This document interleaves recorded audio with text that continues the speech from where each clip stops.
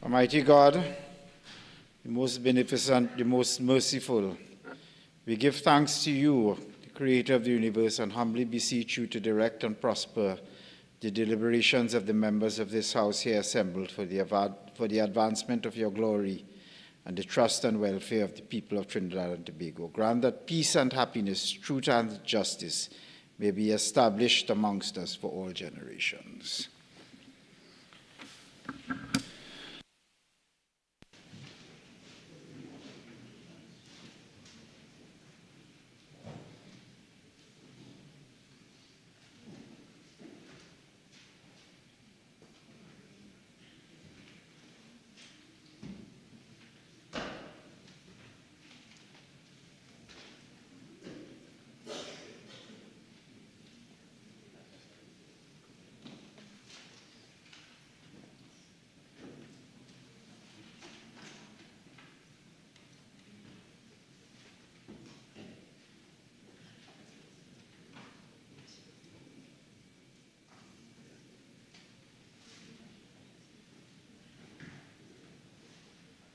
Vote to affirmation, announcements by the Speaker.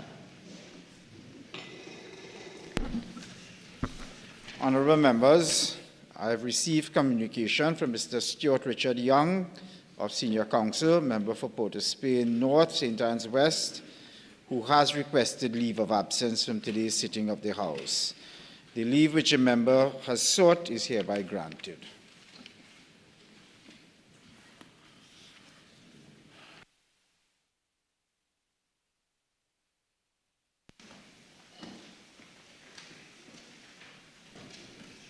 Honourable members, as you all may be aware, and certainly I became aware before I had seen it, on Friday last, I received 2 pieces of correspondence from the member for Aruca Lopino on 2 matters which purport to directly concern, and I choose these words very carefully, which purport to directly concern a matter of privilege of the House. I have considered given these 2 matters very careful consideration. I have also considered the relevant circumstances of each one. I've also reflected deeply on the definition and practice of what constitutes parliamentary privilege, what exactly is parliamentary privilege, what constitutes the circumstances under which a privilege attaches to a statement. I've also considered statutory provisions on Parliamentary Privileges Act 1987 in Australia, and I have considered parliamentary practice from around the world. I've also considered matters which are distinct as a breach of privilege and matters which ought properly to be considered as contempt of Parliament. I've also considered the threshold. I've also considered the fact that Standing Order 32 presents a rolled-up compendious consideration of what has to be met as a question of privilege and the threshold before leave is granted. In the circumstances consistent with the ruling of President Mark, I have found that these complaints do not meet the threshold, and I so do.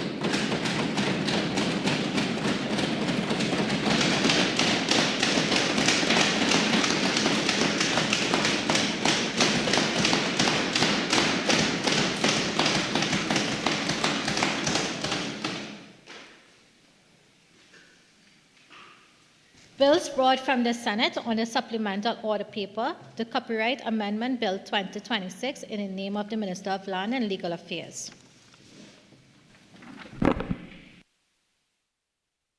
Land and Legal Affairs. Speaker, Mr. Speaker, in accordance with Standing Order 64-1B, I beg to move that the next stage of the Copyright Amendment Bill 2026 be taken later in the proceedings. Honourable members, the question is that the next stage of the copyright amendment, the bill, be taken later in the proceedings. All in favour, say aye. Aye. Any against? The ayes have it.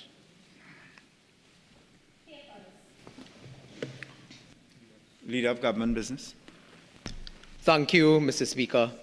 Mr. Speaker, I have the honour to lay the Land Acquisition Requisition Order 2026 on behalf of the Honourable Attorney General. Questions?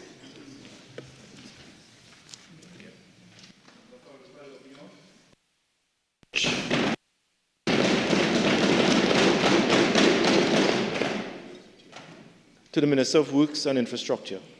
Given recent complaints about shortages of goods and services across various sectors throughout Tobago, following the recent damage sustained by the MV Blue Wave Harmony, can the Minister advise what is being done to ensure the efficient and timely transport of heavy cargo to and from Tobago?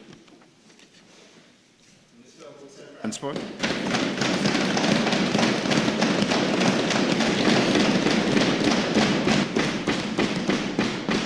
Mr. Speaker, although there's been a challenge, there's been no shortage of goods and services to Trinidad and Tobago. Well, to Tobago from Trinidad, that is, because we have continued to have sailings by the Galleon's Passage and by the APT James. As a matter of fact, we have doubled it, 2 sailings per day across the Tobago. So the vans are going across. As of today, there was a challenge with was like things like cement, dangerous goods, and so on. We have a barge, we've put a barge on the water from today for 10 days. Thank you very much, Mr. Speaker. Minister, can you state what is the timeline for the completion of the repairs to the MV Blue Wave?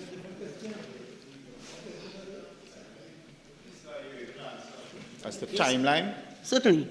Currently, there is work that has been done on the Blue Wave to ensure that it is safe for sailing again. So by about next week, Tuesday, it should start the trial runs again. Hopefully, we'll put it back into service by Thursday of next week.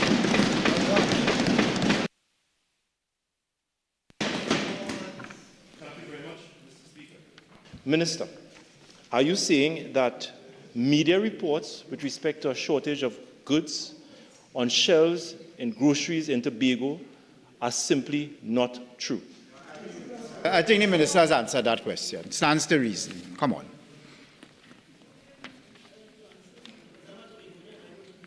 Okay. St. Anne's East.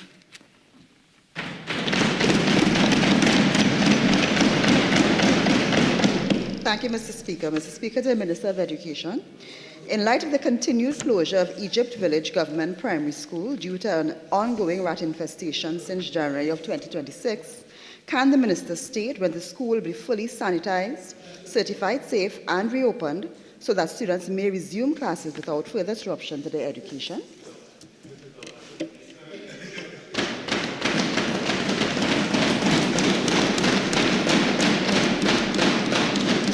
Mr. Speaker, I thank the honourable member for the question. I'm always happy to answer questions posed by St. Anne's. Mr. Speaker, I'm advised the Egypt Village Government Primary School remains temporarily closed due to a continued mice infestation, a different rodent.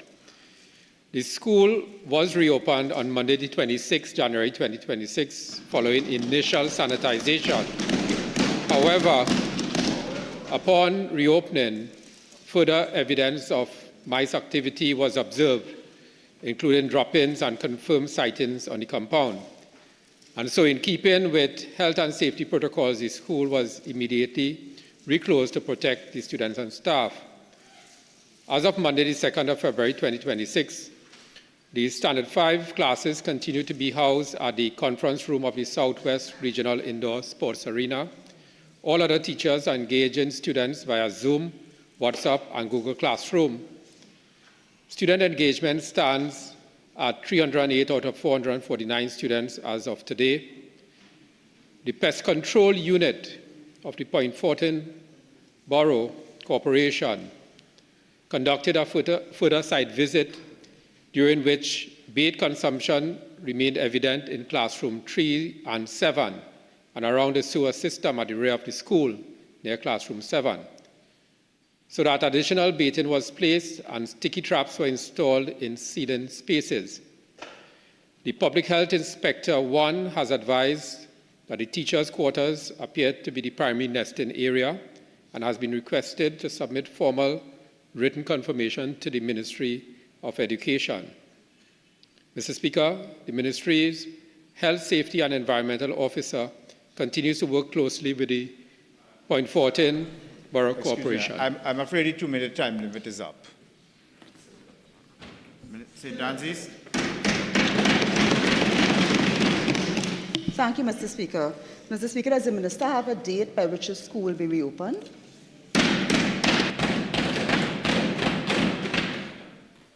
Minister? Go ahead. Mr. Speaker, through you, as soon as we get clearance from the Health Department of the Point Fortin Borough Corporation, the school will be reopened. St. Francis. Thank you. So can the Minister confirm then that the school will not be reopened on Monday coming? I think it stands to reason. I'm not allowing that. It's implicit in the answer the Minister just gave you. That's just simply gilding the lily. Come on, next question. I'm not allowing that. I think you're number 3 on the question list too. Go ahead.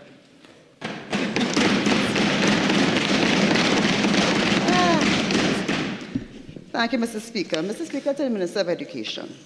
In light of the protest by parents of students of the Rio Claro East Secondary School on February 5th, 2026, arising from serious safety concerns due to ongoing online threats against the school, can the Minister state what immediate and long-term measures are being implemented by the Ministry to ensure the safety and security of students and staff at the school?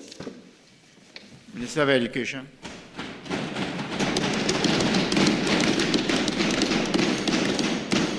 Mr. Speaker, I thank the honourable member for the question. In light of the safety concerns arising from recent online threats directed at the Rio Claro East Secondary School, the Ministry of Education, in collaboration with the TTPS and Ministry of Homeland Security, immediately implemented enhanced security measures at the school.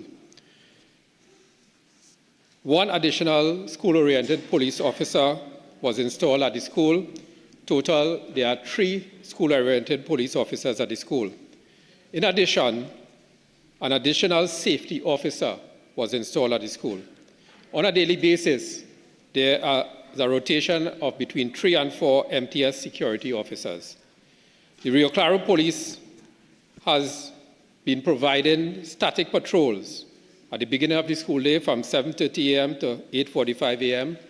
and at the end of the school period, 2 p.m. to 3 p.m. The MTS sergeants have been on regular patrols during the course of the day. Mr. Speaker, the school remains safe and secure for all school personnel. In addition, all entry and exit protocols have been strengthened, and visitors and students entering the compound are searched daily. Students' attendance has increased. Teachers are in attendance. The Ministry's Health and Safety Division has been monitoring the school's safety on a daily basis. The SSSD Division has been providing psychosocial support for both students and teachers. All reports have been made to the police about the cyber threats. My information that the police are pursuing this matter actively. Thank you, Mr. Speaker. St. Francis.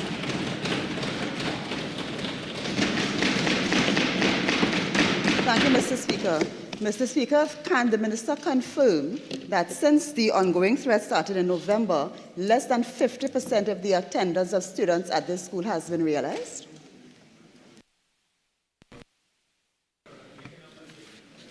Minister, are you able to answer that? Mr. Speaker, that question is beyond the scope of this particular question. If the member submits another question, I'll be happy to answer.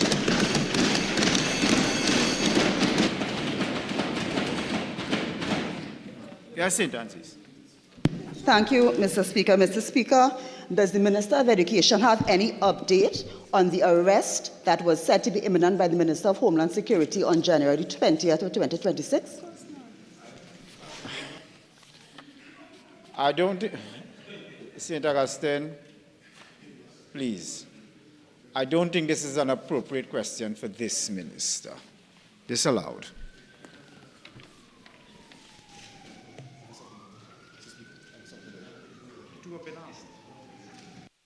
Statements by ministers. Minister of Public Utilities.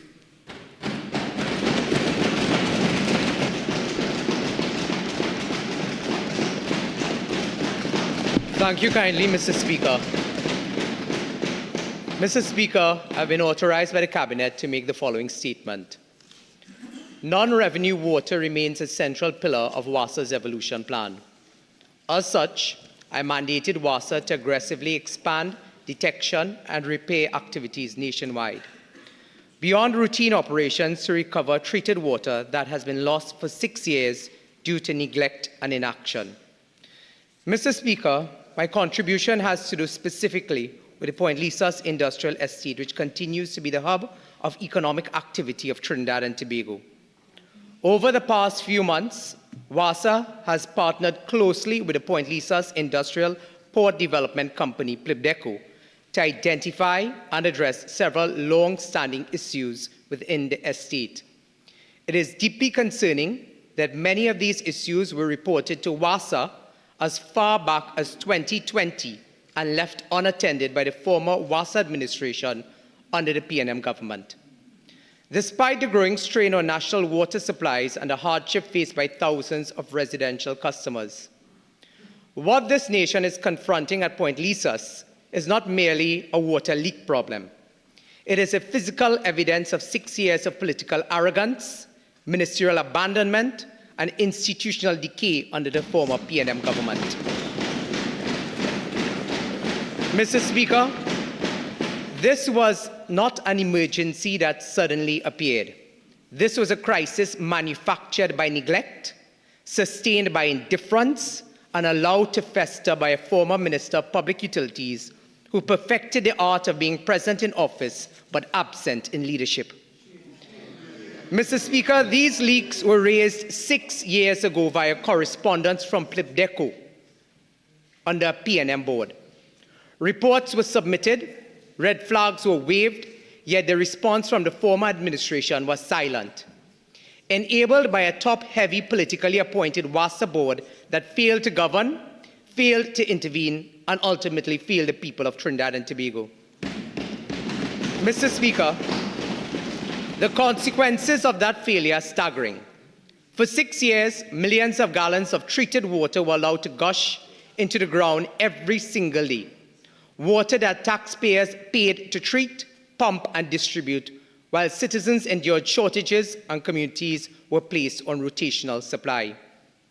Mr. Speaker, this was not ignorance. This was willful disregard. The Point Lisas Industrial Estate is a national economic engine. It underwrites foreign exchange earnings, industrial production, and employment.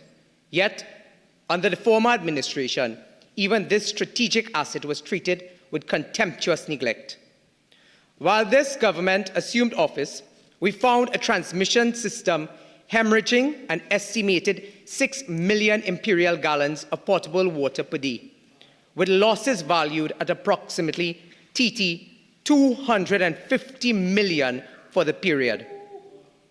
Mr. Speaker, when this government assumed office, we found a transmission system hemorrhaging an estimated 6 million imperial gallons of potable water per day, with with losses valued at approximately TT 250 million for the period it was left to languish.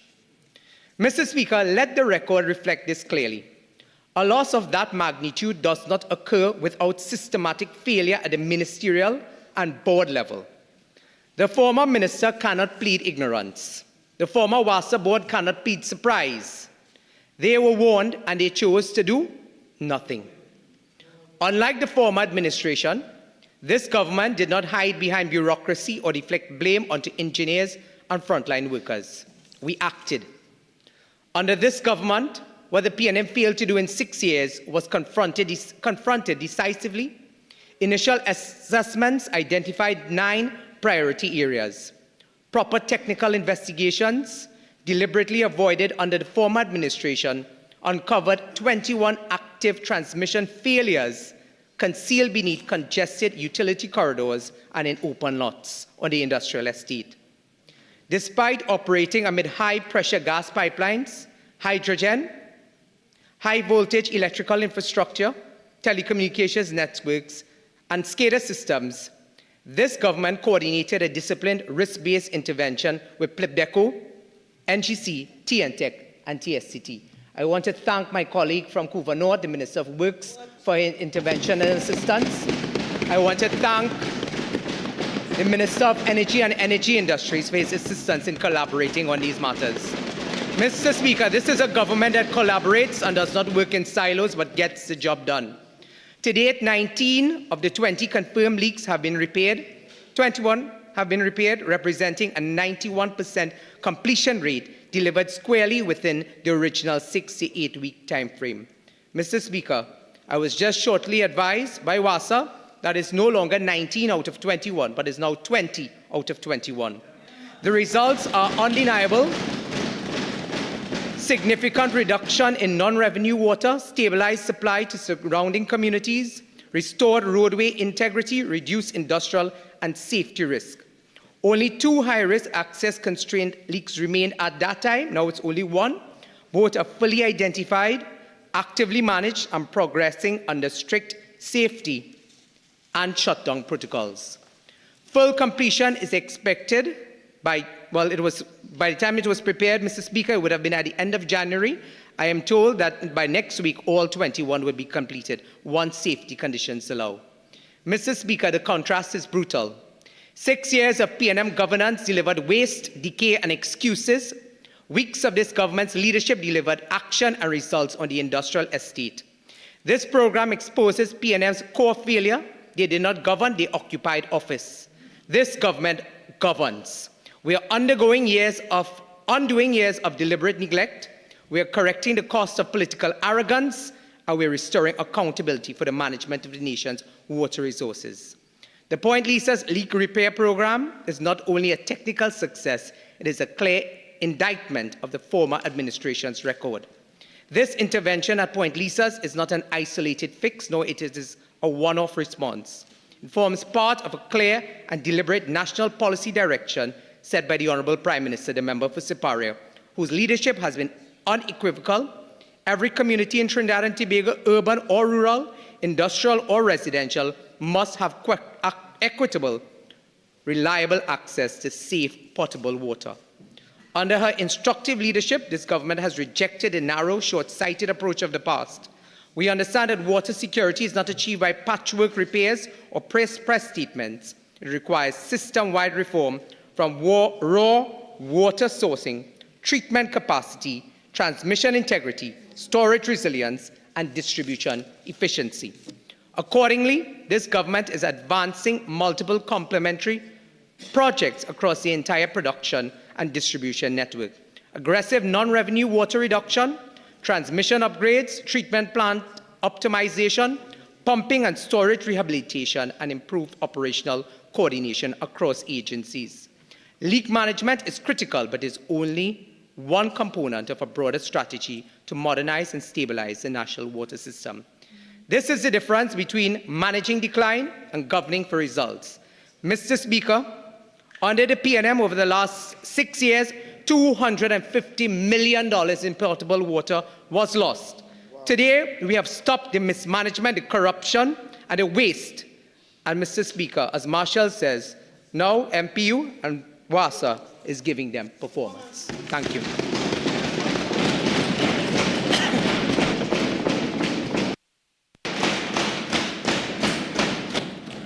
Pursuant to Standing Order 24, your member for Ruka-Lopino has one question for elucidation. Mr. Speaker, to the Honourable Minister.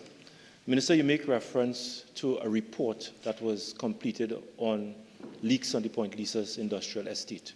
Can you give a date when that report was completed and when was it submitted to WASA? Thank you, Mr. Speaker. Mr. Speaker, I think my friend needs some assistance in amplifying the volume inside of the chamber, because I started off by indicating, Mr. Speaker, these issues were brought to the attention of WASA as early as 2020 by the Board of Plipdeco.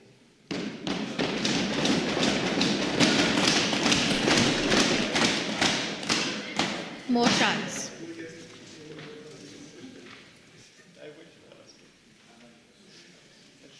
Of Land and Legal Affairs. Mr. Speaker, I beg to move the following motion standing in my name. Whereas it is provided by Section 5.1 of the Land Acquisition Act, Chapter 5801, that the President may by order declare that land is required for public purpose. And whereas it is provided by Section 5.2 of the Act that Parliament may by resolution approve an order made under Section 5.1, and whereas the Land Acquisition Requisition Order 2026 was made by the President under Section 5.1 of the Act as legal notice number 24, dated the 2nd day of February 2026, and whereas it is expedient to approve the said order, be it resolved that the Land Acquisition Requisition Order 2026 be approved. Mr. Speaker, I thank you for the opportunity for allowing me to raise this very timely, important, and simple matter before the House. This, Mr. Speaker, comes right after we settled a particular matter that was engaging the people of Tobago since 2008. And under 9 months, I can happily report to this particular chamber, Mr. Speaker, that we had unanimous support from the other place, and the land acquisition order for the Cove Estate has finally been completed.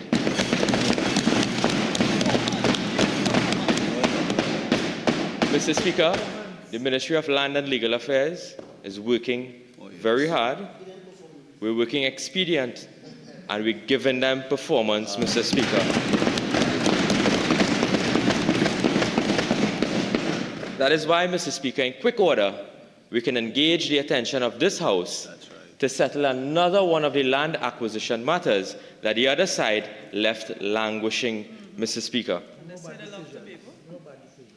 This particular order deals with a parcel of land that is described, and I will read to you, Mr. Speaker, the schedule that we're acquiring. It comprises approximately 11.94 acres, more or less, situate off Cora Royal Road, El Dorado, in the ward of Tacarigua, in the county of St. George, and described in the schedule on a plan of survey.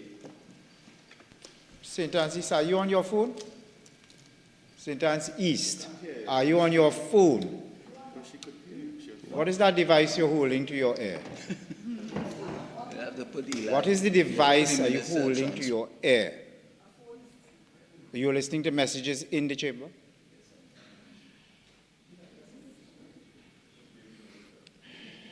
I don't, you know very well the standing orders say you shouldn't do that, okay?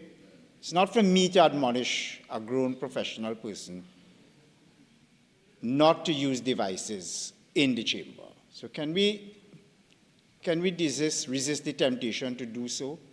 Thank you very much. Minister, continue. They're not supposed to use a device in the chamber? Well, you could do so, but discreetly. Are you holding the phone to your ear? I am given to draw the inference that you are on your phone. I routinely see members on their phone sending messages. I do not, this is the first time I'm seeing someone actually holding a phone to their ear. What am I supposed to assume? Well, I wouldn't know. I'm some 12 to 15 feet away from you. I wouldn't know whether you're speaking, but it gives me to draw the inference that you are. But Mr. Speaker, if I wasn't speaking, how was I disturbed? It's not a question of it disturbing the House. It is a question of you giving the impression that you are on your phone, on a device. Nothing's wrong with being on your computer or using your phone as a computer. But when you use the phone in such a manner so as to give the impression that you are actually on the phone, then it requires my intervention. That's all I'm saying. I'm not disbarring you from using your phone as a messaging device or some other. Well, it is a message that I was listening to, Mr. Speaker. Well, you see, the member Speaker, for I am just seeking your clarity, regularly has because... his... All right, please. The member for Port of Spain South, I have noticed, regularly puts his earphones on and he listens to his messages. Nothing is wrong with that. Surely you must understand the misleading impression it gives when you sit in the chamber with a device attached to your ear. It gives the impression that you are using your phone in the chamber. Surely you must understand that. Mr. Speaker. Okay, I think we've taken enough time on that, member. I've said enough. I think you've said enough. I think it is clear. I'm not debarring you from using your phone. But please do not hold it to your ear and give me the impression that you're on the phone. Thank you, Mr. Speaker. You're welcome. Minister? Thank you very much. Thank you very much, Mr. Speaker. Mr. Speaker, getting back to the business at hand. We're dealing with...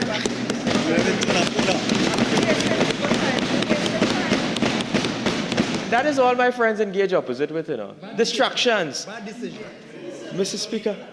Speaker, 11.94 acres, more or less situate off Cora Royal Road, El Dorado, in the ward of Tacarigua, in the county of St. George. And this parcel of land is described in a plan of survey signed by the Director of Surveys, dated the 12th of February 2025. And the lands are being acquired for the public purpose of the construction of affordable homes for the Trinidad and Tobago Housing Development Corporation. And Mr. Speaker, this parcel of land that we are dealing with, I am informed through the Ministry of Housing and also the Housing Development Corporation that the houses have in fact been completed on the site. Those houses are ready for distribution. However, Mr. Speaker, I must raise a matter of concern. And this is something that this government, as we go along all of the land acquisitions we're seeing happening, just like in Tobago, Mr. Speaker, they moved persons who had title to their lands from the airport expansion onto the Cove Estate, where the state did not have title.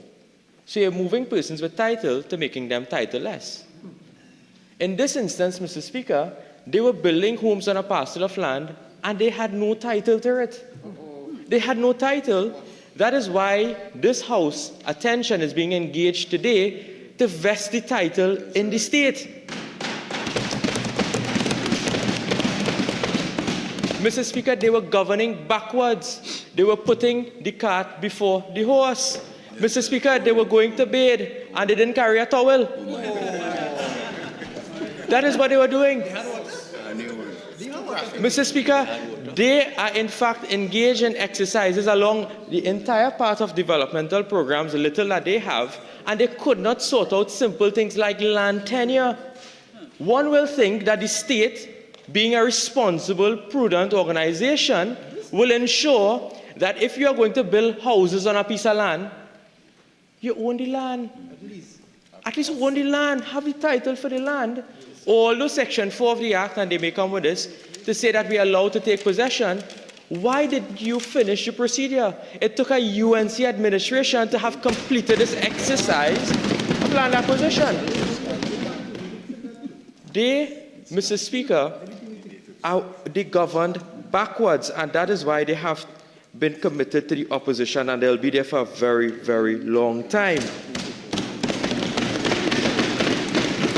Now, Mr. Speaker, one may ask and inquire in terms of where or who will be the owner of this land, and whose lands that the state have occupied, and whose lands that the state have taken possession upon, and whose lands that these houses were built on.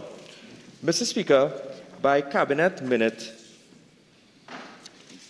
dated, the note was brought in December 2019. At that time, Mr. Speaker, the HDC would have looked at several parcels of land that would have been owned or vested with the CL Financial Group. And there were several properties and parcels of land, Mr. Speaker, that were identified. In fact, 7 parcels. And of those 7 parcels, this piece off Cora Royal Road was one of those parcels that have been identified. Others were in Bonaire Gardens, Aruca, the El Dorado Estate, El Toco Estate, Santa Rosa Industrial Estate, one parcel off Tumpuna Road in Arima, Mr. Speaker. And all of those lands would have amounted to approximately 1,400 acres of lands. Now, we are only dealing with that one parcel of land that was subject to that Cabinet note in 2019. So, Mr. Speaker, according to Section 3 of the Land Acquisition Act, the first procedure that had to take place is that first, when you file a Section 3 notice, is that you're giving notice to the world that will be published through the government printry that the state has the intention of acquiring this land for a public purpose. That particular Section 3 notice was published by legal notice number 24 on the 24th of January 2020. At this point, the surveys can then be executed to delineate the particular parcels that we're dealing with. Thereafter, that process happens, Mr. Speaker. You engage the Section 4 process. Section 4 is where the state will now take physical possession or occupation of the parcel of land. So it authorizes the Commissioner of State Lands to go in onto the lands and take physical possession. Mr. Speaker, based on the records, the Section 4 notice was published as legal notice number 84, dated April 30th, 2020. However, there is a window in which the state must in fact take physical possession of the land, and that was not done. So therefore, the Section 4 notice had to be republished as legal notice number 355, dated the 13th of November, 2020. Subsequently, Mr. Speaker, after the Section 3-4 notices have taken place, we are now engaged in the Section 5 procedure, which requires us to engage the attention of this Honourable Chamber and then engage the attention of the other place. Mr. Speaker, in this particular instance, the houses where the HDC would have engaged contractors, the houses would have been constructed upon the lands that were intended to be acquired, because we are now physically or formally vesting the lands in the state, Mr. Speaker, and therefore we hope that we have the support of our colleagues opposite in order to finally complete this particular important procedure. So therefore, only when this happens, Mr. Speaker, thereafter will the houses in that area be able to be distributed, as now those recipients, those purchasers, will be able to get their title. They can take the title to the bank, get their mortgages upon the properties, and therefore enter into financing arrangement for the purchases of those particular units. And I am informed it's 100 units in townhouse structures, Mr. Speaker. So that will take place. It would not be Inez Gate, neither terrestrial.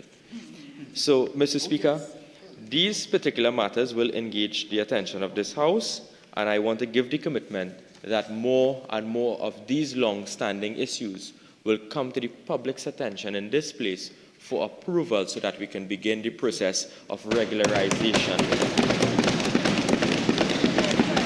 We at the Ministry of Land and Legal Affairs, Mr. Speaker, under the guidance of our Honourable Prime Minister, we are working very hard.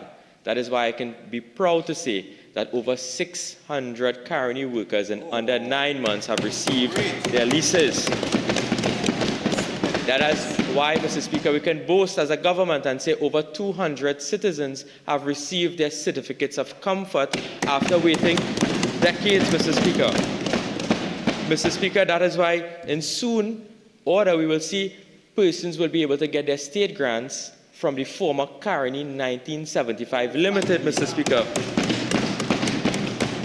Mr. Speaker, the Ministry of Land and Legal Affairs, we are working very hard, and we will continue to give them performance, give them performance, give them performance, Mr. Speaker, and I beg to move.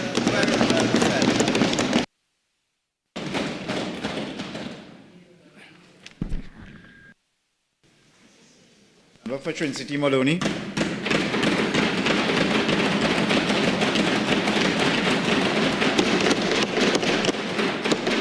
Thank you very much, Mr. Speaker. Mr. Speaker, we on this side are in full support of this. We are in full support, Mr. Speaker, because as the mover of this motion rightly said, this was started in 2019, continued in 2020, and now we are completing. As the mover also said, once you do a section 3, then a section 4, the state can move on to the land and proceed to do what it has to do with regard to the land, because notice has been provided to the world that this is the intention and the state wants to use the land for a particular purpose. Mr. Speaker, one of the things that prevented the government from moving forward with this particular matter more expeditiously was the fact that this was HCL land, and there was a stark difference between what the HCL wanted for this land in terms of compensation and what the Commissioner of Valuations stated the land was worth. Unlike what happened with EMBD, Mr. Speaker,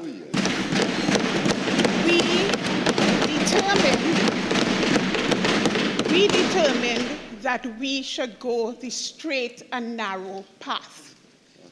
Work with the Commissioner of State Lands and HCL in order to come to an agreed position, not try to inveigle EMBD to overcharge and apparently have the then minister benefit from that overcharge. That was not what we were doing.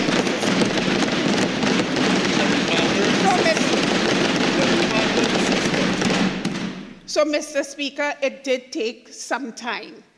And we are proud to say that when we turned the sod on this particular piece of land, as I then was the Minister of Housing and Urban Development alongside former Prime Minister Dr. Keith Rowley, we turned the sod on March 19th, 2024. And Mr. Speaker, at that time, I said and announced publicly that we were building 100 three-bedroom townhouses. 72 units would have been completed by June 2025. The full project would have been completed by December 2025. And Mr. Speaker, we were utilizing 4.65 hectares of land. At that time, the project was described as the single largest public investment in Cora in recent times, and it was estimated to cost $117 million. Mr. Speaker, the Minister of Legal Affairs quite rightly said that the parcel of land was being used to build affordable homes. And we said that we were providing affordable shelter for low and middle income persons. with associated community facilities, and it was to implement the government's policy of providing affordable homes. Unfortunately, Mr. Speaker, my information is that whereas these homes were to cost each person who fit the criteria for these homes, $950,000 for the units that were built on the inside, and $1.1 million for the units that were located on the outside. My information is, Mr. Speaker, that these homes are now costing $1.5 million and $1.7 million, Mr. Speaker. And what is even worse, Mr. Speaker, is that the persons who met the criteria at the time had been interviewed, they had been assessed, and they had also been given the assurance that they were getting specific units, Mr. Speaker. And now my information is, Mr. Speaker, that every single one of those persons has been removed after being assessed and assured that they would be the persons who would occupy this Cora development. Mr. Speaker, this is governance UNC style.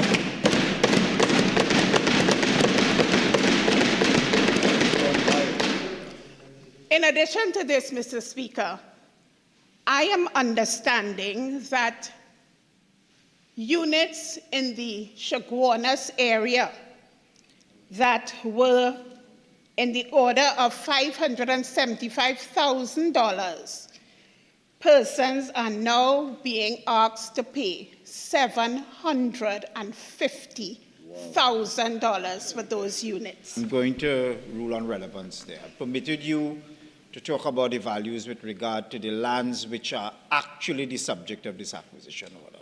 I think you're going a little beyond the coloring box there, member. So if we could just rein into the relevance to this, the very narrow issue before the House. Mr. Speaker, I thank you for your guidance, but I was just following what my friend had done because he spoke about Tobago, so I thought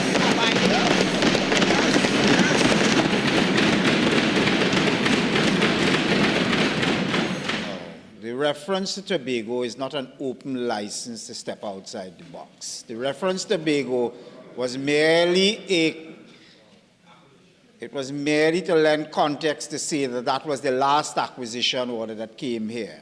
So don't use it, please, as an open license to draw anything into this debate. I think you've gone far beyond the relevance. I allowed you to talk about the price increase. I allowed you to talk about other things insofar as this parcel of land is concerned. So let's stick to that. Thank you. Mr. Speaker, so the fact that the Edinburgh Towers are now going to be used for the HDC's head office, I shouldn't talk about that. Relevant to this. This is a very narrow.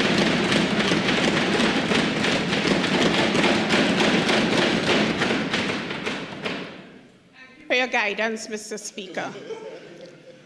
Mr. Speaker,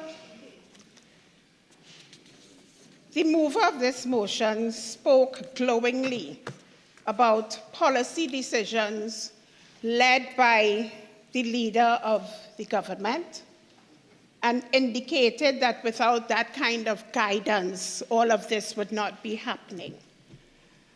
But, Mr. Speaker, it is clear that in the Ministry of Housing and Urban Development, and as it relates to HDC in particular, we are being led by winking, blinking, This is and not a nod. debate about HDC, it's land acquisition.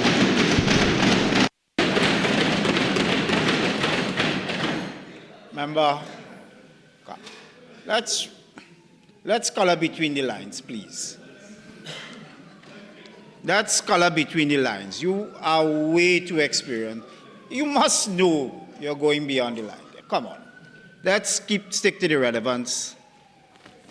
This is an HDC, an acquisition for HDC. HDC doesn't allow, as I said before, it is not an open license to bring anything under the HDC. So what next are we going to draw in? Employment practices, garbage, grass cutting. What next are we going to do? No, come on. It's a simple acquisition motion. Come on, let's stick to the relevant issues. Those are issues you may raise in another debate, not this one. Thank you, Mr. Speaker, again for your guidance. Mr. Speaker, as the mover of this motion rightly said, the last acquisition motion that came before us dealt with Tobago.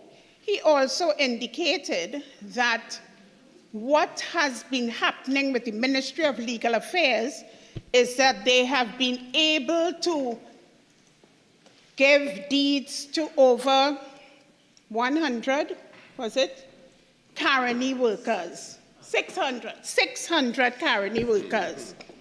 But Mr. Speaker, you know what is very painful for persons who have their houses with the HDC whilst they watch 600 Caroni workers get their deeds? These deeds, sorry? You want to hear what I have to say?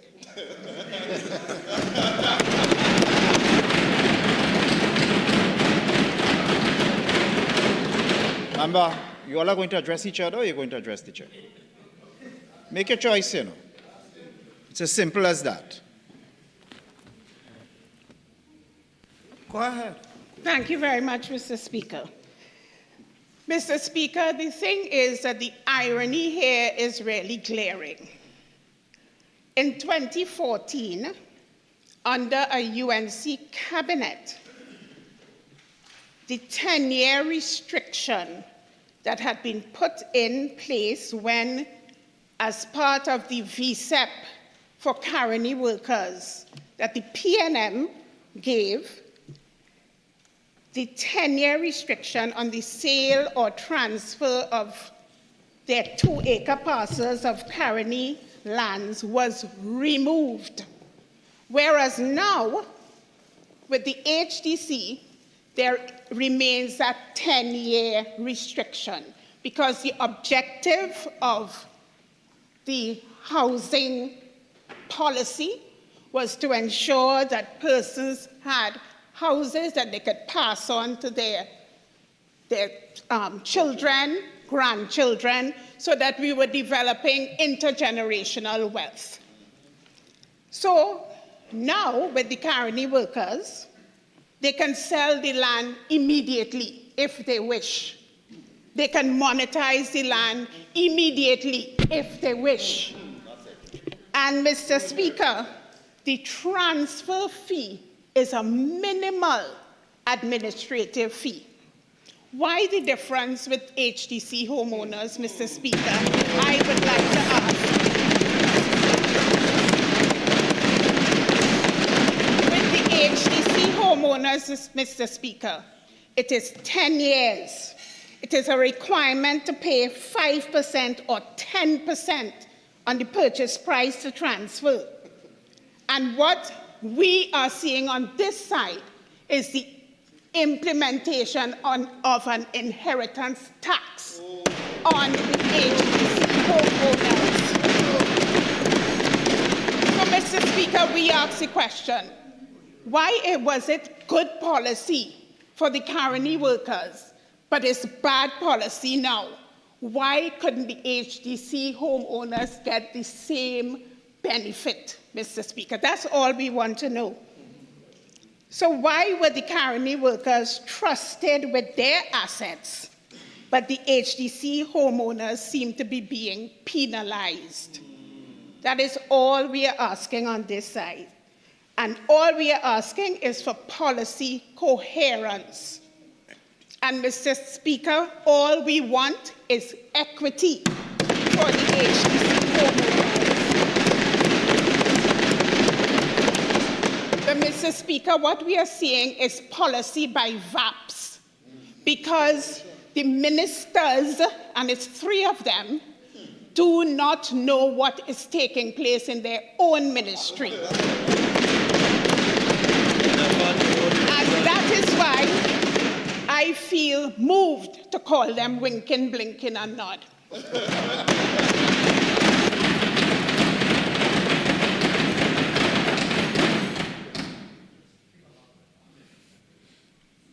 You know you should withdraw that. You know you should withdraw that. Withdraw, please.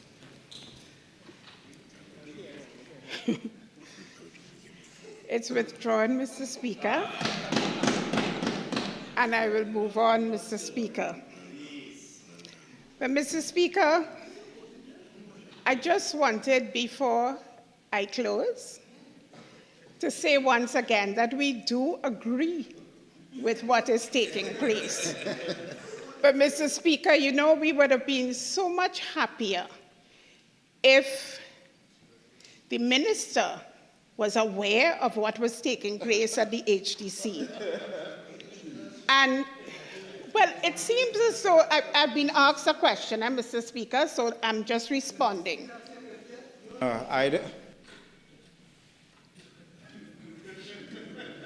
I'm not aware that you, being one of the most, perhaps the second most experienced member of this House present now, yes, I'm happy that you've taken ownership of that experiential history, that you would be drawn into responding to a question across the aisle. Please. Okay, I won't respond across the aisle, Mr. Speaker. But, Mr. Speaker, I just wanted to indicate that it would appear as though there is that policy difference, and it is clear that perhaps because of the fact that the chairman of the HDC has nothing to do as the program manager of URP, because there's nothing going on. That's completely irrelevant. Remember, why do you consistently call outside the lines? That's completely irrelevant.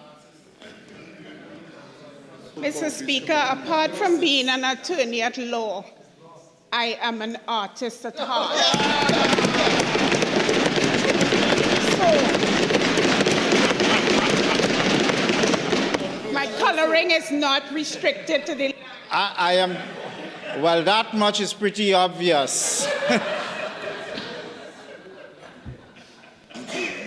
So, Mr. Speaker, my hope is that there is no intention, now that the land has been acquired and the deeds can properly pass, that there is no intention to penalize the people who, in the first instance, were able to qualify for these homes. I hope that my information that the amounts for the units has been increased exponentially is incorrect.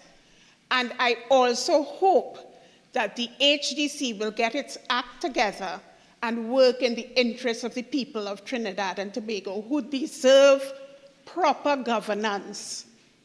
And Mr. Speaker, I know I'm waxing philosophical, but I hope they get a minister who understands what is happening, and Mr. Speaker, who doesn't have a preoccupation with trying to avoid bail. No. Member, I would require you to make an unreserved withdrawal of that and an unmitigated apology to the member. Mr. Speaker, I withdraw, and I apologize unreservedly. Minister, Caroni Central, I apologize. Mr. Speaker, with those few words, I say that we agree with what is taking place today, and we look forward to the Ministry of Legal Affairs continuing to bring more land and legal affairs continuing to honestly bring more matters of this nature before us. Thank you kindly, Mr. Speaker.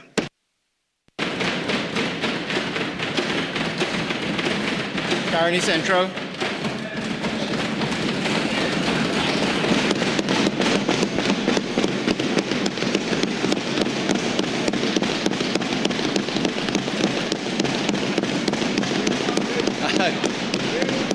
Mr. Speaker,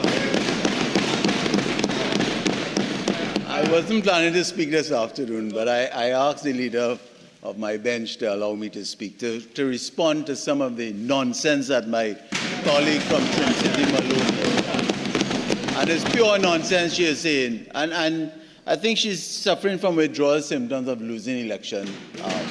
Because I think she still believes, I think the member still believes she's still the Minister of Housing at some point in time. No, I have not heard, and I thought she was my friend. I still consider her my friend, Mr. Speaker. I know it's banter, but it is nice to be, I welcome you back to the lower house after an absence of 6 or 7 months, Trinity Maloney. We have not, I think the last time I saw you was sometime when we took our oath of office back then. So I'm happy to see you back in the chamber once again. Let me start off by saying to the member for Trinity Maloney that I am fully aware of what is going on in HEC. Okay? And I want to remind you of the mismanagement of your administration of HEC over the last 10 years under your stewardship, member, and the corruption that took place in HEC under your stewardship, member. All right? I want to remind you of the contracts. Mr. Speaker, I object. I know of no corruption that took place under my stewardship. 48-6, Mr. Speaker. I don't clap.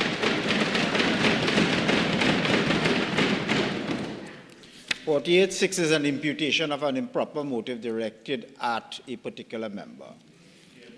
The member simply made a generalized statement. He did not know.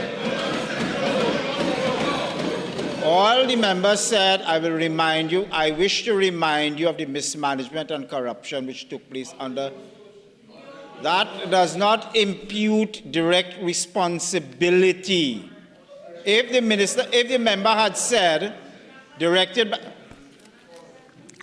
all right. So, in contradistinction to that, this is what you said with regard to EMBD, where there's allegation that the then minister benefited.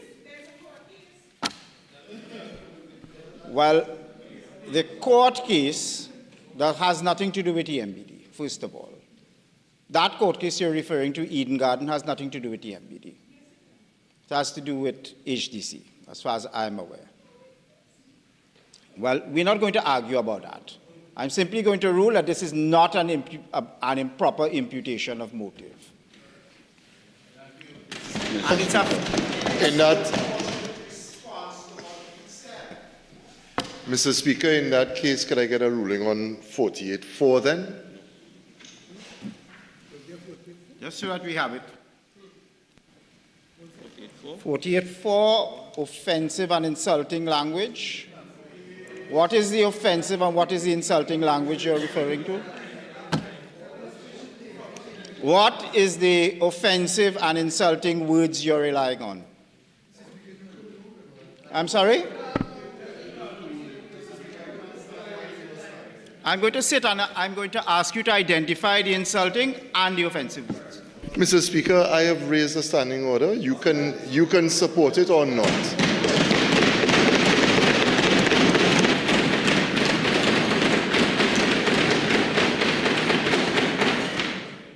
I'm going to wait till the din of that unhelpful table pounding dies down.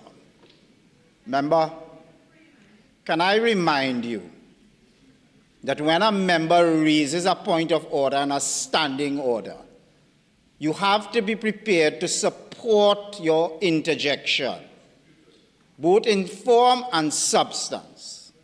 To simply stand and say, misguidedly rely on a standing order, which you are unable, I asked you specifically to identify the offensive words and the insulting language. You seem incapable, unable, or unwilling to do so. That is unhelpful. It is unhelpful. It results in exactly what I'm doing here, wasting time. Members have a duty and a responsibility. When you make an interjection, you rely on a standing order, be prepared to advocate your cause. Don't simply say, rely on the standing order, and when your reliance on the standing order is interrogated, you seek to hide behind the fig leaf. Well, Mr. Speaker, that's your responsibility. No, quite frankly, yes, it is. But it's also your responsibility to justify why you are making an unwarranted interjection. You know, this is thoroughly unhelpful. This is thoroughly unhelpful. Member, continue, please. Thank you. Thank you, Mr. Speaker. Mr. Speaker, let me just bring it back into context here. Member was admonished for staying relevant. So stay relevant, please. Thank you, Mr. Speaker. Mr. Speaker, the lands that we are here to discuss is in the Cora Royal Road, El Dorado, in the ward of Tagarigua and the county of St. George. And, Mr. Speaker, in respect to this development, in this same county, there was a wastewater facility that was being built to assist this area, Mr. Speaker.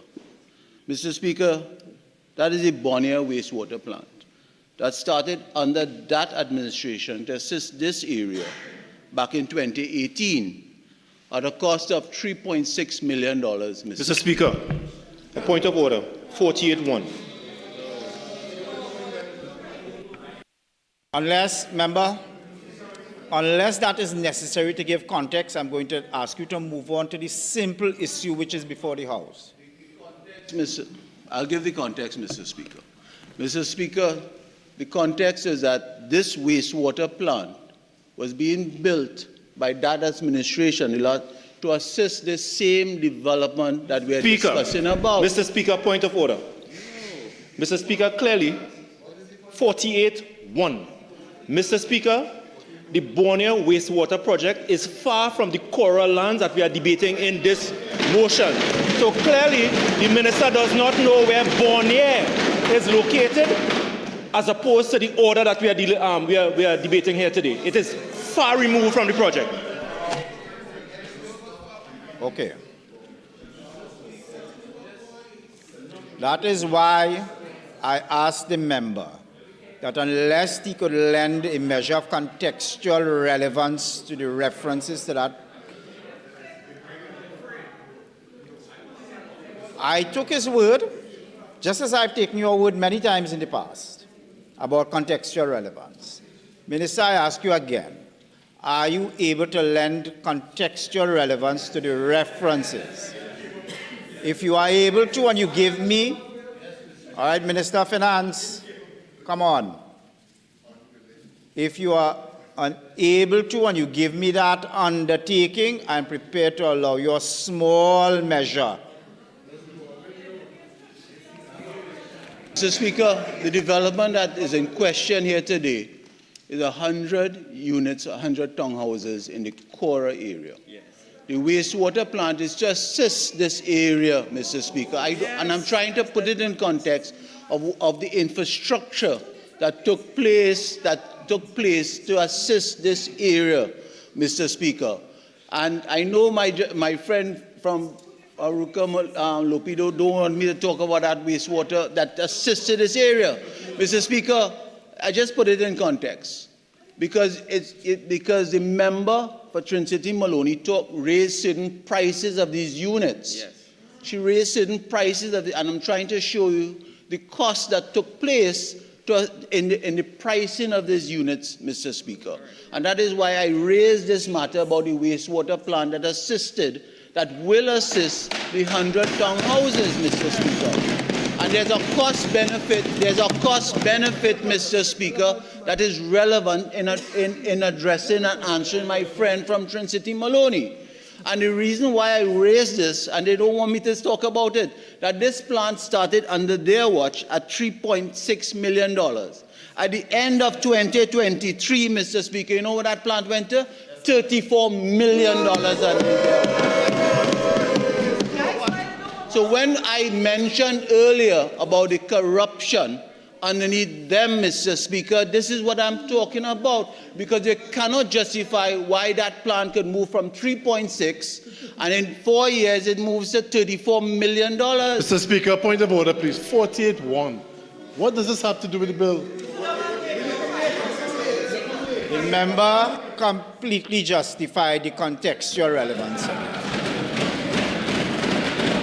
It is the member who opened the pricing, and the member is simply justifying why the price increases had to take place. That's all.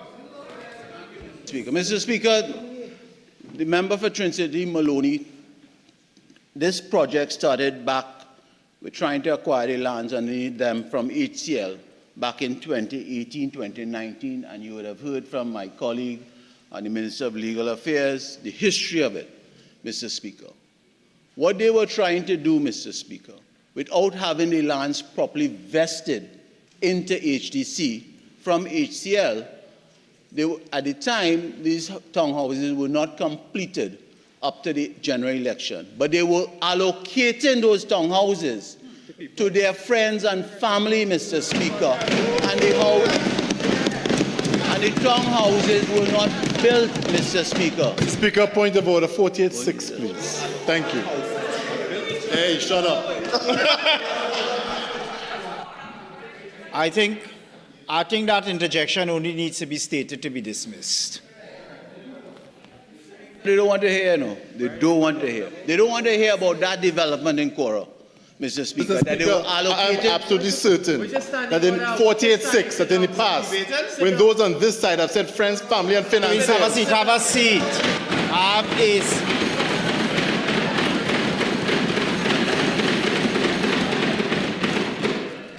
San Fernando East, I am formally warning you pursuant to Standing Order 55. Consider yourself formally warned. Read Standing Order 55, reconsider what you just said, and I'm formally putting you on notice pursuant to Standing Order 55. I'm formally putting you on notice. Thank you, Mr. Speaker.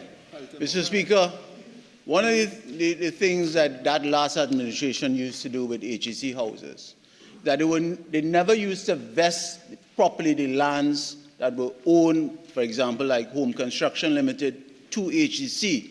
And what that allowed them to do, Mr. Speaker, was to be able, again, to give their friends, family, and financiers homes on something called lease to own or rent to own, Mr. Speaker. What used to happen with a rent to own or lease to own is that they would have given their friends and family and favoritism of people getting homes in these developments, Mr. Speaker, at peppercorn rental rates, Mr. Speaker, with the notion at some point in time they would change that rent or lease to own to mortgages, Mr. Speaker. And that is why we have so many problems at HEC, and we have a $1 billion rent receivable that is uncollectible at HEC, Mr. Speaker. And that is why HEC new board and management is trying to restructure HEC, Mr. Speaker. Mr. Speaker, let me tell you about Cora that is here this afternoon. And I'll give you the history of what the development is about. Development was and is designed for 100 townhouse units, and it was completed underneath this administration, Mr. Speaker. underneath the leadership of the Honorable Prime Minister Kamala Persad-Bissessar, member for Siparia. Mr. Speaker, the member talked, and my colleague from Legal Affairs, the Honorable Saddam Hosein, when he opened the debate, he read from a cabinet note about affordable houses, Mr. Speaker, affordable homes. The member for Trin-City Maloney somehow feels that she's still the Minister of Housing. So from my information, she had called down to HEC to get information on this debate, Mr. Speaker. She called certain individuals to try and get information on this. And the persons that she called, Mr. Speaker, gave her wrong information, Mr. Speaker. They gave her wrong information. Now, so the member raised some prices that since underneath our watch, the Cora townhouses is no longer affordable, and the prices, she called some prices at 1.5 for the inner units and 1.7 for the outer units. Isn't that what you said, member Trin-City Maloney? I want to tell the member for Trin-City Maloney, the prices of these townhouses are $950,000 for the inner unit and 1.1 for the outer units. We have not changed the price of those townhouses, member for Trin-City Maloney. So whoever told you that information downstairs in HEC, they're setting you up. They're setting you up, Trin-City Maloney. They are setting you up. They are setting you up. Do not listen to what is going on in HEC. They are giving you the wrong information, member. I feel sorry for you here today. I feel sorry for you here today. So that the information you have is totally erroneous, whoever gave you that information. So I put it on Hansard here. The prices are still $950 for the inner units and 1.1 for the outer units. 53(1)E. The minister continues to put his contribution forward, and the member for Trin-City will not allow him to put his contribution. It's a non-stop babbling. 53(1)E. I want to hear the minister. Barrier for protecting me here this afternoon. But I appreciate your intervention. Mr. Speaker, this motion is a simple motion. It is either they want to give the people of Trinidad and Tobago affordable homes or they don't, Mr. Speaker. The way the member for Trin-City Maloney is getting on, clearly she does not want to afford affordable homes to the people of Trinidad and Tobago. Because the member went on a frolic all over the place, Mr. Speaker. I don't know if she hasn't spoken since April to now, Mr. Speaker. So I don't know why. Maybe she's making up, Mr. Speaker. Mr. Speaker, it's a simple motion. I heard from the member for Trin-City Maloney, they will support the motion. It started it underneath them. We are here under this administration to give affordable homes to the people of Trinidad and Tobago, and that is the mandate under the member for Siparia and the present Prime Minister of Trinidad and Tobago, Mr. Speaker. What we will not stand for, Mr. Speaker, is to have a wastewater plant start at 3.6 and end up at 34 million, not underneath the member for Siparia. It is not going to happen. And somebody has to answer for that, Mr. Speaker. And they will, Mr. Speaker. They will. Mr. Speaker, in a few short days or coming weeks, you will hear a rollout of design, build, finance homes under the member for Siparia. And we will tell this government, this opposition, we will, under their administration, Mr. Speaker, for 10 years they built 3,400 houses. We will guarantee, we will surpass that and give homes to the people of Trinidad and Tobago, Mr. Speaker. Mr. Speaker, this is a very simple motion, I said, and I hope my colleagues on the opposite side will support it, not only Trincity Maloney, because I don't think she speaks for the entire bench. Correct. I don't think she speaks for the entire bench, and I beg, and I have no more, Mr. Speaker. I thank you. Aruka Lopino.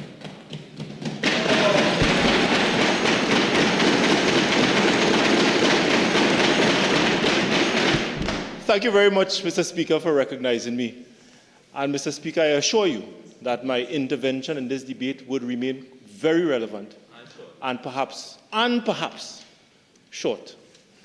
Mr. Speaker, I am forced to enter into this debate based on some of the utterances of my colleague from Barataria Sanwan, but certainly from my friend from Caroni Central. Mr. Speaker, I raised some objections during his contribution when he was making reference to a Borneo wastewater plant. And I want to tell the minister and the government, if there is any fraud, if there is any corruption with respect to the construction of any wastewater in Borneo or in any place in Trinidad and Tobago, let the chips fall where they may and take action where it is possible.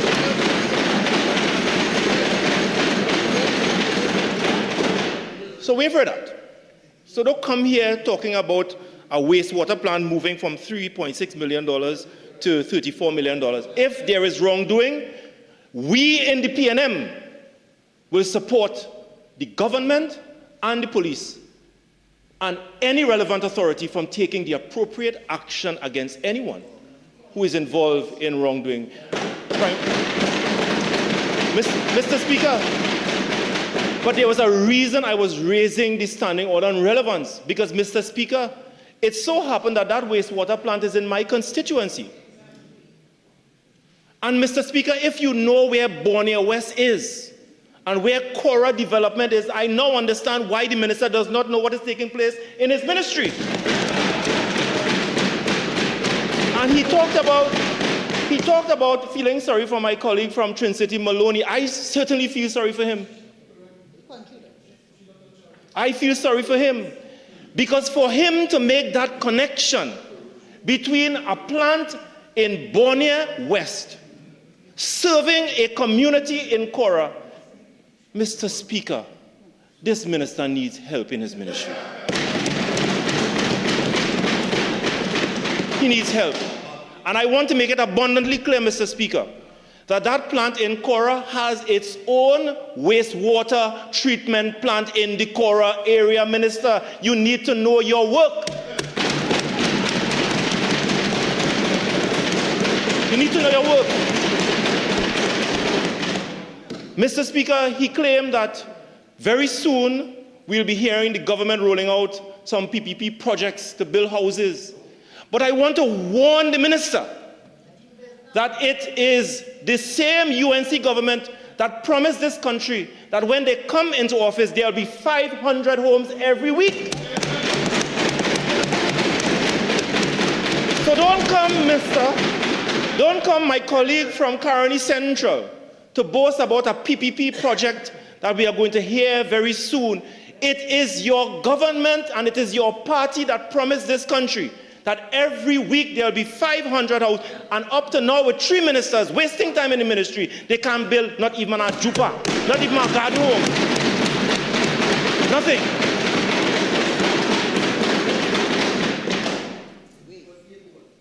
Mr. Speaker, my colleague from, I feel sorry for Caroni Central. I'll leave him for the afternoon.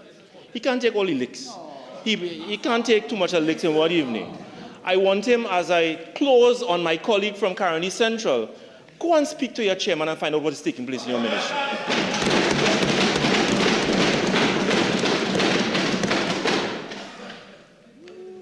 And perhaps the Honorable Prime Minister might assist you in that regard.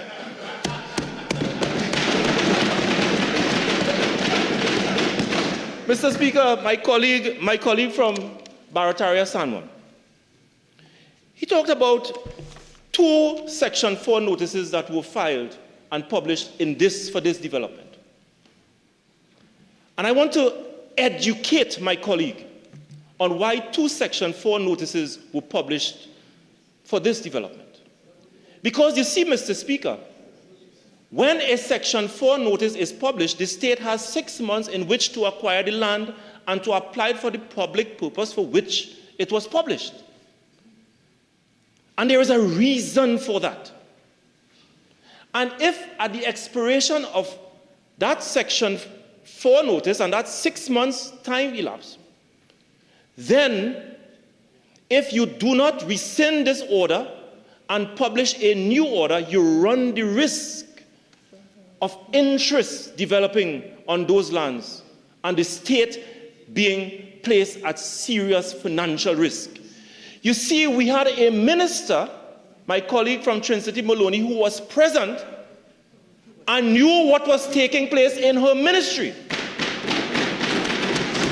And it is for that reason, and of course with a chairman that she obviously had accounting to her, that at the expiration of that notice, a new notice had to be published in order to safeguard the people of Trinidad and Tobago.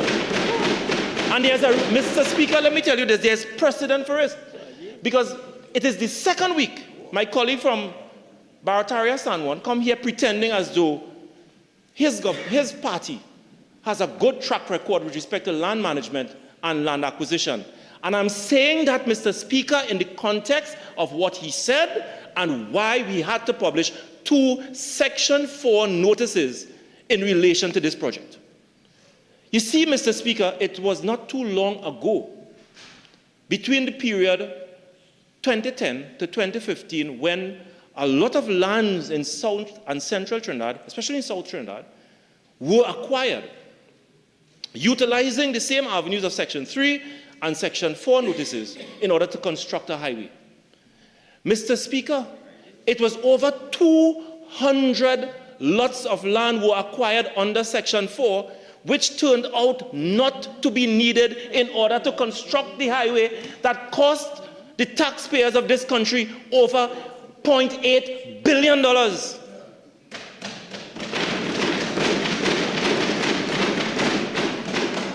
The Ministry of Works and Transport, as it was then, Mr. Speaker, had to expend over $500 million because these Section 4 notices were served on these landowners, and it turned out that the lands were not required in order to construct the highway, and their record of land acquisition and land management cost the people of Trinidad and Tobago $800 million. $800 million. So don't come here and talk about that. Don't come here and talk about that.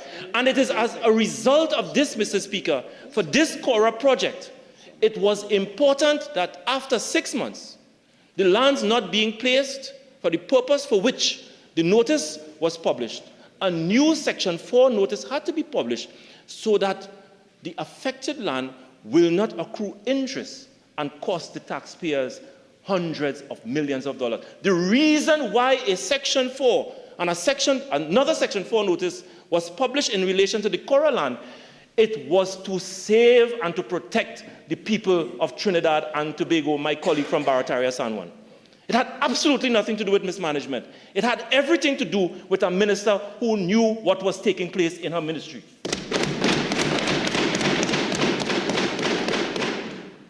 We learned from that experience with the UNC that cost this country $800 million in mismanaging land acquisition. And as a result of that, in that Cora project, by the publication of a section or another Section 4 notice, it saved the taxpayers the potential for cost escalation with respect to land acquisition. It is good and proper management.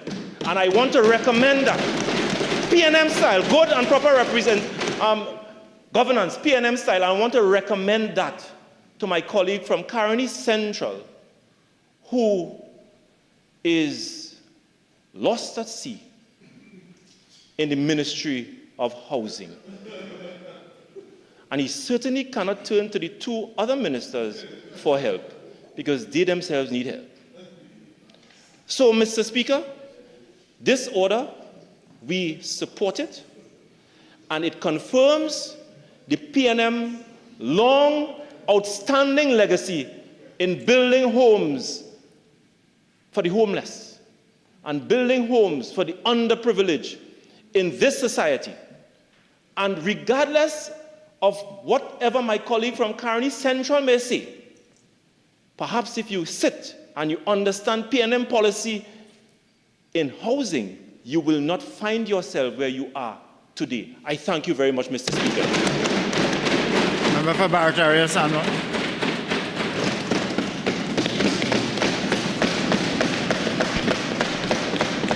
Mr. Speaker, I just want to inquire again from my colleagues opposite.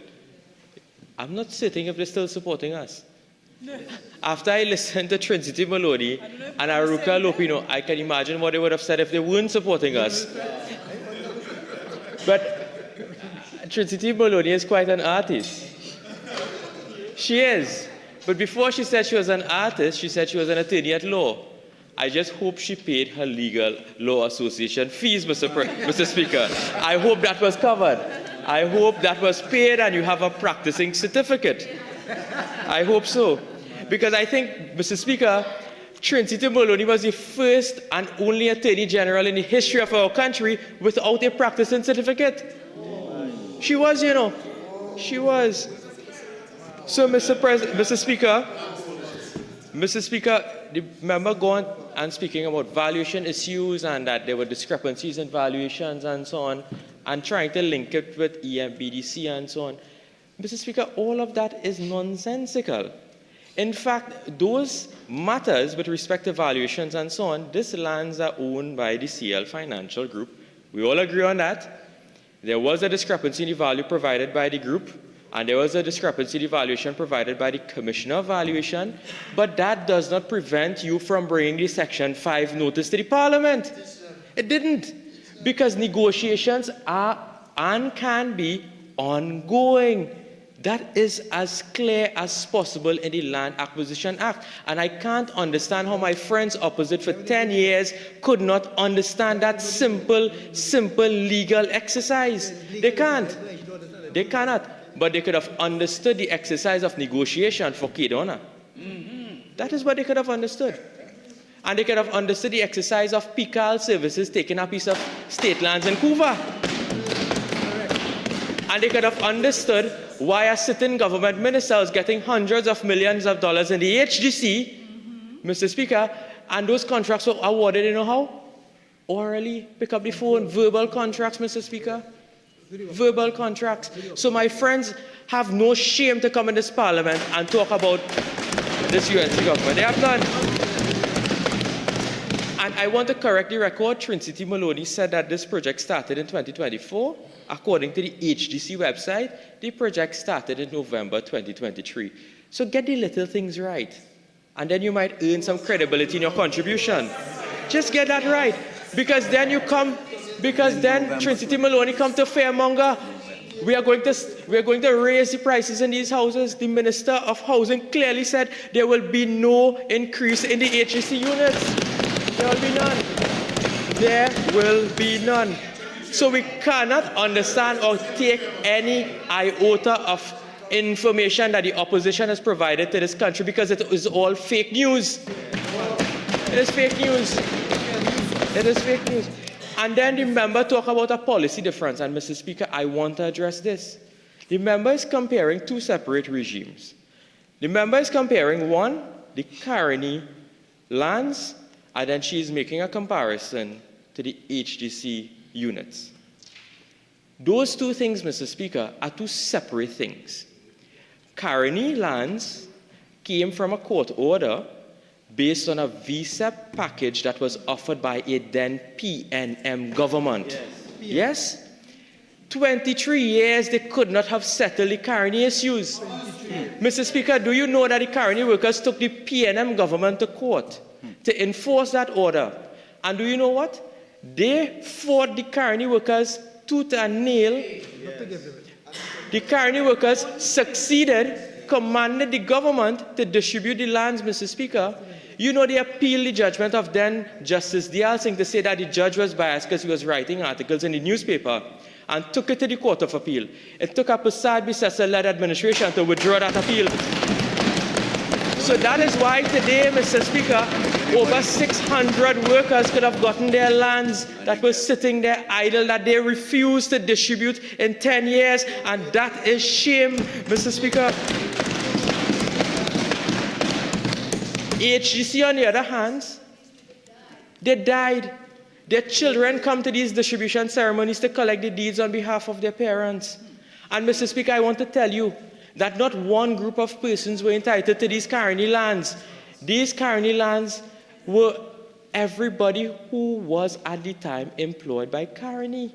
It is not for one group. And I understand the dog whistle that they're trying to blow, Mr. Speaker.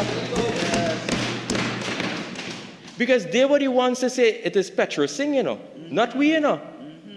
Mr. Speaker, they were blowing dog whistles and then comparing to HGC. HGC homes are meant for every single body. It is not for one particular group of persons, Mr. Speaker. It is to target any person who is low or middle income earning. So stop the dog whistling. Stop it. We are hearing them loud and clear now, Mr. Speaker. The former Minister of Education was on Facebook yesterday blowing a fuse because 3 students got a scholarship at the UE. She vexed for that. Mr. Speaker, the dog whistling needs to stop in this country. And I dare say, Mr. Speaker, today, I have no apologies for saying this, Mr. Speaker, the race baiting must be stopped by the opposition. Stop it. Stop it. Our HGC distribution program, our land distribution program, every single citizen who is qualified and entitled will be given their lands. Mr. Speaker, look at the mixture of the bench of the opposition. Look at it. We have everybody. We have everybody, Mr. Speaker. We have every single body. I didn't raise this. You all are putting this up on social media. Okay, member. Yeah. Okay, member, let's stick to the issue. Move on a bit. The thing, Mr. Speaker, is that before an election, they were trying to fool people with the allocation of these homes, only to know that none of them could have gotten their homes. You know why? You want to know why? Because the state did not even have the title to distribute those lands. You were allocating without even having title. Could you imagine that? Could you imagine that? So not a single one of those persons you was trying to pad up in Tunapuna could have gotten a lease. We have now, Mr. Speaker, we have here now, Mr. Speaker, a strong, responsible government that will ensure that the lands are vested so that people who are allocated are not fooled, but they can actually have a title document in their hands. We can give them security to take to the bank and cash that, Mr. Speaker. That is what we can do. So don't come here with any nonsense about, and you're blowing hot and you're blowing cool and you're supporting, but you have all of these things to say. But, Mr. Speaker, I don't want to have to bust any mark here today, but you see what Aruka Lopino talk about? You see what he talk about? He must explain to this House, Mr. Speaker, when he spoke about the wastewater plant, why his sub-agent for the general election racked up millions of dollars in WASA contracts. Tell us that. Tell us that. Tell us that. Tell us that. No, tell us why the company Obzen was able to rack up millions and millions of dollars in WASA contracts. Tell me that. Don't get up and talk about take it to the police. I have no power there, but I hope the police will show by you. Mr. Speaker, 48-1. Because if he wants a debate on that, I am well prepared to do that on him.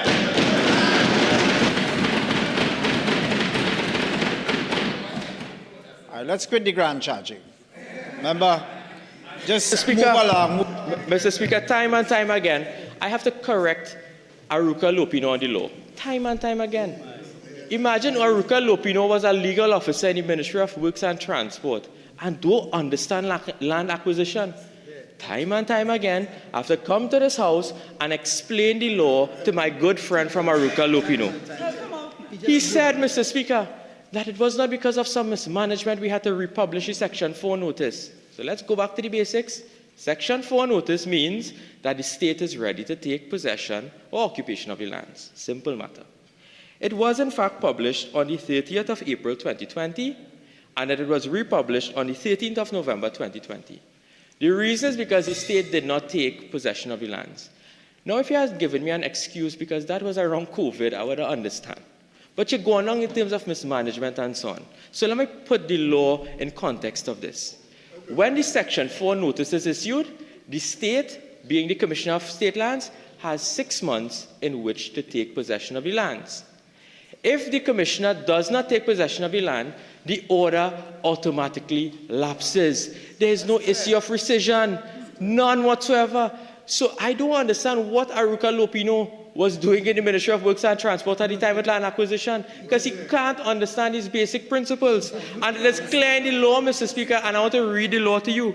Section 4, subsection 4, says, if the Commissioner fails to take possession of the land within 6 months of the publication of an order issued under subsection 1A, the said order lapses and the powers of the Commissioner thereupon ceases to have any effect. Any person entitled to the land becomes entitled to repayment of all expenses reasonably incurred during that period as a result of the publication of the Section 3 notice up to the date of publication of the subsection 2 notice. But no compensation is payable in any such case for loss of bargain or for damages for breach of contract. So all that nonsense he's talking about land acquisition and on the highway, the expansion of the highway project, Mr. Speaker, is clearly nonsensical. It is bereft. It has no legal basis. It has no logic whatsoever, Mr. Speaker. And I want to ask Aruka Lopino, just read the law before you come and debate. Just read it. It's simple. Just read it and understand it. And in fact, the Ministry of Legal Affairs has the laws online. So it's very easy to access. Pull up the Land Acquisition Act, go through the Act, read it, and then come to this House and make a responsible, accurate submission. That's all we're asking you to do. Do the bare minimum. Do the bare minimum, Mr. Speaker. But, Mr. Speaker, what their issue is, Mr. Speaker, is that it takes a UNC government to get these things done. That's their issue. That's their issue. So all what you say today, all what you do today, at the end of the day, these persons who are entitled to these HDC homes will now be able to get their deeds of leases prepared, and they will benefit this, Mr. Speaker, from a UNC government led by the Honourable Member for Siparia. And I beg to move, Mr. Speaker.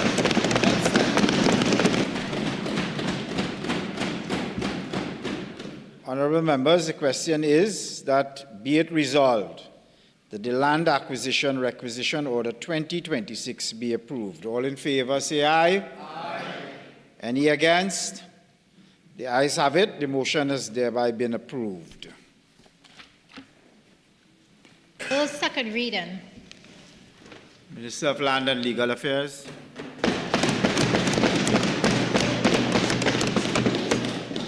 Mr. Speaker, I beg to move that the bill entitled An Act to Amend the Copyright Act, Chapter 8280, to extend the duration of the term of protection for copyright and neighboring rights for authors, performers, and producers of sound recordings, to extend the duration of the term of protection for moral rights for authors and performers, and to provide for related matters be now read a second time. Mr. Speaker, we are moving with rapid speed here. Yes. Mr. Speaker, as I introduced the earlier contribution and matter before this House, Mr. Speaker, the Ministry of Land and Legal Affairs is giving them performance. On the move. We're on the move, Mr. Speaker. We have, and I want to thank my colleagues on this side of the chamber for giving me the opportunity for bringing this very important bill to the attention of the nation and to the attention of this House. Mr. Speaker, I left the other place on Tuesday with this bill, and I'm happy to report that we got unanimous support in the other place for this particular piece of legislation. Unanimous? Unanimous support, Mr. Speaker. And Mr. Speaker, it's not only in this place we are getting support, but I wish to read onto the record a press release issued by COT and the Trinidad and Tobago Copyright Collection Organization, TTCO. And it's a joint statement, Mr. Speaker, and I'll explain the context of this joint statement after I place this on record. COT and TTCO welcome the extension of copyright, neighboring rights, and sound recordings protection.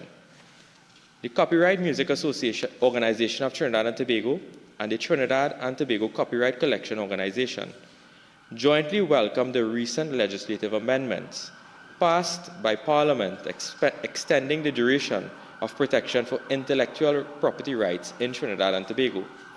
The amendments provide for copyright protection for literary, musical, and artistic works to last for the life of the creator plus 70 years, and neighboring rights protection, including the separate right in sound recordings and performances, to be extended from 50 years to 70 years. Both organizations express their full support for this progressive reform, which represents a fundamental strengthening of the legal and economic framework that supports creators, performers, producers, and rights holders. The extension of protection enhances long-term economic benefits for creatives by ensuring that works, performances, and sound recordings continue to generate income over a longer and more meaningful period. It also formally recognizes sound recordings as a distinct and valuable intellectual property right deserving of strong and modern protection. This reform aligns Trinidad and Tobago with international best practice, strengthens global competitiveness, and supports improved international licensing and reciprocity. It also reinforces cultural legacy and generational benefit, allowing creative works and recordings to continue, supporting creators and their estates.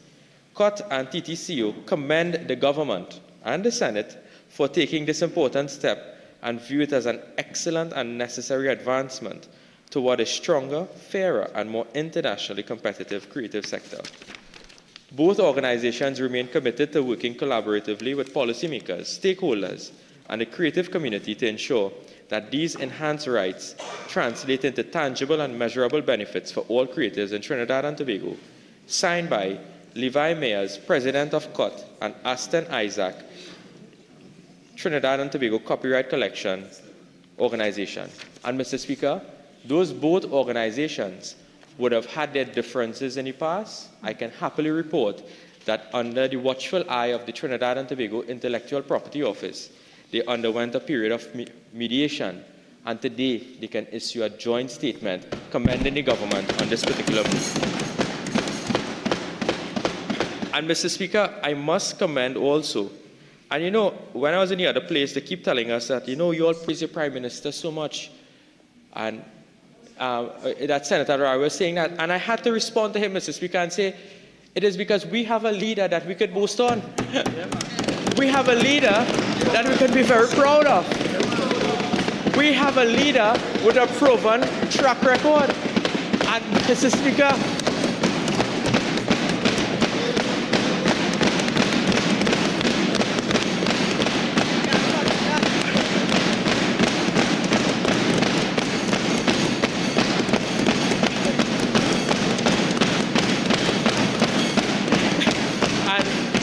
Mr. Speaker, it is clearly a case of jealousy because they don't have a leader that they can boast upon.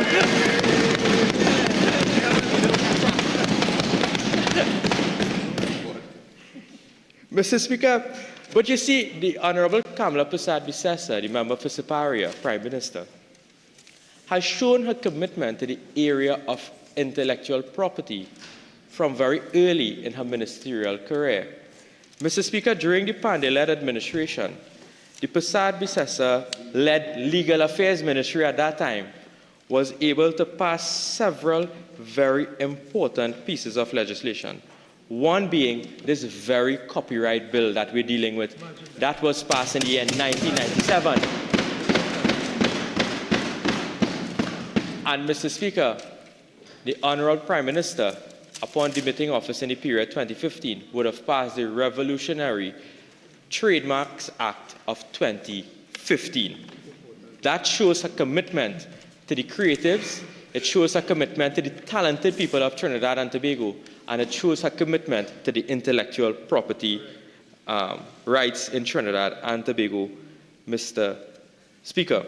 And Mr. Speaker, this particular matter before us, while it may be a simple amendment also, it will have far-reaching consequences in relation to the entire framework of the intellectual property division. And Mr. Speaker, this bill is aligned with our international partners and associations, and this copyright bill must be understood in the broader context of copyright reform.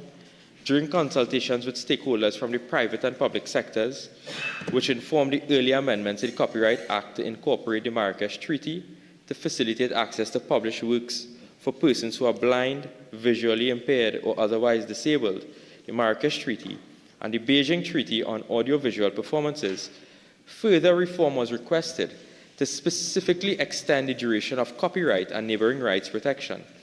And the Copyright Music Association of Trinidad and Tobago, they proposed this extension of the term of protection, which was widely supported by stakeholders. This sentiment was also echoed by international stakeholders, such as the International Federation of the Phonographic Industry, and forms the basis of the bill which is presently before us, the IFPI. They supported this request and was helpful in providing the duration of protection across multiple jurisdictions, demonstrating that a 70-year term has become the prevailing global standard. Mr. Speaker, following this, the Office of the Chief Parliamentary Counsel, and this evening I want to pay homage to our Attorney General for having this bill drafted and being brought to this House.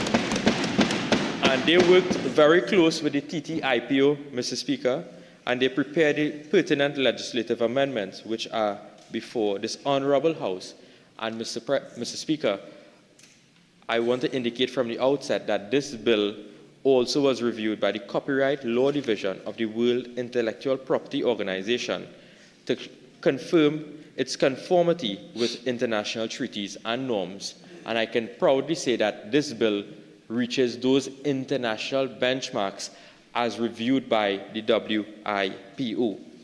Particular attention, Mr. Speaker, was paid to the computation of time for copyright duration, ensuring clarity and legal certainty in determining when protection begins and when they will end. The computation of time is closely related to the question of the public domain, and according to WIPO, public domain was defined or is defined as encompassing intellectual elements that are not protected by copyright or whose protection has lapsed due to the expiration of the duration for protection. And whilst the public domain plays a critical role in education, research, innovation, and cultural development, this bill prioritizes clarity in the duration to avoid premature entry into the public domain, which can undermine the economic rights of creators and distort competition. Our IFPI consultant, Mr. Myers, notes that sound recordings for iconic catalogues of work, such as Gene and Dinah, would have already entered the public domain. This bill, therefore, seeks to strike an appropriate balance between protecting creators and ensuring eventual public access. Mr. Speaker, the government recognizes that IP protection must be further supported by mechanisms for valuation and commercialization. In this regard, the Intellectual Property Valuations Guideline, developed through an initiative involving the Inter-American Development Bank, the UWI St. Augustine Center for Innovation and Entrepreneurship, TTIPO, and stakeholders such as First Citizens Bank are particularly significant. These guidelines provide a structured approach to valuing IP assets. For instance, Mr. Speaker, I note our government's support for our legendary Calypsonian, and I want to thank the member for Muruga Tableland for lending the assistance to Timothy Watkins, also known as the Baron. This bill thus goes to the heart of ensuring that our creatives can recoup compensation for the extended duration of protection of their works through valuation of their IP to access financing and investment. And Mr. Speaker, this is what this government is about. It is about allowing the creative industry to become a source of revenue generation for themselves, so that while all of us enjoy the sweet calypso, the soca, the chutney, all other genres of music, Mr. Speaker, that those artists can get their just due for what they have produced, Mr. Speaker. And this government is intent on protecting that. We're intended on protecting their intellectual property rights. This bill further underscores the transformation of the music industry. Previously, revenue was generated through physical formats such as vinyl records and compact discs. However, today the digital platforms are prevalent, such as Spotify, iTunes, and Amazon Prime Music, amongst others, and it allows Trinidad and Tobago's music to reach global audiences instantly, but also require longer protection periods to ensure meaningful returns over time. Mr. Speaker, the bill ensures that our copyright framework keeps pace with these technological shifts. Our artists in their golden years will now enjoy longer periods of protection, such as our legendary Tobagonian and Calypso Queen of the world, Calypso Rose. And Mr. Speaker, I dare say that the music in Trinidad and Tobago is the sweetest music in the entire world. It is. We have, Mr. Speaker, the most talented people on the globe, and today this government is recognizing their talent by lending this legislative support to extend the period of time of their protection, Mr. Speaker. Mr. Speaker, this bill also sits alongside other elements of the government's IP agenda.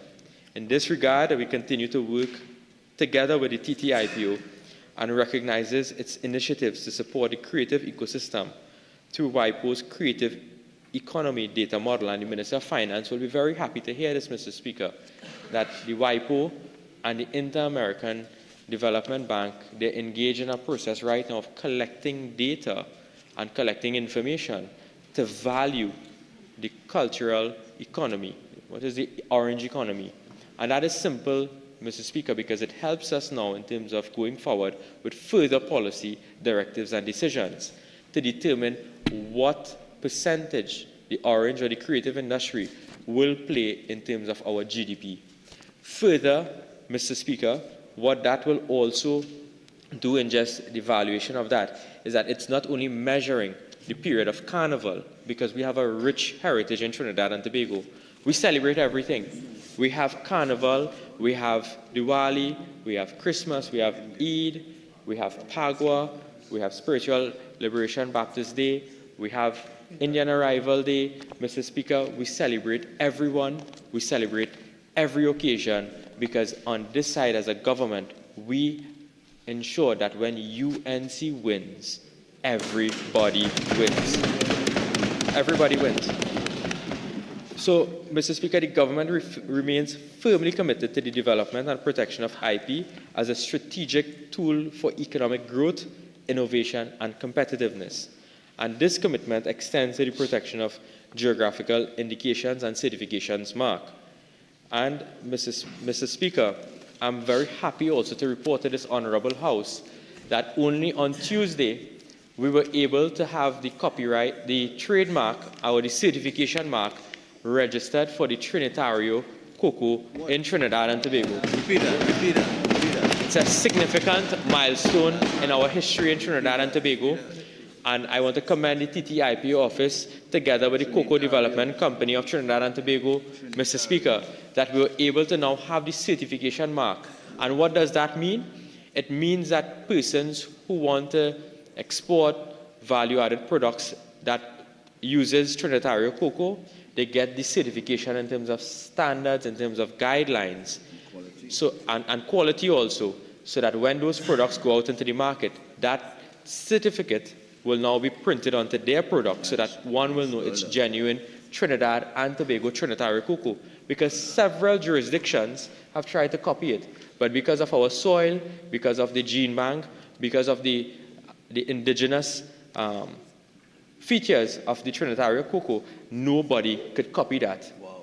and it's the finest flavor in the entire world. Finest flavor. But what was disappointing is that my colleagues opposite did nothing. Did nothing for protection. I think he was a Haji. Mr. Speaker, with respect to this bill in terms of protecting creative works, and Trinity Maloney happens to be an artist, so whatever work she publishes will in fact benefit her. You will benefit from this particular piece of legislation. Mr. Speaker, taken as a whole, the bill will support fair remuneration and further stimulate innovation through the creative industries. It will also contribute to cultural preservation, economic growth and stability, as well as alignment with international standards while striking the balance under copyright law. This bill, although few in clauses, is wide in scope and of significant national importance. This bill is born out of the need to recalibrate our legal framework so that it resonates with the realities of today's creative economy. As artist expression continues to evolve in form, reach, and commercial significance, the safeguards that uphold it must evolve in tandem. The legislation, therefore, redefines the temporal boundaries of protection, expanding the lifespan of copyright and neighboring rights from 50 years to 70 years. In doing so, it casts a wider and longer shield over the fruits of creative labor. Simply put, the main clauses, such as clauses 3, 4, and 5, will seek to amend sections 19, 19A, and 21.4 of the Parent Act, changing 50 to 70 in the extension of the term of copyright, neighboring rights, and moral rights. Mr. Speaker, I wish to go into the clauses of the bill. Clause 3 of the bill would amend Section 19 of the Copyright Act to extend copyright protection for authors from the current term of 50 years after the death of the author to 70 years. In the case of joint authorship, the term is calculated from the death of the last surviving author. Familiar example is where a lyricist and a composer collaborate to create a single song intended to be exploited as one musical work. Protection therefore endures until 70 years after the death of the last surviving author, thereby ensuring that the joint creative effort is fully safeguarded. Furthermore, Clause 3 also extends the term of protection for moral rights for authors for the same period, 70 years. Moral rights preserve the personal and reputational connection between a creator and a work, including the right to be identified as an author and the right to object to derogatory treatment. For example, an author may object to alterations that distort the meaning or integrity of a literary work, even where the economic rights have been licensed or assigned. Clause 4 of the bill would amend Section 19A of the Act to extend the duration of moral rights for performers from the current 50 years to 70 years. Under the amendment, those rights will endure until a period of 70 years computed from the end of the calendar year in which the performance was fixed, or where the performance was not fixed, from the end of the year in which the performance occurred. This ensures that a performer's moral interest in his or her performance remain protected for a longer period, thus reflecting the enduring personal connection between performers and their performances. I take a moment to explain what fixed means. According to WIPO, fixed refers to fixed in a tangible form. Fixation may mean, for example, that the work is written on paper, stored on a disc, painted on canvas, or recorded on tape. For example, a work of choreography would only be protected once the movements were written down in dance notation or recorded on videotape or more modern formats. Likewise, Clause 5 of the bill proposes to amend Section 21.4 of the Parent Act to extend the duration of neighboring rights protection for performers from 50 years to 70 years. As amended, those neighboring rights will subsist until the end of a period of 70 years computed from the end of the year in which the performance was fixed, or where the performance was not fixed, from the end of the year in which the performance occurred. Neighboring rights arise where a person contributes creatively to a work without being its author, such as a singer who performs a musical composition written by another, and the extension ensures that performers are able to benefit from and control the exploitation of their performances over a longer period. By way of illustration, a singer who performs a calypso composition written by another enjoys neighboring rights in that performance, separate and distinct from the composer's copyright. Clause 6 of the bill, Mr. Speaker, seeks to amend Section 22(2) of the Principal Act to extend the duration of neighboring rights protection for producers of sound recording from 50 years to 70 years. Under the amendment, protection endures until the end of 70 years from the year in which the sound recording was published, or where the sound recording has not been published from the end of the year in which it was fixed. This recognizes the significant financial, technical, and organizational investment required to produce and distribute sound recordings and allow producers to better leverage those investments over time. Clause 7 of the bill, Mr. Speaker, would amend Section 23(4) of the Parent Act to extend the duration of neighboring rights relating to equitable remuneration for performers and producers of sound recordings. The amendment provides that where sound recording is published for commercial purposes, used for broadcasting or public communication, or publicly performed, the right to equitable remuneration subsists for 70 years from the end of the year in which the sound recording was published. Where the sound recording is not published, the protection runs from fixation until the end of a period of 70 years, computed from the end of the year in which the sound recording was fixed. Clause 8, Mr. Speaker, would amend... Mr. Speaker, standing order 53, my friend from Aruka Maloney is disturbing me and I can't hear my colleague. I know Trinity Maloney needs to hear to respond. Okay. I think that's unnecessary. But I will continue. All members engage in crosstalk. And for that, Mr. Speaker, I'll now have to repeat. Clause 8 of the bill would amend Section 24(2). Yes. As he was disturbing the Attorney General, Clause 8 of the bill would amend Section 24(2) of the Act to clarify the calculation of the duration of the term of the rights conferred under that section and to ensure consistency with the updated language of the amendments introduced by this bill. Section 24 of the Act sets out the exclusive neighboring rights of broadcasting organizations, including the rights to authorize or prohibit the rebroadcasting of a broadcast, its communication to the public, its fixation, and the reproduction of any such fixation. The amendment to this section does not alter the substantive scope of those rights or the existing 50-year term of protection. Instead, it clarifies the language describing the method by which that term is calculated. The amended language expresses the same legal effect in clearer terms by providing that protection subsists for a period of 50 years computed from the end of the year in which the broadcast first takes place, thereby improving certainty in interpretation and consistency across the Act as amended. Mr. Speaker, there are several comparative jurisdictions we can look at together with the international framework. I just want to ask, Mr. Speaker, what time do I end? You end at 3:58. At 3:58. 3:58. Thank you very much, Mr. Speaker. In Trinidad and Tobago, the Copyright Act, as amended by number 18 of 2000, Act 5 of 2008, and Act 14 of 2020, provides for the minimum duration of the term of copyright protection for authors and performers, consistent with various international treaties which are administered by the WIPO.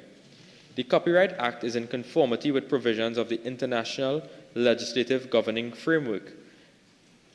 This means that contracting parties such as Trinidad and Tobago are obliged to offer copyright holders the minimum protection provided for in treaties and convention. And there are examples such as the Berne Convention for the protection of literary and artistic works. You have Article 14 of the Agreement on Trade-Related Aspects of Intellectual Property, Article 17 of the WIPO Performances and Phonograms Treaty, and the WIPO Copyright Treaty in terms of comparative international framework, and Article 14 of the International Convention for the Protection of Performers, Producers of Phonograms and Broadcasting Organizations, or the Rome Convention. Mr. Speaker, when you look at comparative jurisdictions, under the United States of America and Europe, there are critical markets for copyright-protected works created by Trinidad and Tobago authors. Most publishers and authors consider it measure of success to seek and obtain publishing contracts in those markets. So we now have to make our own local market more competitive in this regard. So therefore, Mr. Speaker, the current retention of 50 years of sound recordings will subject right holders to unfair competition in a fast evolving digital ecosystem, especially in light of the fact that 70-year term of protection has now become the global standard norm, with at least 69 countries providing a term of protection of sound recordings of 70 years, including Jamaica, the United States of America, Canada, the United Kingdom, Singapore, and the European Union. Mr. Speaker, we have real-life examples in terms of how this will affect some of our local talent. According to the International Federation of Phonographic Industry consultant, Mr. Myers, in his letter to us dated the 23rd of October 2020, the following information was presented. Gene and Dinah, 1956, composed by Slinger Francisco, performed by the Mighty Sparrow. The author is alive. The copyright will be protected for the author's life, plus up to 50 years after the author's death. The song recording is 70 years old. At 50 years old in 2006, the sound recording went into the public domain on the 1st of January 2007, thereby losing protection. One of the most popular songs in Trinidad and Tobago, and in fact the Caribbean. The legislation is therefore urgent to prevent other works from going into the public domain, meaning it becomes freely available for all to use without protection. Tempo, 1976, composed by the maestro. The author died in 1977. The copyright bill will be protected for 50 years after the author's death, that is up to 2027. Thereafter, it will go into the public domain. The song recording is 50 years old in 2026. At 50 years old after publication and being recorded, it will go into the public domain on the 1st of January 2027. The legislation is therefore to prevent this iconic work from going into the public domain. Mr. Speaker, there are other examples. Since every single author who's alive today who have passed at least 50 years ago will benefit from this legislation. This includes examples such as the estate of Richard Nappy Myers and his timeless catalogue. Mr. Speaker, what we are doing is that we're trying to ensure that these artists get that necessary protection from their work going into the public domain, and after their death, their families are the ones to continue to still benefit from this bill, Mr. Speaker. Mr. Speaker, this bill is very timely and important, especially in light of the fact that we are in the carnival season. And I want to tell you, Mr. Speaker, that I listened to my friends opposite bad talking Trinidad and Tobago Carnival. They're bad talking it. I want to tell them, Mr. Speaker, firstly, around at this time, during this very good period, we are bringing a bill to protect our artists. That's the first point. Second point, Mr. Speaker, is that the Ministry of Culture is about to host the greatest carnival on earth, Mr. Speaker. My friends say carnival bus, but Mr. Speaker, I'd have a few of them in the fets, and they're struggling to get through the crowd. Mr. Speaker, they can't make their way through the crowd. I am told that events are sold out. I am told that we have over 500 carnival events for this season. Mr. Speaker, if my friends want to see action, I invite them to visit the Carnival Flavor Village in the Queen's Park Savannah. Free of charge. Free of charge. Go to Flavor. That is the talk of the tongue. And Mr. Speaker, the John Cupid Carnival Village, Mr. Speaker, that John Cupid Carnival Village was a tremendous success. Mr. Speaker, I went to Pan on the Greens on Sunday. You did? What? And it was traffic. It had so much traffic to get into Port of Spain. My friend from Cuba South, Mr. Speaker, he reached an hour late because of the traffic. Damn. He told me get there at a particular time. He go on to CNC3 and tell him I normally am late. But he was the one late this time, Mr. Speaker. But Mr. Speaker, it shows that this carnival will be one of the best carnivals ever hosted. One of the best carnivals ever hosted. And I want to commend my colleague, the member for Moruga Tableland for that, Mr. Speaker. Mr. Speaker, I am told also that now I have responsibility for the Shagarams Development Authority. And we understood the traffic woes and so on because of the events on that peninsula, one way in, one way out. We held a meeting with all of the stakeholders, the TTDF, the TTPS, the Ministry of Transport, the CDA, and we were able to create a traffic management plan that we can ease the traffic in and out of Shagaramas, Mr. Speaker. That is performance. That is performance. So while the Minister of Culture is creating an environment for artists to prosper, we are now creating a legislative environment for their works to be protected, Mr. Speaker.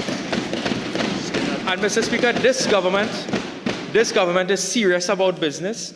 We deal with matters holistically, and I want to ask my colleagues opposite to do the patriotic thing and lend your support to this piece of legislation, and I beg to move, Mr. Speaker.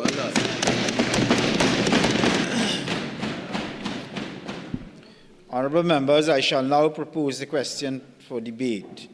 The question is that a bill entitled An Act to Amend the Copyright Act, Chapter 8280, to extend the duration of the term of protection for copyright and neighbouring rights for authors, performers and producers of sound recordings, to extend the duration of the terms of protection for moral rights for authors and performers, and to provide for related matters, be now read a second time. Member for Diego Martin West.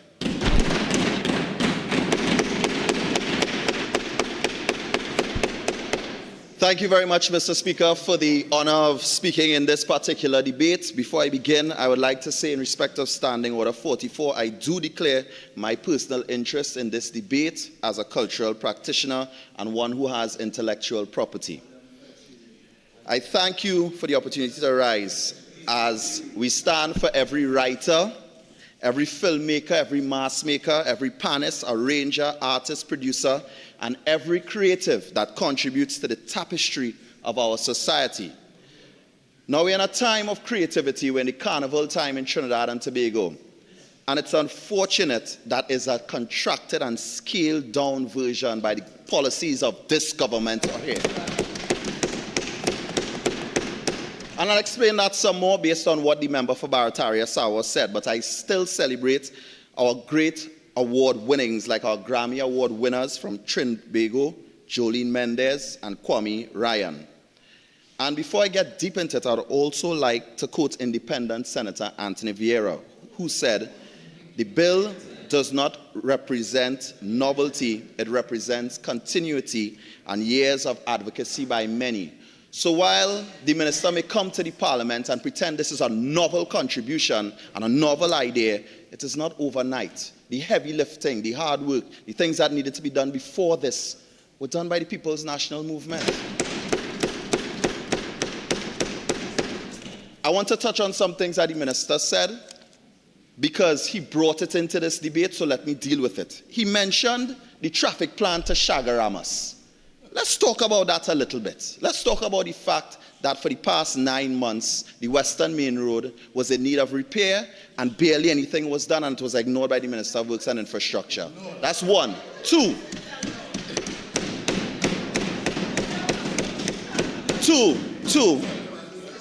when we are talking traffic plan, up to yesterday, I was contacted by the promoter of a Stink and Dirty and Mr. Speaker, Standing Order 48.1, while the member for Barataria San did mention it, we can't be going into an entire debate about a traffic plan or the Copyright Amendment Bill. Please. Well, the member did mention it. I'll give you a little leeway, but let's not take the entire time on a traffic management plan. Of course not, Mr. Speaker. I just wanted to touch and clear the air on who did what they did and who did not do what they did not do. That's all. That's all. I'm done. That's all I have to say about traffic. Stink and Dirty and Soca came up with the traffic plan, not you. That's all I have to say. We speak about protecting our artists, and the truth is our artists do not feel protected in this instance, and it is because when you look at the policies, it has contracted the carnival industry and our carnival festival for 2026. You see it in terms of our mass bands. You mentioned fetes being packed. Member for Barataria Sawo, I know you get complimentaries. Promoters are giving out complimentaries because they need the numbers to appear to look good. Sponsors are pulling out. People are reselling their costumes. The creative industry is affected negatively by the government's policies. And anomalies are not norms. Let me explain something to you. You mentioned that, these fetes are ram and these fetes are ram. Let's talk about the 100 and more fetes that have been cancelled this season. Artists do not feel protected, and the reason why I'll tie it back, Mr. Speaker, when you look at one of the clauses that is being amended, 27, clause 7, section 23(4), to extend the duration of laboring rights protection for equitable remuneration for performers and producers of sound recordings. The reason why it is necessary is because there are so many areas that have been affected by the policies of the government. So, okay, let's have one that can actually help the creative sector. And that is why we are in full support of this bill, although we are not in support of many of the other things that the government is doing right now. Mr. Speaker, one of the simplest ways to test whether this bill is reasonable is to ask, is Trinidad and Tobago being asked to do something unusual? The answer is no. Internationally, the Berne Convention sets a minimum benchmark, the life of the author plus 50 years. But it also expressly allows countries to provide longer protection in their domestic law. And Trinidad and Tobago, being a signatory, we are fully entitled to modernize our term of protection in a way that reflects contemporary practice and the realities of creative work and commercial exploitation. Going from 50 to 70 years, calculated, clearer, end-of-year rules for certainty, all expressed. If we look at the Commonwealth Caribbean practice, we see a range, which is exactly the point. Jurisdictions already exercising the discretion Berne allows. The bill essential note, for example, that Antigua and Barbuda and St. Kitts and Nevis maintain life plus 50. Dominica extends to life plus 70. St. Vincent and the Grenadines goes further at life plus 75. So the move to 70 plus years is not a move out of the norm when it comes down to the Commonwealth Caribbean practice and our spectrum. The real policy question for this House, though, is can we do it? How do we balance stronger protection with access, education, and public interest? So there was a mention of artists and artists knowing. We have a Ministry of Public Administration and AI, and I do hope to see the government find some ways to include AI in actually educating the artists and possibly even recording these works of art. Those are the things that we look forward to seeing, and we look forward to seeing the minister actually, doing something, because it's kind of quiet these days.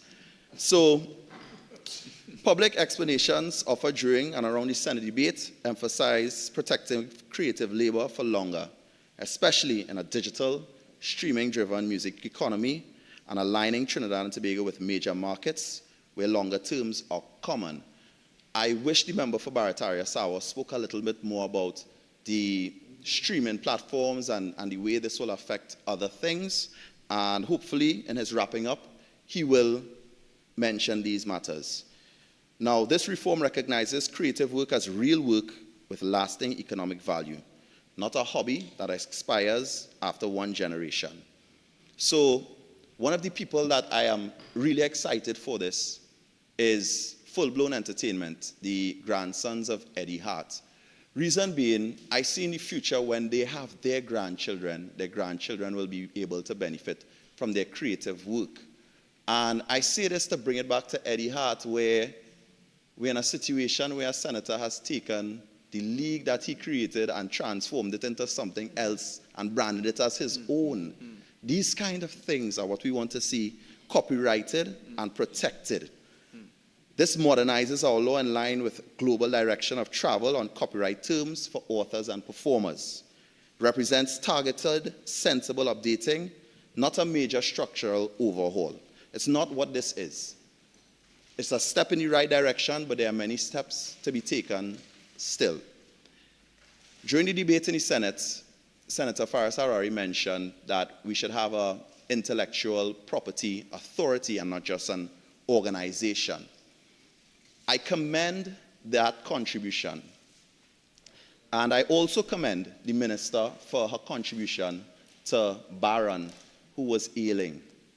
I commend the minister for that contribution. But what I will say is, we need to get certain things right in terms of Trinidad and Tobago and collecting royalties and dues. When you look at Christmas time, there are about 12 songs that you hear on repeat, and you all know these songs. We all know these songs in this parliament. It's about 12 songs. 3 of them are Scrunter. 3 of them are Scrunter. 3 of them are Baron. And the other 6 of them are from various artists.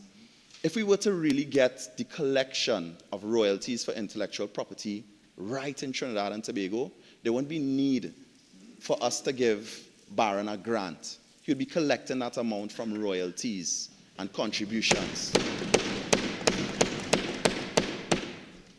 So again, we welcome it, but we welcome better education, better enforcement, and all in all, working with the stakeholders. One of the major stakeholders that this is going to affect, again, and we are not talking to them. The Minister of Culture, she had a meeting with them and she never showed up. The promoters of Trinidad and Tobago. When you look at, so let me quote something that I found on the intellectual property, the World Intellectual Property Organization's website.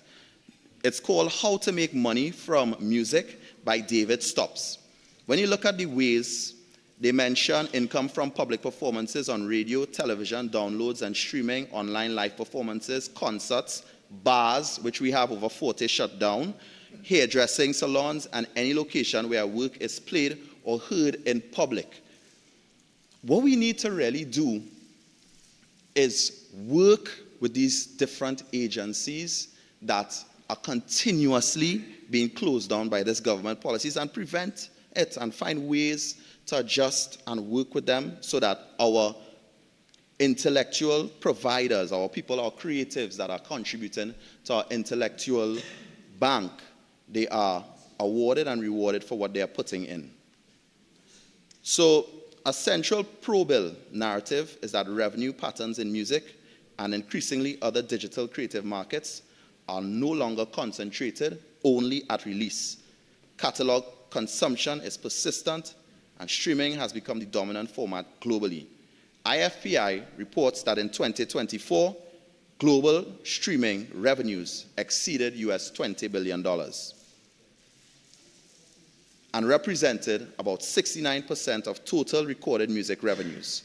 For those of us that listen to music online and pay attention to the figures, Mr. Speaker, you'd notice that legacy music earns more than music of the current day, and that is why this is so important. A 20-year extension is represented and presented as a way to ensure Trinidad and Tobago creators or their families, their states where applicable, are not cut off from income streams. Prematurely, particularly where exploitation is international and catalog driven.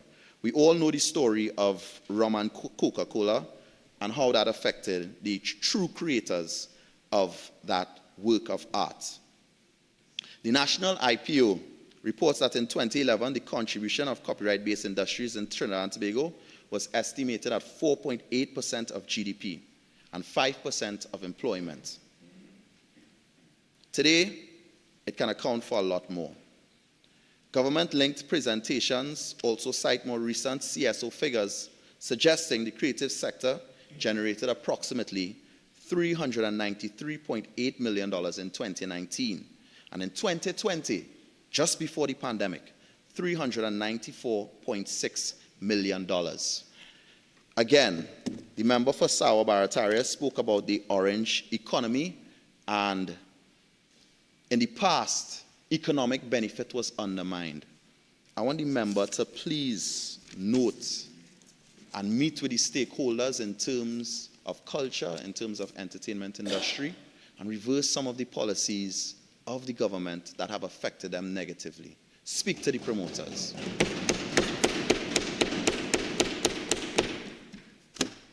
So again, I urge you all, in terms of education, there's a lot of licensing confusion. In terms of writers and producers, we even have some artists that are sometimes advantaged by producers who may find ways to work around their knowledge and really take advantage of them. So we're asking again, education, education, education. This bill is not a handout. It is not a handout. Do not put it as a handout to the creatives and stuff. It is not a handout. What this is a measured update that reflects streaming era economics, affirms that creative labor is labor, supports a sector with documented economic weight, and reduces cross-border mismatch where our creators seek international income while leaving broadcasting rights, duration unchanged, and making only a clarifying adjustment there. I want to touch on something else. There was a mention of Carnival Trinidad and Tobago being 2026 being the richest carnival, and we expect the most visitors. Again, speak to the stakeholders, speak to the real estate agents. They will tell you how many carnival rental properties are still on the market. Speak to the airlines. Look at the fact that you still can get a ticket to Trinidad and Tobago from New York today for next week. That's not a norm. That's not a norm.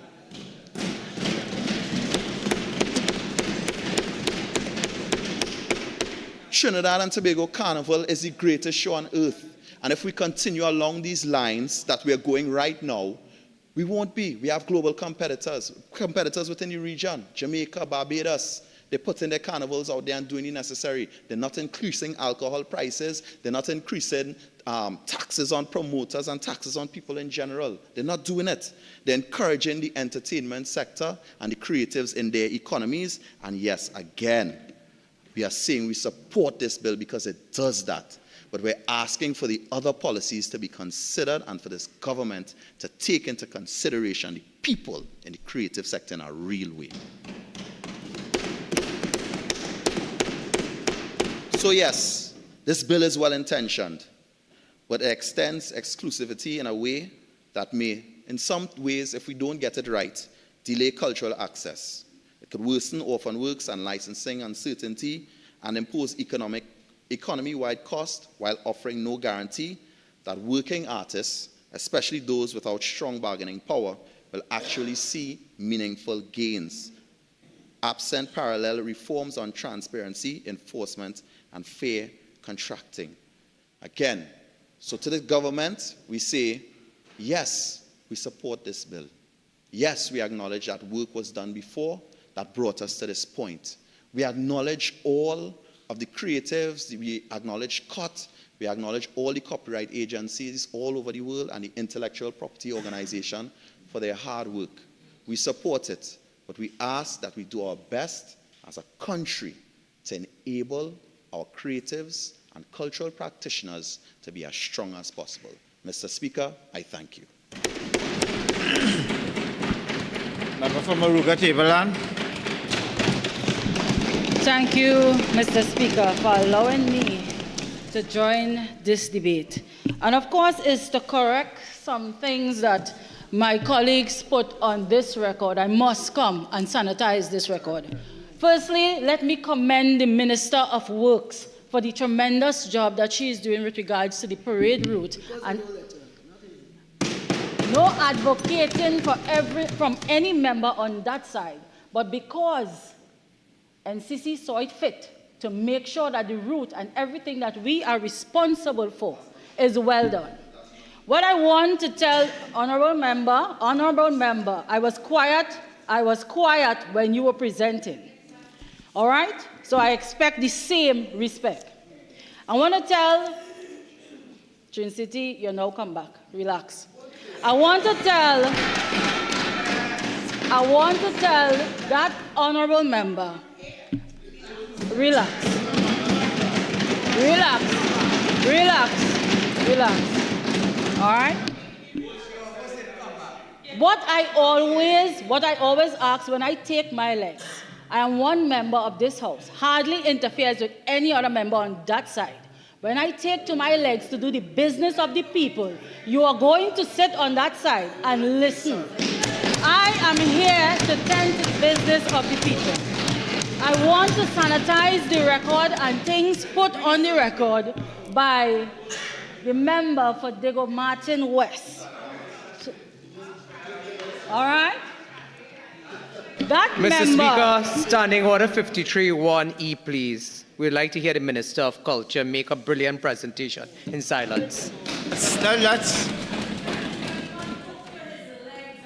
the audacity to ask members on this side for things they had 10 years to do. That member now wants to see AI. That member now wants to see this legislation in place.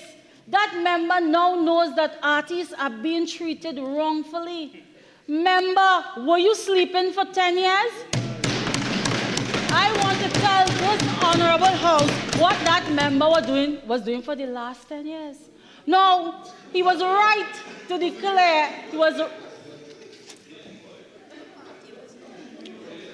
was right to declare his interests with regards to this bill. Now, that member, my ministry has the records, all right? And I didn't come here to discuss that member. What I came here is to thank my colleague, the member for Barataria, Sawa, and the Honorable AG for noticing what we inherited, which artists are not prospering underneath the current legislative arrangement. I want to thank the Honorable AG. I also want to, the member, he did something. He thanked me for doing my job. And he thanked this government for doing what they couldn't do in 10 years, which is actually honoring any of the existing icons. For that member, on this side, we do our job. And it didn't take us 10 years, it didn't take us 10 months. Notice the timeline. UNC government delivers. I listened to the debate, Mr. Speaker, in the other house. And that member stood here and had the audacity to mention his colleague, who is a former member of this house. And that member, Faris Alwari, Senator, had the audacity to say that this carnival is subdued. The only thing subdued, Mr. Speaker, is the access that that member has to the Treasury since April 28th. And I want to say that that member is hurting, similar to that member that is speaking. Yes, he's hurting in local parlance. It's hurting them. It's hurting them. Because you know what is hurting and hurting that member? Had he not been on that side, when I took office, I mandated my board, NCC, to make sure that artists prosper, that this carnival creates opportunities for artists to earn. So had he not been sitting on that side, he would have gotten a DJ job in Flavor. Because for you to sit down here and to say that things have been curtailed, then you have not been noticing what is happening on that savannah. The records show, and you could call the fire service and pull the numbers.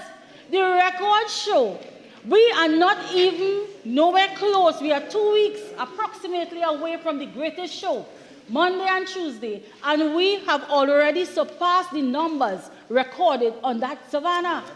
Flavor alone, and I stated when I was in a press conference, Flavor alone have 150,000 thus far. The success that is being recorded. My colleagues, have you ever seen anyone storm a free fete? Wednesday, we had to close down. We had to close down Flavor. The numbers inside, the numbers outside. Fire service said there's no way we could accommodate or secure. You must learn to acknowledge when you see greatness and when you see a working government. Far too long, this opposition government like to act like they are the savior of culture. Far too long, this opposition. PNM, no.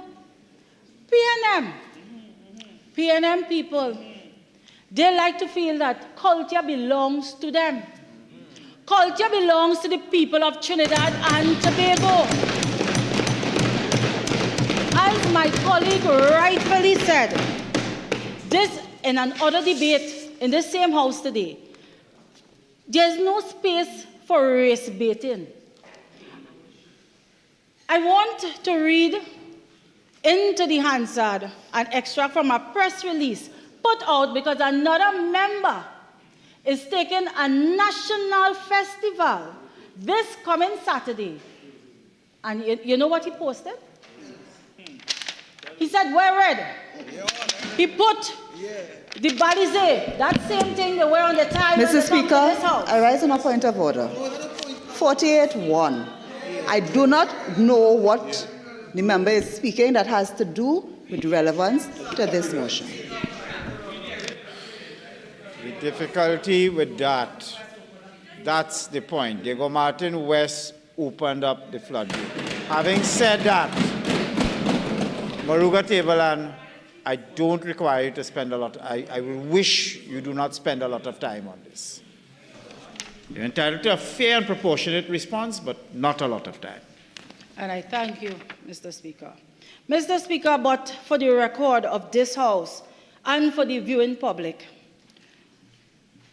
TUCO put out a release, and I just want to read a portion of that. The organization strongly denounces any attempt to mobilize or portray Calypso Fiesta as a political rally or a politically aligned event. Mr. Speaker, I rise on 48-1. We are speaking about a copyright bill. Yes. Overruled. Mr. Speaker, and I could tie in that statement because those on that side, even that member, say that the one that spoke, San Fernando East, I know you want to, San Fernando East, I know you want to join the debate. You could do so after, right?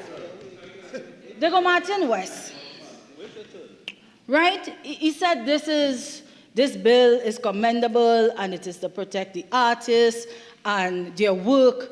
But I remember January 9th, when I looked at the Daily News, it was printed in The Guardian and also in the Newsday, that back then they were competing, they weren't in Trinidad, they were in this style. And I remember seeing Prince Swani, I believe, the leader for the PNM business in Tobago. I think he sampled Prince Swami's song, and he did not give any credits, nor did he pay. So that shows the respect they have for the art form on that side. All they do is use it on the campaign trail and use the artists. That is all they do, the members on that side. And strangely enough, sometimes when I listen to that member that is walking out this house, as a former culture minister and a former minister of education, oh my Lord, oh my Lord, oh my Lord. But, Mr. Speaker, I thank you. Oh my Lord, oh my Lord. Mr. Speaker, sometimes I have to ask myself if these people that are members of the opposition on that side are serious about culture. Mr. Speaker, what I have inherited in my ministry are artists that have not been prospering. I challenge them to name between 20 to 30 artists that are doing well, and I mean calypsonians. The soca, they have chart their ways, but I mean calypsonians. All they know to do is to use the calypso fraternity to throw political banter. That is all they know to do. And to wave the bodice. And to mobilize toilet paper. But I want to put on this record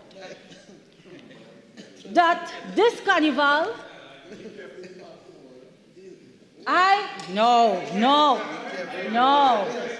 San Fernando East, the member from Murga Tableland, did mobilize 500. You know what I crossed the margin by? 3,000. So be careful when you see Murga Tableland. Be careful when you see Murga Tableland. My mobilization skills is second to none. Not what you're trying to accomplish with that flyer. Be very careful when you see Murga Tableland. And love will be Skinner's Speaker, Mr. Speaker, 48-1. Let's have some order inside here. Yes. Murga Tableland, I've given you a lot of leeway. Can we just skip along now to the more relevant parts? Thank you, Mr. Speaker. Mr. Speaker, I also just want to comment, to correct one more thing before I take my seat. I see you're not heeding the warning. Mr. Speaker, since you brought it up, could you please explain the warning to me? My behavior was in keeping. I trust you would have had difficulty in understanding. Comprehension is your forte. That's why I was asking for your assistance, sir. Oh, okay. Sit down. I'm sorry. Mr. Speaker, I think I would have accomplished my task. So, with that being said, this bill is not charity, and this bill is not a favor. This bill says the next generation must inherit something better than struggle. That is what you left on the book. But we are doing better on this side. I thank you, Mr. Speaker.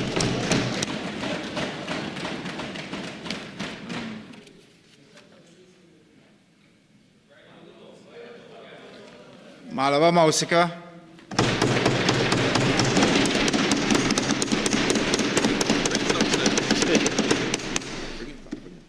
Thank you so much, Mr. Speaker, for the opportunity to join this debate and just to share a few thoughts. Yeah, just a few. Mr. Speaker, in the insurance industry, we have a saying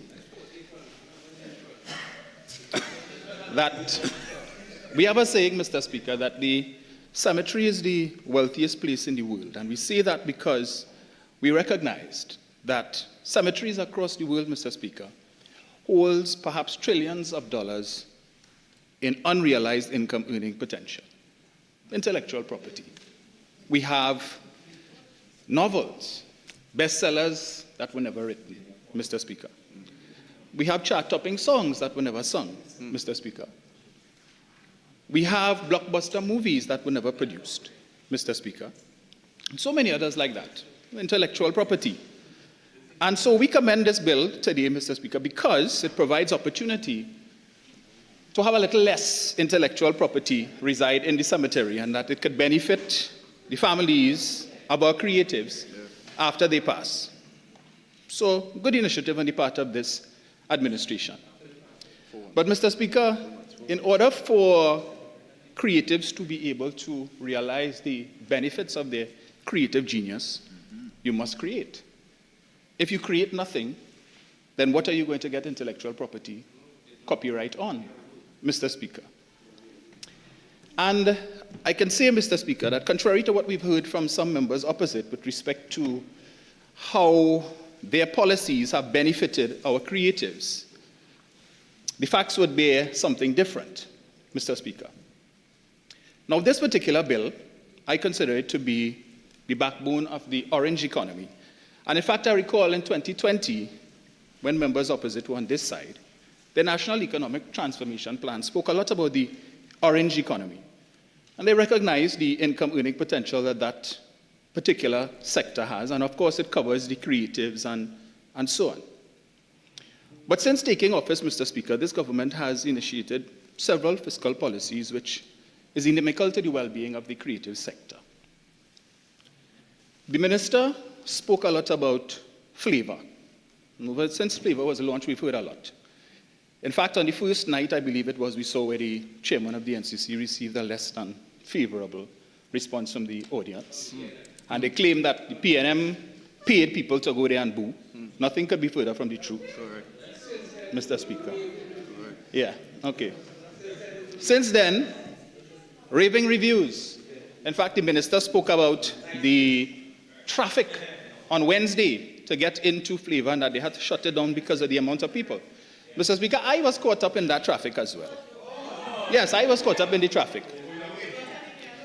And, but tell him, no, you all should have told him that.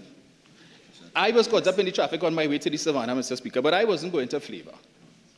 I was heading to the grandstand to take in the launch of what is perhaps signal event for our carnival, the mass component, the preliminaries of the Kings and Queen competition. And while members are boasting about how Flavor had so much people, just a few yards away in the grandstand, Mr. Speaker, 3/4 of the seats were empty. 96 competitors, 48 kings, 48 queens, and only 1/3 of the seating, well, 1/4 of the seating occupied to take in that show, Mr. Speaker. All of these costumes, thousands of dollars spent on these costumes to create these beautiful works of art, and only 1/4 of the seats were filled to be able to view it. So when the minister speaks about there were so many people and they had to shut down and turn away people, you should have told them to take a walk across in the grandstand. Because there was things to see there too. But we're so focused on Flavor, John Cupid Village, doing so well. Yes, cobweb in the grandstand. Yeah, cobweb in the grandstand, Mr. Speaker. And there will be other events, mass events taking place, and I verily believe that we will see a similar turnout. But maybe the government might take heed and probably make it a free event, NCC, so that people can come in. Because, of course, Flavor would be oversubscribed. When it is people lost their jobs and they don't have money to go to fets and something free presents itself, you take advantage of it. So good on your part. Mr. Speaker, yes, I attended. Not because of it being free. From 2003 until 2023, I was an NCC adjudicator. All right? And since 2019, I have been a TUCO adjudicator, Mr. Speaker. So I have vested interest in the culture. All right? And I didn't just start to go because I'm a member of Parliament, as some people on the other side would have done. You know? For the last 10 years, the Savannah didn't see you all. But all of a sudden now, every night you all are there. Okay. Yeah, they now realize something. Correct. Yes. Mr. Speaker, anyway. Mr. Speaker, I wanna address the member for Barataria San Juan spoke about some.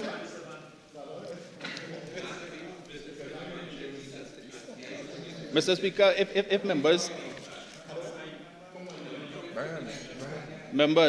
please. All right. The member for Barataria San Juan spoke about there being some 500 carnival events. And this carnival is doing so well. I want to read an article, Mr. Speaker, with your permission. Promoters opt for smaller fetes amid cost surge. 2 new carnival fetes are emerging at a time when several established events have been cancelled, underlining the financial strain now reshaping the business of carnival. Promoters are contending with venue shortages. Of course, we know that this administration took the decision to ban carnival fetes taking place at certain venues, which would have thrown many promoters in a tailspin, given the time that it would have taken place mere months or weeks, Mr. Speaker, before the carnival season really came into full swing. A 100% increase in alcohol prices, higher food costs, and rising infrastructure expenses forcing a shift away from large-scale formats towards smaller, premium, and tightly managed offerings. And to address what the 500 events that the member for Barataria spoke about, according to data compiled by the Ticket Federation, Carnival 2026, fewer than 150 fetes are expected to be staged for Carnival 2026. That represents a significant contraction from Carnival 2025, when 254 fetes were held across the season. Mr. Speaker, 48-1, relevance. Relevance? I think both Baruga Table and Barataria Savo allow that. Overruled. Thank you.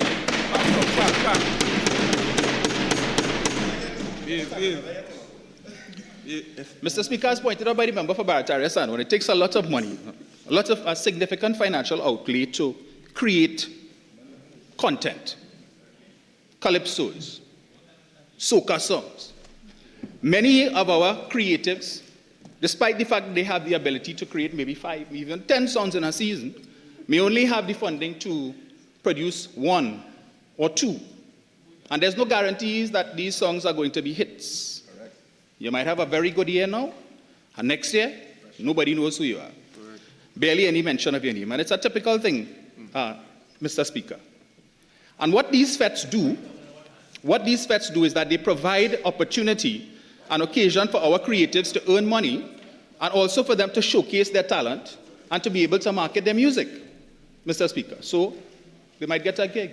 They're booked for a fete, a few fetes. And this provides them with that opportunity, Mr. Speaker, to be able to earn that money and to promote their music, which then they could then look for to record or register for intellectual property. Correct. But when you have such a scale-back carnival as we just read there, so few fetes, opportunity is lost. Yeah. And as we know, Mr. Speaker, this is a very fickle industry. In fact, recently I saw one of our creatives, a soca artist, took to social media to, not to complain, but to lament the fact that all he had was $5 to his name, Mr. Speaker. This is somebody who enjoyed a couple good years for carnival. When last you take a wine and a tongue ting? Yeah. That was a big song. Yeah. But today, Mr. Speaker, $5 to his name, facing eviction. This wasn't a good year for him. And so I wonder about this legislation, Mr. Speaker. It is good and we support it. But have our creatives really been benefiting? This legislation isn't new. As the member for Barataria Stanwan spoke about, the member for Siparia would have piloted legislation 96, 97. So it's been around for about 30 years. But yet still, we see so many of our creatives struggling. It is typical that we see our bards of old. Many of them face the same situation in their twilight years, stricken with illness and having to seek the help of the state, to seek the assistance of the public to be able to pay medical bills. We saw it, as was mentioned, Timothy Watkins, and I'm glad that the member for Barataria Sanwan got it correct this time. In the Senate, it was Timothy Walkins.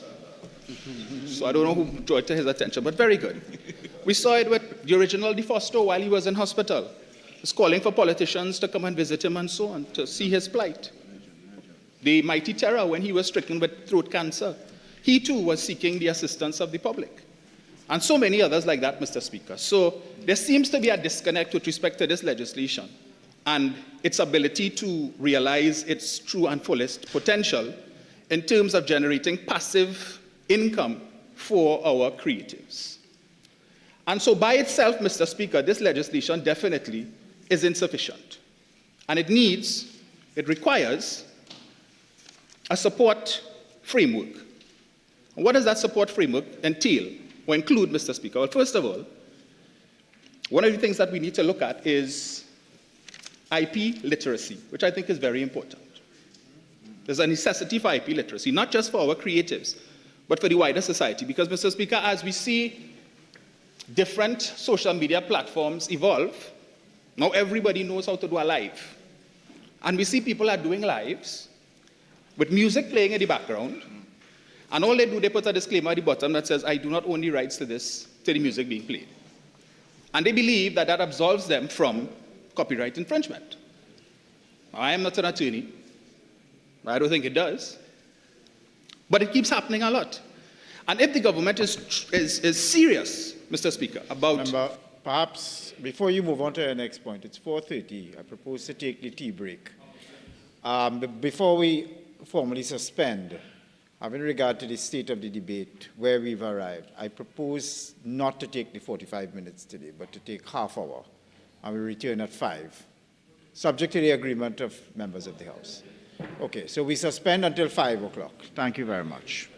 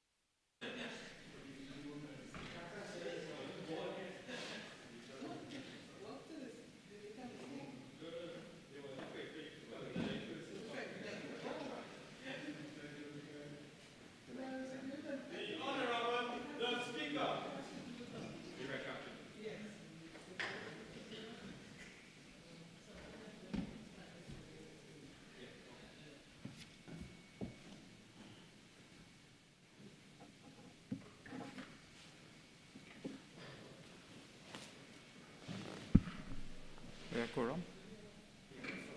We do? Mouse Kamalaba. Thank you, Mr. Speaker. Can I remind you that you have 13 minutes of regular time? Yes. Thanks.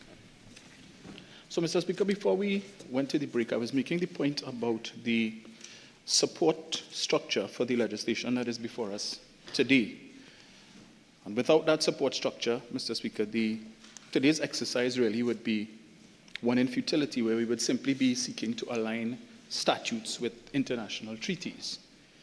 And this legislation essentially is going to end up being just, as I would say, sedentary legislation, meaning it does precious little and it goes nowhere, Mr. Speaker. And I was making the point of the necessity to facilitate IP literacy, not just for the creatives, but also for the wider society. And I gave the example of persons who have been using social media unaware of the implications of the use of what might be material that might be copyrighted. And when one looks at the Parent Act, Mr. Speaker, the penalties for copyright infringement is significant. And that is, of course, separate and apart from the legal remedies that the offended party also has to seek redress when it is that they find themselves the victims of copyright infringement. And one such example, Mr. Speaker, that stood out for me was an article that I came across from 20th of May 2025. Stalin's wife seeks to overturn judgment for unauthorized use of photo. And it reads, Mr. Speaker, the wife of five-time Calypso monarch Leroy Black Stalin Caliste is seeking to overturn a default judgment of over $300,000 obtained against her by a photojournalist for the unauthorized use of a photograph of her late husband. Last year, Angelo Marcel, trading as Trini Razi HD, sued Janet Caliste after the image he took of her husband at the new pub in Woodbrook in 2011 appeared on promotional material for a Black Stalin-themed concert in October 4th. Marcel claimed that Khalid's wife did not seek his permission before permitting the use of the photograph, which was published by the TNT Newsday newspaper without his approval. Although Marcel challenged the position before filing the suit, the photograph was not removed from television and social media advertising, and the concert was eventually held at the Southern Academy for the Performing Arts. Marcel claimed over $360,000 in compensation, which was based on his daily fee for use of an image on television and social media. The unauthorized use of the claimant's copyrighted work has caused the claimant to suffer loss, his lawyer claimed. So, Mr. Speaker, I am certain that Mrs. Khalid was not aware that she may have been infringing copyright law. And even so, wanting to use that photo, one question, would she have known where to go? How would she reach out to the photographer? Did she know who the photographer is? And this is a scenario that could play out for any ordinary citizen, Mr. Speaker, who may not be familiar with how copyright works, how intellectual property law works, and may very well find themselves before the courts, either through being the subject of a lawsuit or facing the penalties as prescribed in the parent legislation, Mr. Speaker. So I'm seriously advocating that going forward, that the government looks at putting in place some sort of program that treats with IP literacy. Mr. Speaker, another pillar of the support infrastructure for this legislation, I would say, is providing financing mechanisms specifically tailored for the creative industry.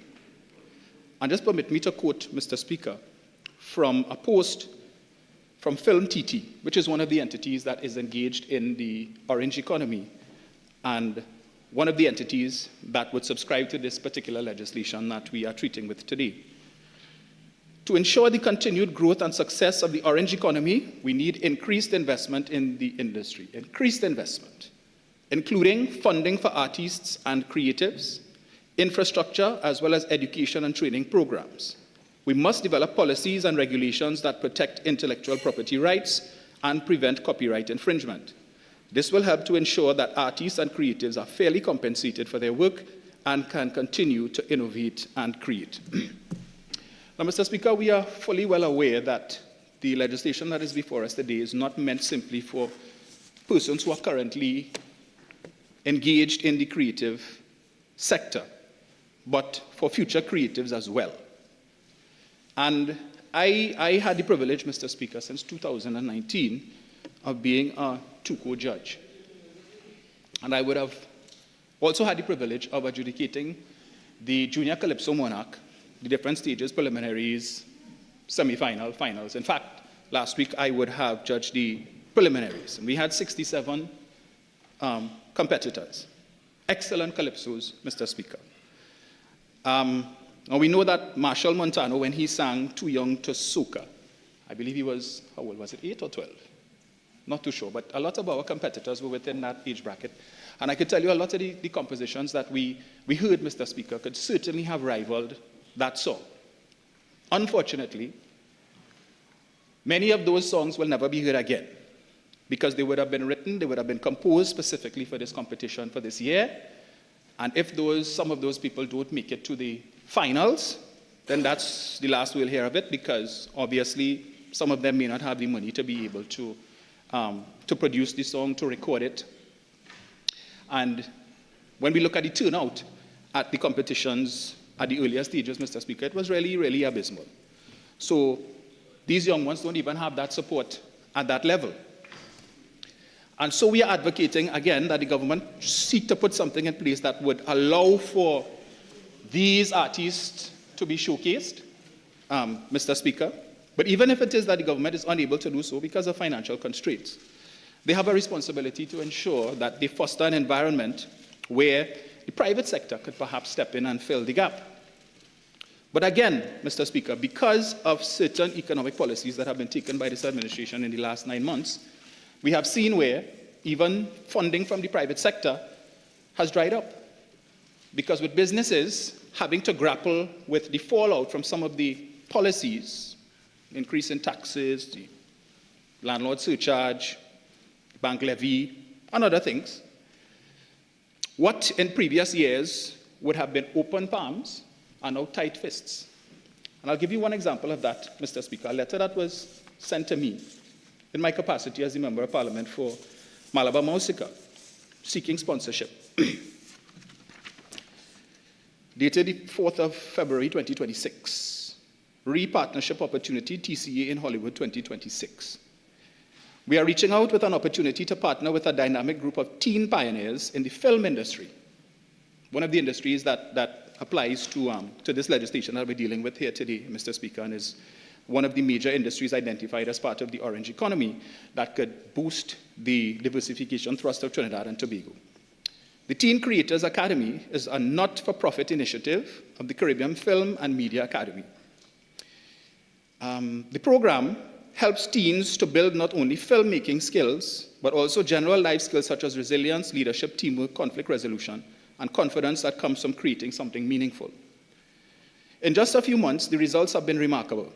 3 original short films, Carnival Chaos, Her Smile Was Backwards, and Playdate, have completed the International Festival Review process and are scheduled to screen at the Pan-African Film Festival Student Fest in Los Angeles, California, from February 11th to 16th, 2026, as next week. The teens also planned and hosted their red carpet premiere at Theatre 2, UTT campus at Napa. And the films are focused on local traditions and folklore and include local actors.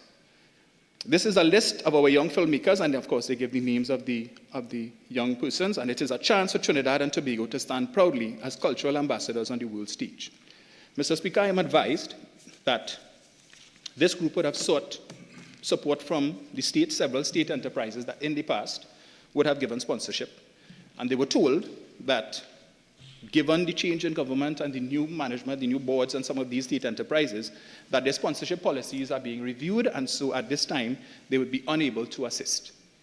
They would have also sent correspondence, I was told, to the Ministry of Culture, right? And they were advised that their correspondence would be passed to the relevant authorities for them to look into it. But to date, they have not had any positive response, and with the event starting next week on the 11th, it is clear that several of these students will not be able to attend this event, unfortunately. But Mr. Speaker, these are our future creatives. I recall as a child growing up in the late 80s, early 90s, enjoying local series like Turn Up the Tide, No Boundaries, Calabash Alley, Beulah Darling, Sugarcane Arrow. And even now, Mr. Speaker, where we see sometimes TTT would revive those archives, I'm always excited when I'm going through the guide and I see one of those shows pop up. Happy to look at it. It brings back memories of my childhood. If what? Yeah, we could include Mastana Bahar too. Ricky Tiki. Yeah. I love Mastana Bahar Pikapan. Hey, that was the thing. Hey. But the thing is, Mr. Speaker, these are our future creatives, and this is the time when they are in the embryonic stage of their creative genius that it needs to be encouraged.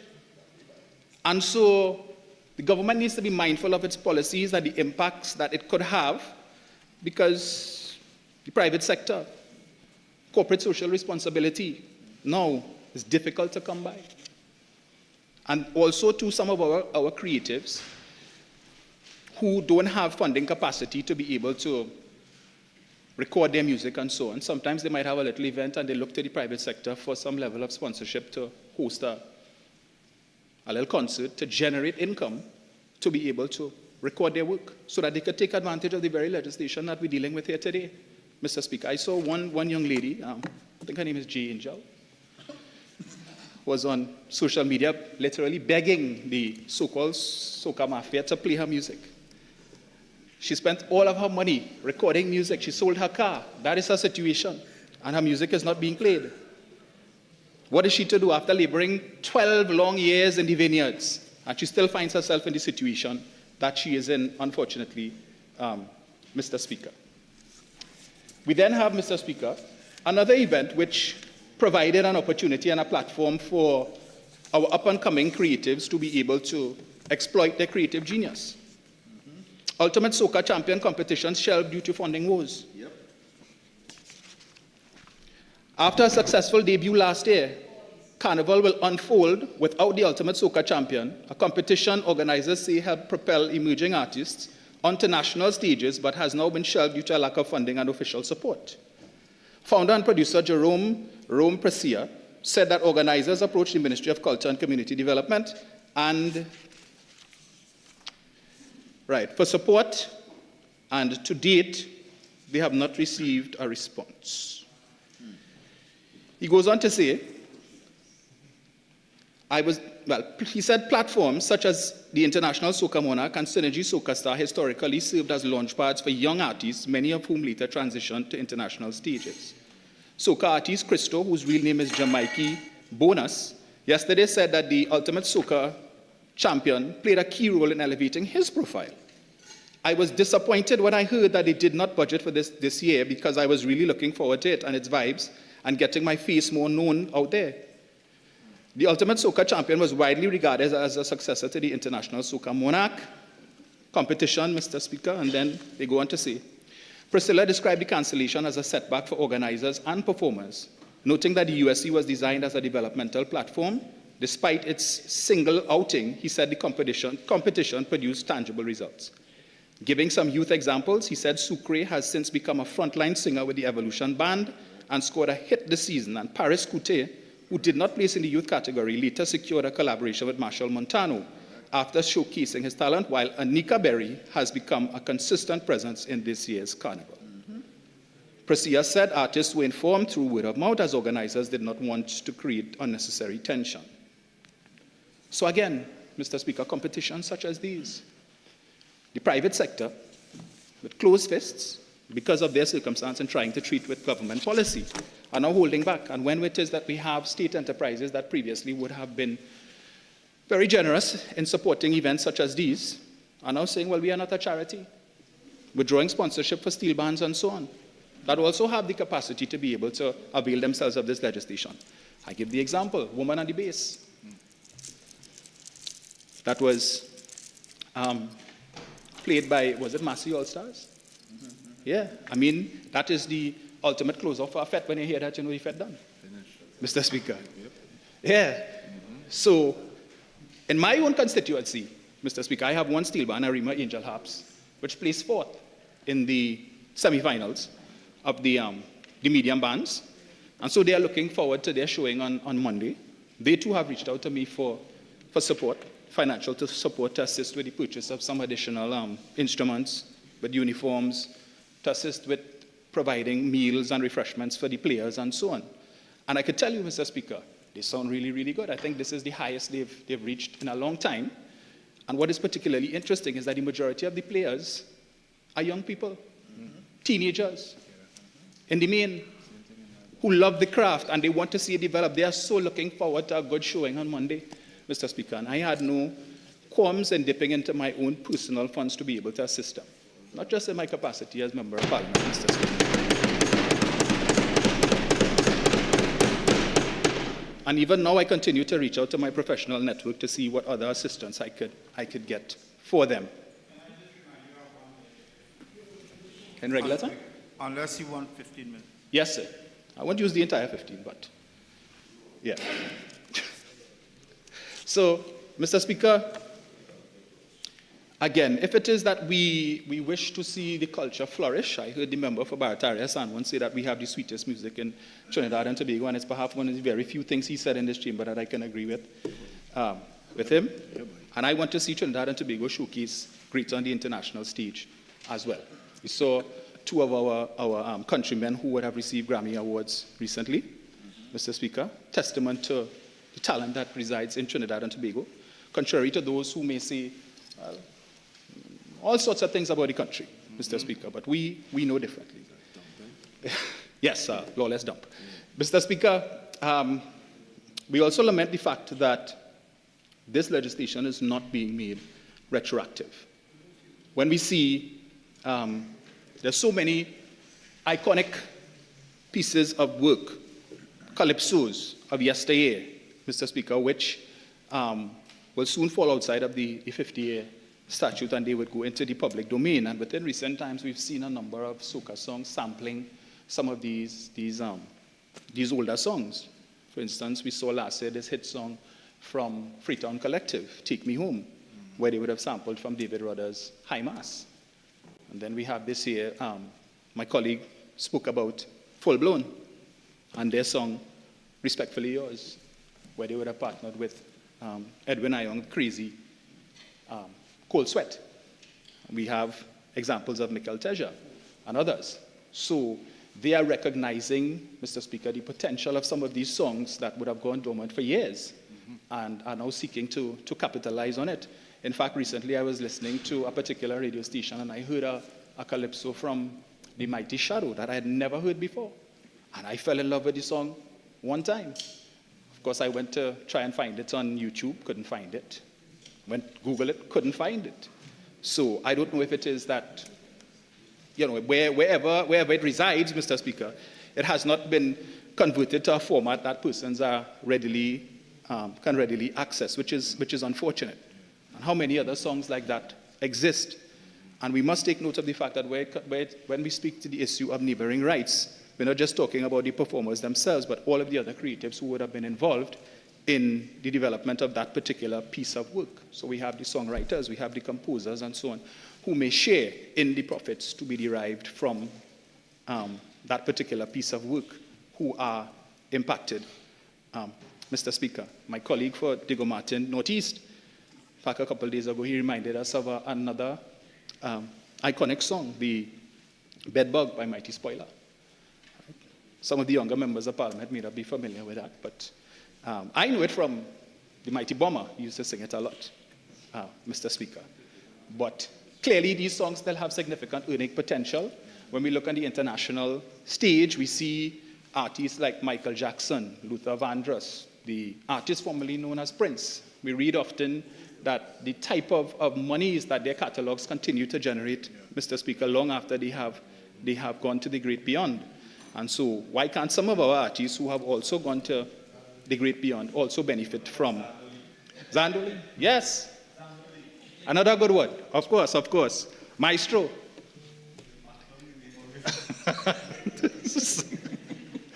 So, and we are advocating for this, Mr. Speaker, not because we believe that the PNM owns Calypso. All right? If we did, we would avail ourselves of this copyright law and we'd be making a lot of money from it, despite representations made by supporters opposite. So, Mr. Speaker, as I said, we support this legislation, but clearly the legislation needs support itself if it is that it is to realize its true and fullest potential in terms of protecting our creatives, in terms of incentivizing current and future creatives to do more. Yes, this legislation is coming, as the member for Barataria Sandham would have mentioned at an opportune time, it being Carnival. But this year being a very short season, Mr. Speaker, and we know what tradition holds. Effective midnight on Carnival Tuesday, you turn on your radio, you're going to hear R&B, you're going to hear dancehall, you're going to hear reggae. Yes, but we will not hear calypso. And for those of us who would have grown up in a Catholic background, you know that effective Ash Wednesday, for that 40 days of Lent, to hum, to sing, to whistle, any type of secular music, including soca and calypso, is sacrilege. All right? If your grandparents still are wrong, you could get a backhand slap for doing that. So you are advised to. And it's unfortunate that a lot of our creatives create music for a specific season, Carnival, and thereafter, the next time we will hear some new offerings will be probably November or December this year, when they put out music again for the next Carnival season. So what we need to do, Mr. Speaker, is to create an environment where there are opportunities year-round for our creatives to create new music, because they have the potential, they have the ability. As I said, to provide them with the funding, because it's not cheap to record music. And if they could get that support, I think it would definitely go a long way. We see our music being appreciated throughout the world, and we need to enhance our appreciation for it here in terms of supporting, because just yesterday I would have gone on Apple iTunes and I purchased a ringtone, Mikel Teja's Last Train. It cost me $1.29 US. So I put some money in Mikel Teja's pocket, so he will benefit from the legislation already. Yes. But I was looking for some of the other creatives, and unfortunately, they are not yet on that platform. So hopefully... I've given you 15 minutes, but... let's just move along now. I think we've been so I'm just reinforcing, Mr. Speaker. regaled enough. Yeah. Reinforcing the legislation that is before us. Again, we commend the government for bringing this legislation at this time. It is most timely. And with those few words, Mr. Speaker, I thank you for the opportunity.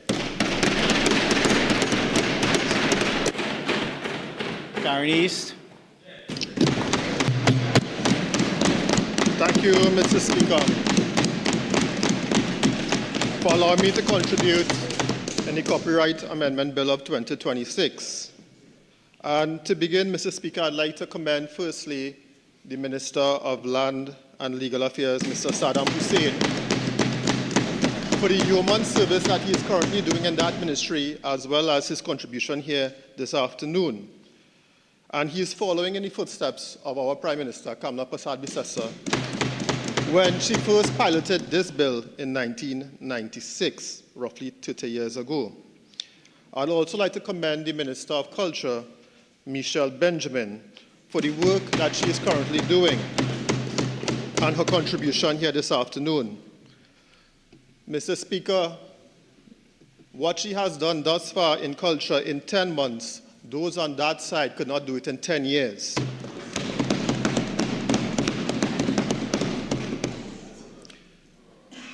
Mr. Speaker, the member for Diego Martin West has made a statement this afternoon that Carnival has contracted, and I'd like to refute that statement thus far. Mr. Speaker,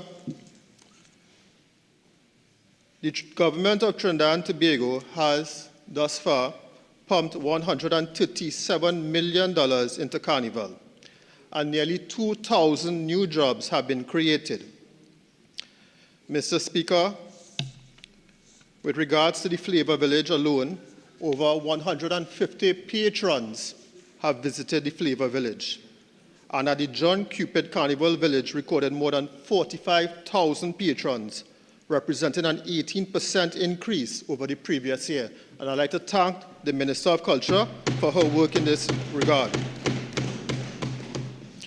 Mr. Speaker, the ministry has projected 37,613 visitors for this carnival season, which represents a 10% increase in carnival tourism. Hotel occupancy was reported as fully booked, contributing to employment and revenue within the hospitality sector. Mr. Speaker, the member for Diego Martin West went on to say that artists are not feeling protected. Remember, the purpose of this bill is to recognize, protect, and to monetize creative endeavors in a modern cultural, economic environment. This will benefit musicians, writers, visual artists, filmmakers, designers, choreographers, and other persons in this industry. These persons will be afforded legal ownership of their original work, enforceable rights to earn a sustainable living, as well as allow the creatives among us a fighting chance to succeed. The member went on to state that the bill does not help those with regards to the digital platforms that are currently available internationally. And Mr. Speaker, the United States of America and Europe are critical markets for copyright-protected works created by Trinidad and Tobago authors. As such, an extension of the term of protection would be in line with international best practice, whilst ensuring that our authors benefit in international markets. The extension of the term of protection would enable authors, performers, and producers of song recordings to benefit from growing digitization of music exploitation for at least another 20 years. A term of 50 years inevitably impedes record companies and artists and acts as a disadvantage to record holders in Trinidad and Tobago. So, Mr. Speaker, the member obviously did not read the bill. He went on to say that persons that are willing to come to Trinidad and Tobago from New York City can easily access a flight. And in that regard, I would like to thank the Minister of Finance through his portfolio in CAL for finally making CAL a correct and an efficient working company. And kudos to you, Mr. Minister. Mr. Speaker, the member from Malabar, Mausika, my friend and fellow class colleague from St. Mary's, mostly supported this piece of legislation. And he went on to state that this legislation would form the backbone of the orange economy. And I agree with him fully, Mr. Speaker. And then he went on to state that in some cases, artists are left impoverished in cases where they may have only one hit. And Mr. Speaker, that is the purpose of the bill. It is to provide the legal rights for the families as well as the estates of the performers as well as the authors of these musical recordings.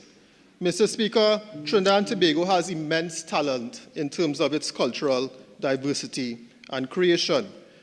For example, one of the most popular hits that we ever had created from Trinidad and Tobago was, in fact, created by Ansem Douglas. And it was the Baha Men version of Who Let the Dogs Out. And this became an international hit.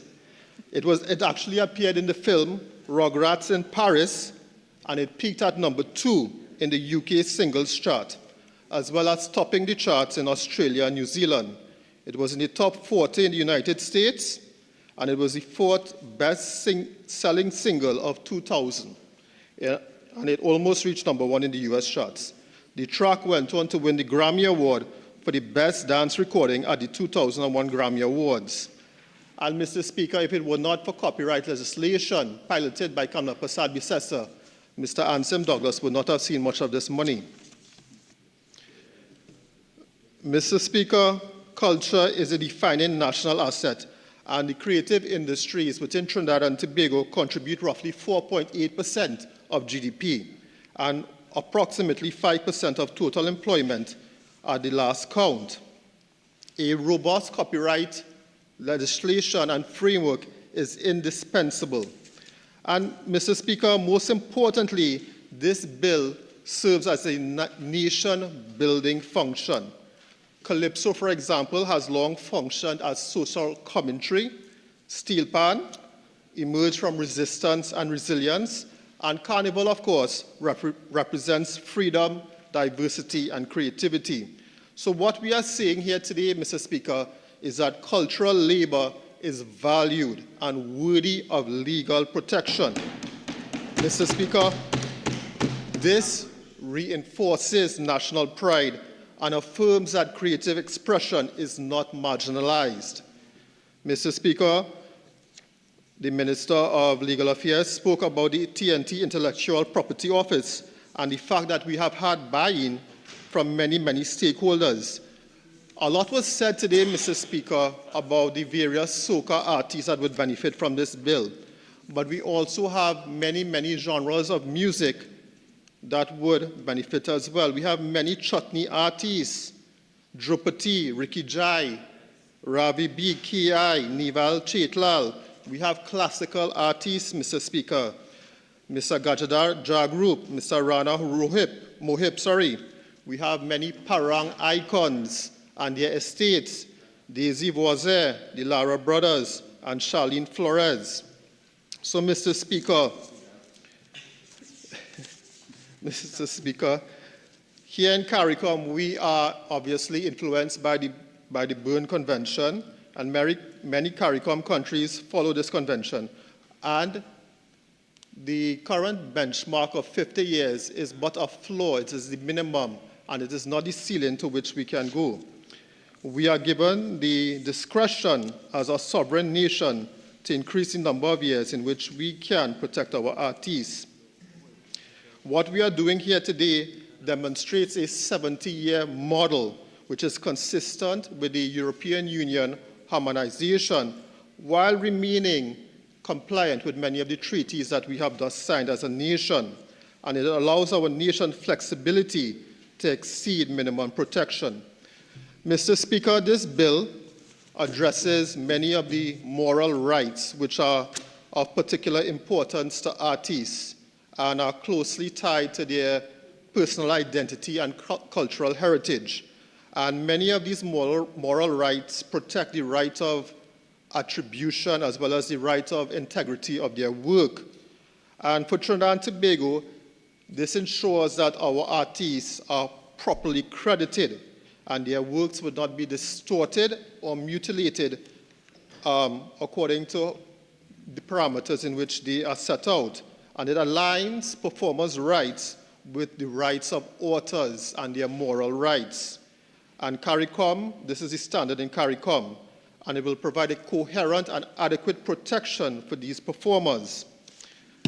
Mr. Speaker, the most important aspect of this bill is that it would afford legal protection, and it defines the fact that creative works would now be regarded as property, and this legal recognition is critical.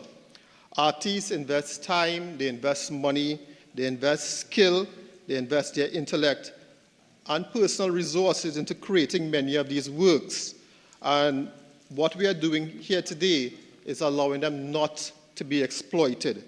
This bill, therefore, establishes exclusive rights, including the right to reproduce, to distribute, to perform, to communicate, to adapt, as well as the ability to license their works. Mr. Speaker, they will now be able to control how their creations are used and to negotiate the terms in which they are used.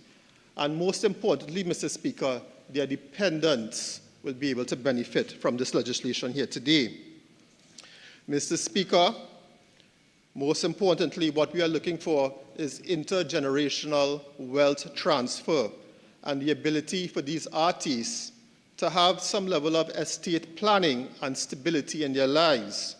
It will have additional support for their dependents and greater alignment with author rights and the potential for increased royalties over time.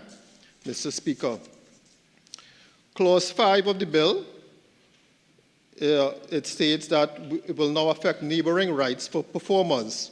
And Mr. Speaker, this is in line with many CARICOM countries, such as St. Vincent and the Grenadines. Mauritius and other Commonwealth countries also follow a 50-year calendar plan. And what we are doing here today is we are going above this, which is the general minimum in all Commonwealth countries.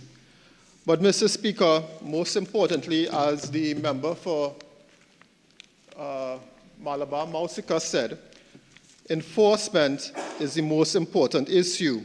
And what this bill does, it sets out clarity in the legislation and allows enforcement and dispute resolution to be of rights without enforcement would be meaningless, Mr. Speaker.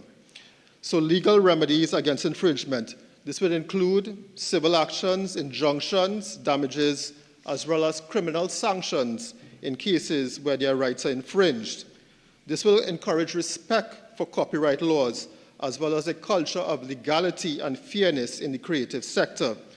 Mr. Speaker, the case law is extensive in this regard in the United Kingdom. Two cases being Fisher versus Brooker, as well as Confetti Records versus Warner Music. But Mr. Speaker, what this bill also allows, it allows the collective management organizations that exist worldwide to have some level of confidence in Trinidad and Tobago. And thus, they will be able to invest in our artists. Platforms such as streaming services, online marketplaces, and social media rely on long-term licensing structures that often exceed 50 years. And Mr. Speaker, what we are doing here today is we are allowing us here in Trinidad and Tobago to be compatible with digital licensing practices. Mr. Speaker, Clause 7 allows for the right of an equitable remuneration, and it is to align Trinidad and Tobago with the copyright regime in international and Commonwealth standards around the world, Mr. Speaker. Mr. Speaker, the European Union has harmonized the term of protection for song recordings at 70 years, and this is under Directive 2011/77 of the European Union. And 70 years has become the de facto international norm among developed countries in terms of copyright legislation. Mr. Speaker, this bill will improve income generation and economic security for artists. Privacy, unauthorized digital sharing have eroded many artists' earning potential, and this bill ensures that artists are paid when their works are consumed. This, of course, would include royalties from radio and television stations, live performances, as well as streaming services. And this, Mr. Speaker, is critical to modern economies. This would attract investments to this sector, as well as stimulate local industry growth from foreign entities. And this is a framework for ancillary markets in terms of merchandising, franchising, and licensing. Mr. Speaker, Clause 6 will affect the neighboring rights of producers and song recordings. And Mr. Speaker, here as well, we are in compliance with all Commonwealth countries, and in many cases, we will be exceeding their standards. Mr. Speaker, as an outlier, Jamaica, in just one regard, has their Copyright Amendment Act, and it was extended to 95 years. Most other CARICOM countries are currently at 50 years. But, Mr. Speaker, one of the most important aspects of this bill is that it would allow our creatives incentives to create, encourage creativity as well as cultural production, and that they will be more likely to invest in producing new works. And as you know, Mr. Speaker, culture in Trinidad and Tobago is central to national life. What we are allowing here, Mr. Speaker, is to allow professionals to have a vibrant and vigorous professional life with exclusive economic rights for a defined period. They can expect a longer return on investment, as well as the ability to stimulate investment in high-risk, high-reward creative ventures. Mr. Speaker, this, of course, will rebound specifically with a focus on our musical industry, be it soca music. In terms of fixed recording of songs, this is not the melody or the lyrics. Those are separate copyrights. But it will be in regards to a studio master, a live performance recording, or a DJ mix recorded song, Mr. Speaker. And it would fit into the economics of soca music. And, Mr. Speaker, what we are doing here today also is we are balancing the rights of the artists versus the public interest. And while this grants strong protection for creators, it also provides certain limitations and exceptions, such as fair dealings for education, research, as well as news reporting.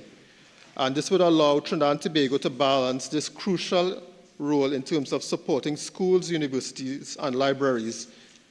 And, Mr. Speaker, I would not like to take up my entire length of time here, but what I would like to say in summary is the purpose of the copyright bill in Trinidad and Tobago is to protect creative ownership, and it is to allow secure and fair compensation and to promote cultural and economic sustainability and to align within local law.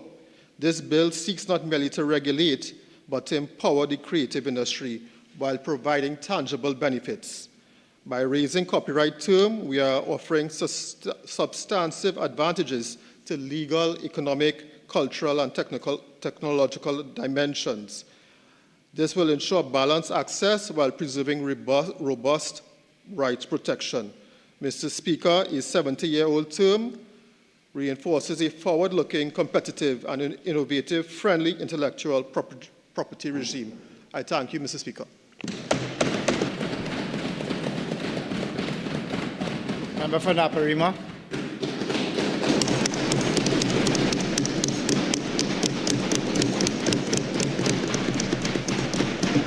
Thank you, Mr. Speaker. as I rise to make my maiden contribution in this honorable house, I do so with profound humility, gratitude, and an unwavering sense of duty to the people of Naparima. Permit me, sir, to begin by congratulating you on your election to Speaker. I also wish to express my heartfelt appreciation to the Honorable Prime Minister and member for Siparia for her visionary leadership, her unmatched dedication to service, and her belief in the transformative power of good governance. It would certainly be remiss of me not to say a special thank you to the hardworking, resilient, and patriotic people of Naparima, from the east, from the west, from the north, and from the south of this great constituency, from Lothians to St. Madeleine, from Gasperlo to Barrackpore, for placing their faith in me. I am here because of you, and I am here to serve you. Mr. Speaker, I rise today as the member for Naparima and the Parliamentary Secretary in the Ministry of Culture and Community Development to give my full and unequivocal support to the Copyright Amendment Bill 2026. I want to commend all of my colleagues on this side who came before me today on this bill. Mr. Speaker, culture, simply put, is the practice of customs with pride, purpose, and passion, and that is what we Trinbagonians are known for. Culture does not exist in isolation from law, nor does creativity flourish in a vacuum. Culture lives in communities. It is born in panyards, in mass camps, in dance studios, in recording rooms, in villages and neighborhoods where stories, rhythms, and traditions are shaped by ordinary citizens whose talent becomes national heritage. The Ministry of Culture and Community Development sits precisely at this intersection, where creative expression meets community life, and where intellectual property ceases to be abstract law and becomes lived experience. When a Calypsonian writes a song, when a spoken word artist performs a piece, when a community theater group stages a play, or when a young producer records a track in a bedroom studio, what they are creating is not only art, but value, real value, tangible value. The role of the ministry is to ensure that this value is recognized, protected, and allowed to mature into sustainable livelihoods. And it is for these very reasons, Mr. Speaker, that I commend the Prime Minister, the Honourable Member for Siparia, for her foresight and a steady leadership in advancing this reform. Mr. Speaker, this bill did not arise by accident, nor is it a matter of convenience. It reflects a long-standing understanding demonstrated consistently throughout a public service that culture is not peripheral to development, but fundamental to it. The Prime Minister has always recognized that intellectual property is one of the most valuable assets of a modern knowledge-based economy, and that if we fail to protect it adequately, we do a disservice not only to our creators, but to future generations who inherit their work. Mr. Speaker, this bill is not an isolated act. It is part of a coherent vision, one that understands that creative labor must be matched with legal protection, that promises must be anchored in policy, and that policy must ultimately be translated into law. In advancing this bill, the Prime Minister once again demonstrates that when leadership is informed by foresight, governance produces results. And when the UNC governs, culture is not merely celebrated, it is secured. Because, Mr. Speaker, when UNC wins, culture and talent win. This bill, Mr. Speaker, is about who we are, who we value, and whether we are serious, truly serious about protecting the intellectual and creative labor of the people of Trinidad and Tobago. Mr. Speaker, there's an old Latin maxim, ars longa vita brevis, art endures. Life is short.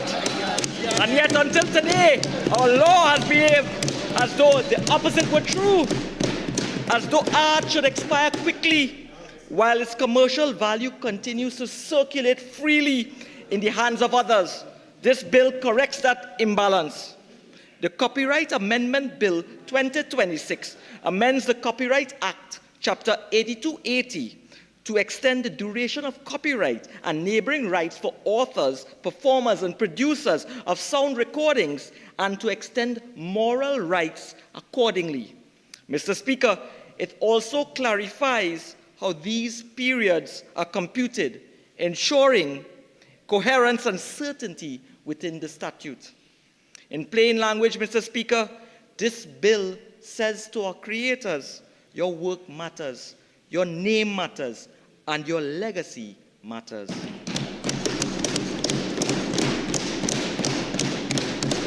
Clause 3 of this bill amends Section 19 of the Act to extend the duration of copyright protection for authors from 50 years to 70 years after death. In the case of joint authorship, protection now endures for 70 years after the death of the last surviving author. Let us consider, Mr. Speaker, what this means to the Trinidad and Tobago author who died in the early 1970s. This gives the estate more protection. Currently, at this time, under the old regime, the law would say, thank you very much, your time is up. And the creator, their legacy would be cut short. Crucially, the same extension applies to moral rights, the rights of an author to be identified as the creator of a work and to object to distortion, mutilation, or derogatory treatment of that work. Why does that matter, Mr. Speaker? Because moral rights are not about money alone. They are about dignity. They are about honor. They are about reputation. They are about ensuring that a calypso, a novel, a film, or a poem is not stripped of its soul long after the author has passed on. As the old people say, your name better than money. This bill protects both. Clauses 4 through 7 of this bill extend similar protection to performers and producers of sound recordings.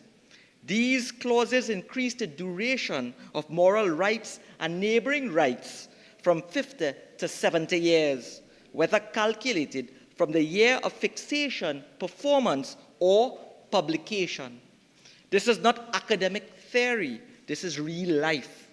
Mr. Speaker, they say where there is a right, there must be a remedy. This bill supplies that remedy. Clause 7 in particular, extends the duration of the right to equitable remuneration where sound recordings are used for commercial purposes, broadcasting, public communication, or public performance. It ensures that performers and producers continue to receive fair compensation for 70 years. That is not generosity, that is justice. Yes. Mr. Speaker, Clause 8 amends Section 24(2) of the Act to clarify the computation of protection for broadcasting organizations. It retains the 50-year period, but clarifies that it is computed from the end of the year in which the broadcast first takes place. This may sound technical, Mr. Speaker, but clarity in law is not trivial.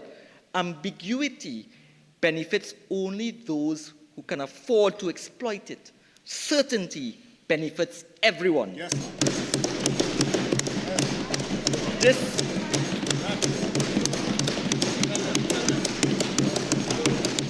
This bill is not a sudden awakening. It is continuity. It is follow through. It is what happens when promises are not merely made, but kept. And let me say this without apology again, Mr. Speaker. When the UNC wins, culture wins. Under UNC administration, culture is legislated, not lip serviced. We do not discover artists during election campaigns and forget them after. Mr. Speaker, we don't chase headlines or pose for photo ops. We rewrite the rules when reform is necessary. We tackle the tough, unglamorous work, modernizing outdated laws, raising standards to meet the world, and safeguarding rights that outlive election cycles. The Berne Convention, established in 1886, ratified by 181 states, to which Trinidad and Tobago is a proud signatory, establishes the minimum protection of life plus 50 years. But Article 7.6 of the Convention expressly allows states to grant longer terms. Many have done so. Mexico provides life plus 100 years. Guatemala provides life plus 75. Dominica provides life plus 70. St. Vincent and the Grenadines provides life plus 75. Trinidad and Tobago, under this bill, chooses life plus 70 years. This is not radical, it is responsible, it is competitive, and it signals to the world that Trinidad and Tobago respects intellectual property as a driver of economic growth. Mr. Speaker, let us be frank in this honorable House, and let us speak truthfully. The PNM may come from time to time to give Calypsonians a little mamagai, a photo op, a fleeting handshake, a passing mention during carnival season. But when it comes to meaningful structural protection of creative labor, they fall short. They dabble in culture. They treat it as an accessory, a decoration for the cameras, or a talking point for the headlines. The people saw this clearly, and it is no coincidence that they voted them out on April 28th last year. Mr. Speaker, I want to put on the record and answer the member for Diego Martin West, my colleague on the other side. He claims they on the other side care for culture, yet they did not see fit to bring this amendment in the 10 years.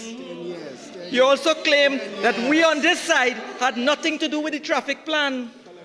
But I was present for those meetings. I don't know. Tell them. Mr. Speaker, this UNC government is different. We are not here to offer crumbs or appearances. We are here to rewrite the rules, not willy-nilly, but where it needs to be, to ensure that intellectual property rights for authors, performers, and producers are robust, enduring, and most importantly, enforceable. We are not giving creators, we are giving creators what they truly deserve, legal protection that matches the value of their work. This is not tokenism, this is transformation. And that, Mr. Speaker, is why the people place their trust in us, and why this bill represents promises made and promises kept. Mr. Culture, others before me have said culture is not charity.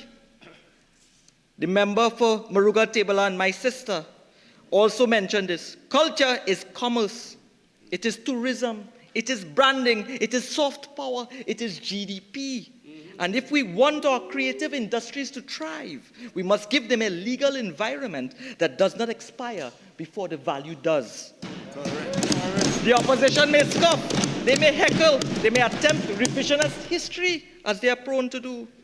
But the people know empty vessels make the most noise. Yes. Delivery makes the difference. Yes. This government is delivering. This bill is delivery. This bill is proof that when the UNC governs, legislation follows intention and action follows promise.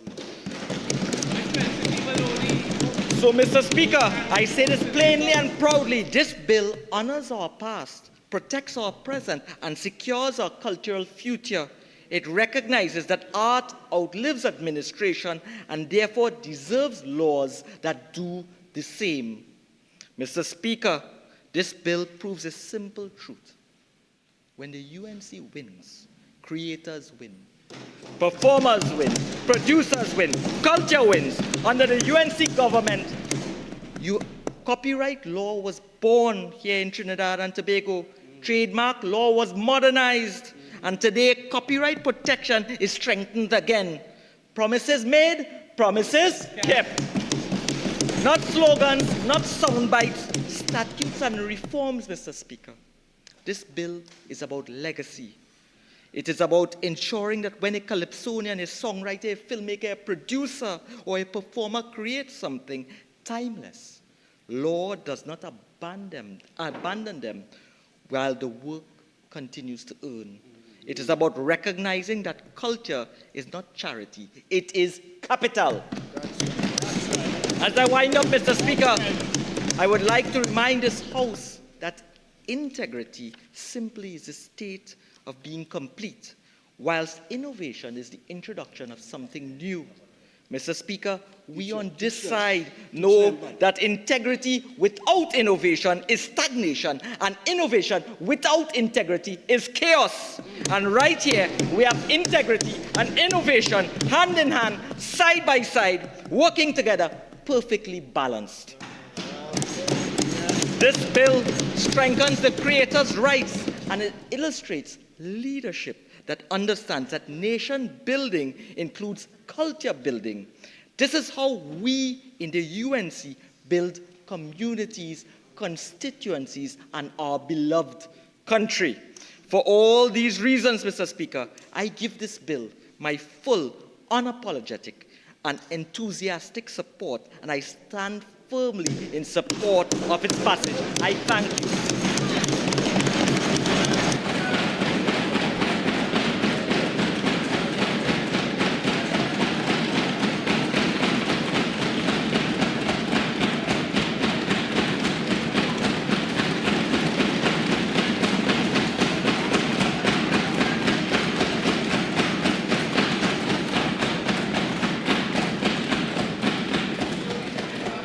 Before I call on the member for Barataria San Juan, I wish to join the entire House in extending congratulations to the member for Naparima for his maiden speech. And I want to ask all the members of the House to give the member a rousing congratulations.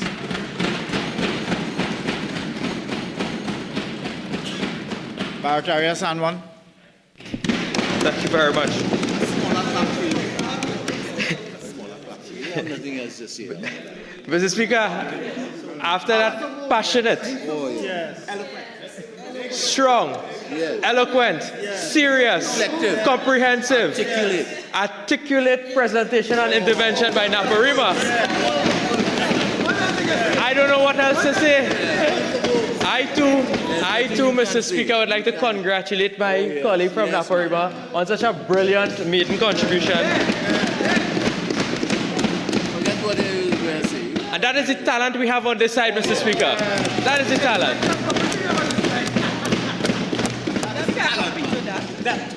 Mr. Speaker, this is an important debate. We're talking about talent and culture. We had about 4 speakers on this side, and they could put up 2 very weak speakers who made no contribution to the law, no contribution to the bill. I was disappointed, especially in Diego Martin West, coming from the entertainment industry. I think that's where he come from. But his contribution was lacking. It had no analysis, and it was just full of politics. Full of politics. I'm so happy for my colleague from Naparima, who sits in the Ministry of Culture, for clearly putting this entire bill in perspective for the member for Diego Martin West. So, Mr. Speaker, Diego Martin West said we didn't do anything unusual. He said we're not doing anything unusual.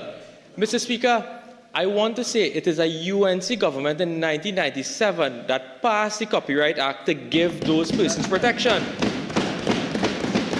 And now, when we return to government, we realize they need more protection, and that is what we are doing here today, Mr. Speaker.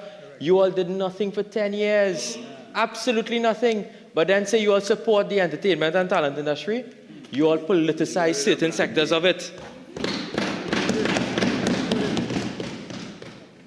Then the member spoke of arrivals and so on in the country. Give him some numbers. Well, I have to give the member some numbers that I got from the Airport Authority. Where is that? Where is that? Mr. Speaker, in 2022, there were about 26,955 arrivals in Port of Spain.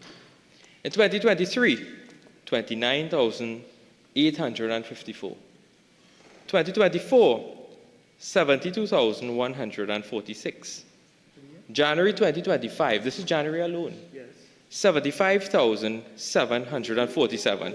January 2025, let me reach to January 2026, 76,479 persons entered Trinidad for this period. So you could jump high, you could jump low, you could say this, you could say that. The facts speak for themselves, Mr. Speaker. The facts speak for themselves. But then they talk about, oh, we must give more protection for our artists and so on because, you know, we have to protect the talent of this country. I think my friend from Malabar, Mausika, said that the cemetery has more wealth any place in this world. I think he said it had more intellectual property there. Now, if you're... If you all are playing in the political graveyard, don't put us there. Don't put us there. Mr. Speaker, do you know, Mr. Speaker, that all that they're talking about protection for the creative industries and we must protect copyrights and things. Mr. Speaker, I want to take you to a Guardian article dated the 10th of January 2026. The Guardian is titled, PNM threatened with legal action over alleged unauthorized use of song. What? The article says, a copyright dispute has emerged in the final days of the Tobago House of Assembly campaign with attorneys for a US-based music production company warning of imminent court action against the People's National Movement. Mr. Speaker, what they were doing is that they were stealing people's copyright. They were breaching copyright. They were breaching copyright, Mr. Speaker, until I saw another article now dated the 10th of January from the Newsday. PNM agrees to drop campaign song after legal threat. That is an admission that they breached the copyright, that they stole the song. Mr. Speaker, if they could thief a song, I don't know what else they will thief.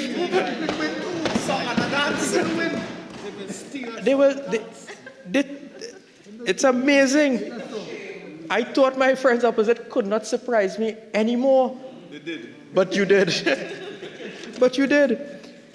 Then, so the member said he recommends that we must have more IP, intellectual property, literacy. I think the first people to enroll in that class will be the PNM. They will be the first people. And, Mr. Speaker, I then heard a comment about why is this thing not operating retroactively. Now, they are taking advice from a fellow called Senator Al-Rawi. Now, you all be very careful with taking advice from that fella. He caused a CPEP contractor to have to pay about $250,000 in legal costs for losing a case, you know. So be very careful of the legal advice you're taking there.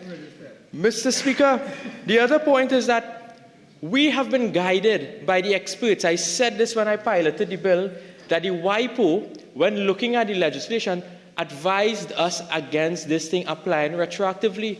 What you will do is you will open a floodgate of litigation. We on this side are acting responsibly. We are not going to allow that to happen. The bill is not operating retroactively. Then I saw an amendment being circulated by my friend for Aruka Lopino. He wants to insert a new clause so that the bill operates retroactively, and it says that the act is deemed to have come into force on the 6th day of February 1975. Well, Mr. Speaker, I wasn't born as yet, right? Mr. Speaker, you know what's the comical thing about this? The first Copyright Act in this country came into force in 1985. It was then repealed in 1997 and replaced by the 1997 Act. So they are asking us to go back even before the first Copyright Act was passed in 1975. Mr. Speaker, I don't know where they're getting legal advice from. Where are they getting legal advice from? Mr. Speaker, I want to put that on the record for all to know that the bill cannot operate retroactively. We are not going to allow a floodgate of litigation to open. We are taking a responsible decision, Mr. Speaker, as we are. So, Mr. Speaker, with these few matters that I wish to end my contribution, I also want to say that on this side, we have some very talented members also. I know my colleague, Dr. Munilal, and the member for Orpuch East, and the Minister of Finance. They are very good singers. You would have seen them perform in many public functions and so on. So, Mr. Speaker, this bill may protect their work also. It will protect the work of many of our talented sons and daughters of the soil, Mr. Speaker. Mr. Speaker, we on this side are ensuring that we lend as much protection as can be possible to the creative industry in Trinidad and Tobago, and I beg to move.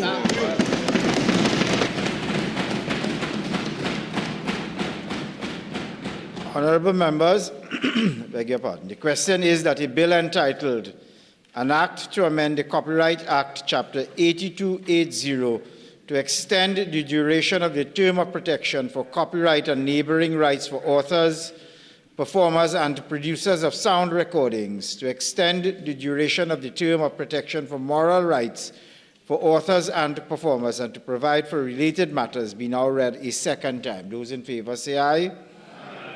Those against, no. The ayes have it.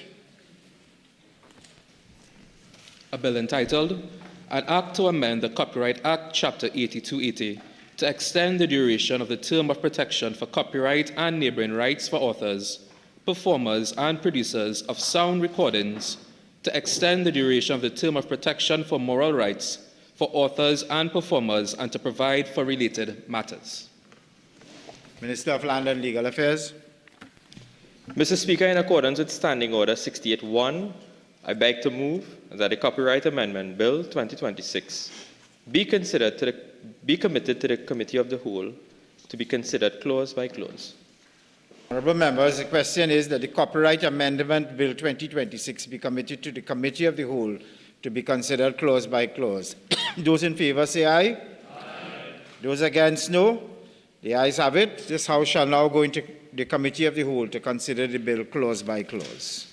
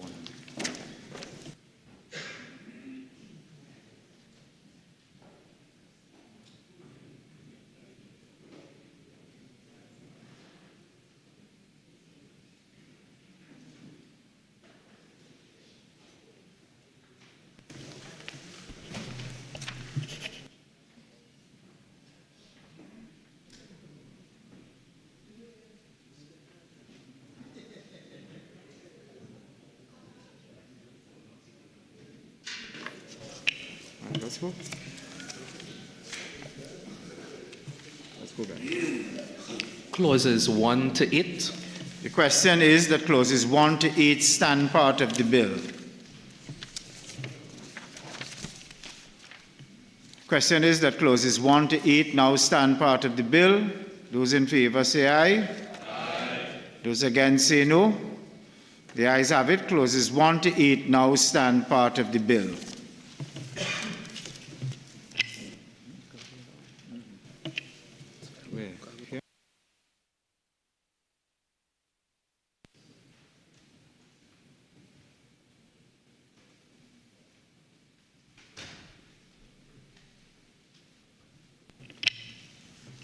New clause 2. The question is that new clause 2 be read a second time. Those in favor say aye. Those against say no. Well, I think the noes have it. Mr. Chairman, can we ask the government, please, why would you not want this act to be retroactive? I'd just like to know, please. No, I think the procedure is, from I'm advised by the clerk, that once it is voted against being read a second time, there's no discussion. No, I think that that's it. The way the procedure is that there's no comment once there's a vote against it being read a second time. Well, I don't think there's a power to comment before the vote. That's the point I was making. No, it's a new clause. It's not an amendment. There's a difference. That is what I'm advised by the clerk. You're saying procedurally that if the opposition wants to propose an amendment to introduce a new clause, once the government says no, there's no debate or discussion on this? That's what you are saying, sir? I'm not talking to all you. I'm talking to him. So the current question is that there's no debate on this that it be read a second time. What about a discussion of it itself, the merits of the proposed amendment? If it is agreed to, I'm advised. Well, why wouldn't the government want to just explain why they voted against? This is to help artists. There's a particular famous calypso, Jean and Dinah, which was first sang in 1956, and the 50 years will run out this year. I'd just like an explanation, that's all. Well, I think, all right, without venturing to get into the fray of it, I think the mover of the bill was very clear in his winding up. And you're a member with some experience in law, so make what you wish of it. So I think the you're public saying, will Mr. Chairman, that the government is not willing to explain why they don't want to make this No, retroactive? I'm saying that I think the explanation for the current purposes proffered by the mover of the bill and the minister, the relevant minister, is sufficient for the current purposes. That's all I'm saying. I got that, Mr. Chairman. What I Right. heard the So minister let's not say, prolong. Let's not Chairman, prolong the issue now. This Let's move is on. to protect artists from All Trinidad and right. Tobago. All right, we've heard all that. Let's move on now. Okay, this is not the time or the place. Favoring foreigners who have stolen copyright from Trinidad and Tobago citizens. There go Martin. That's what you're doing. There go Martin, notice. All right, stop it. Stop this unnecessary crosstalk at this stage. There's absolutely no need for that. New clause 3. The question is that new clause 3 be read a second time. Those in favor say aye. Aye. Those against say no. There you go again. You don't want to explain yourselves. A secret government. Yeah? So report requesting that it be not reported to the House. Where are we going?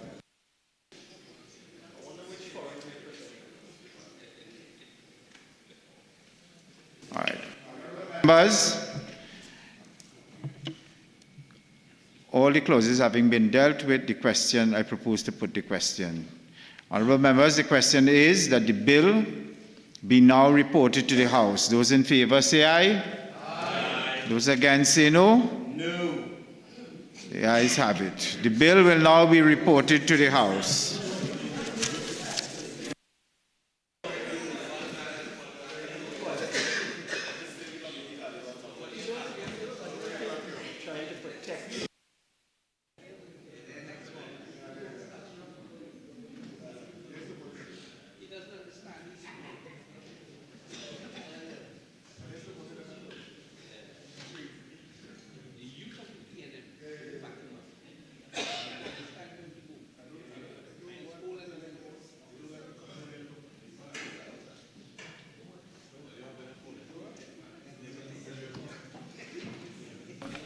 Minister of Land and Legal Affairs.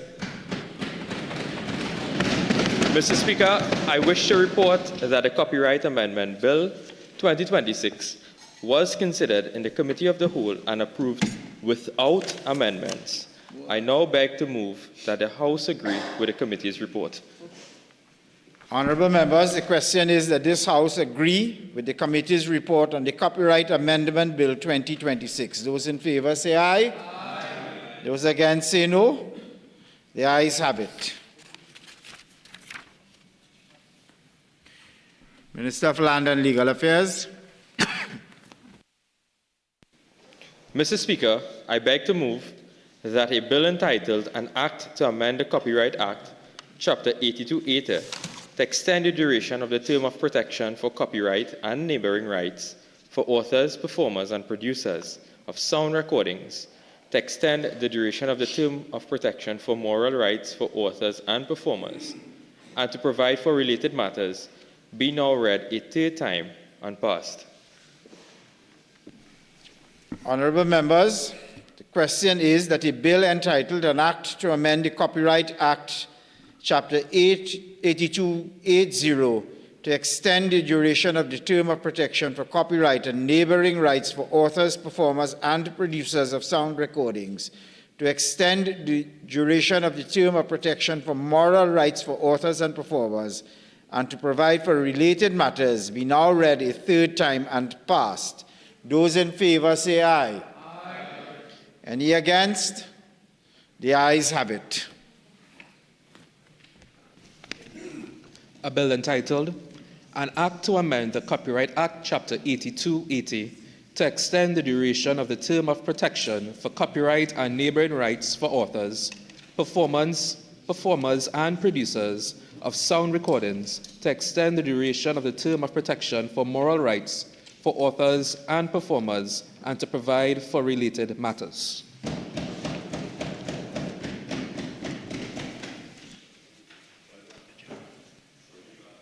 Honourable members, there is a matter that qualifies to be raised on the motion for the adjournment.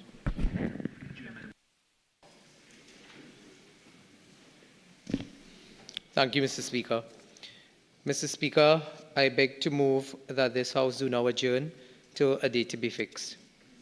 Members, before I put the question on the adjournment, there is a matter which has qualified to be raised on the motion for the adjournment, and I'll call the member for a remark.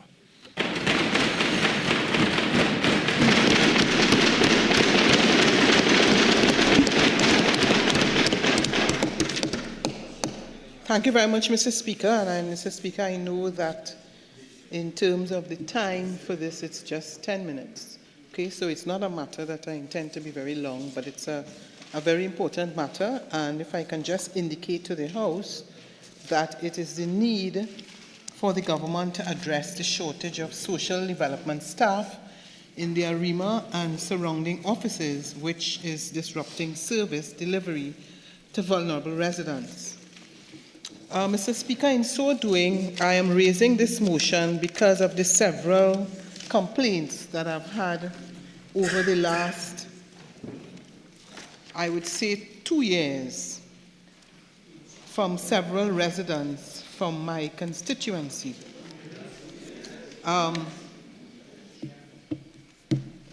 Mr. Speaker, the complaints have increased. And I would say that my colleagues can laugh if they wish. This is a very serious matter. Okay?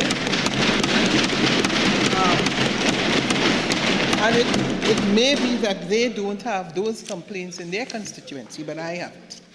And I'm saying 2 years. I'm not afraid to say 2 years, because it is not that it hasn't existed before, but within those last 2 years, it has increased considerably.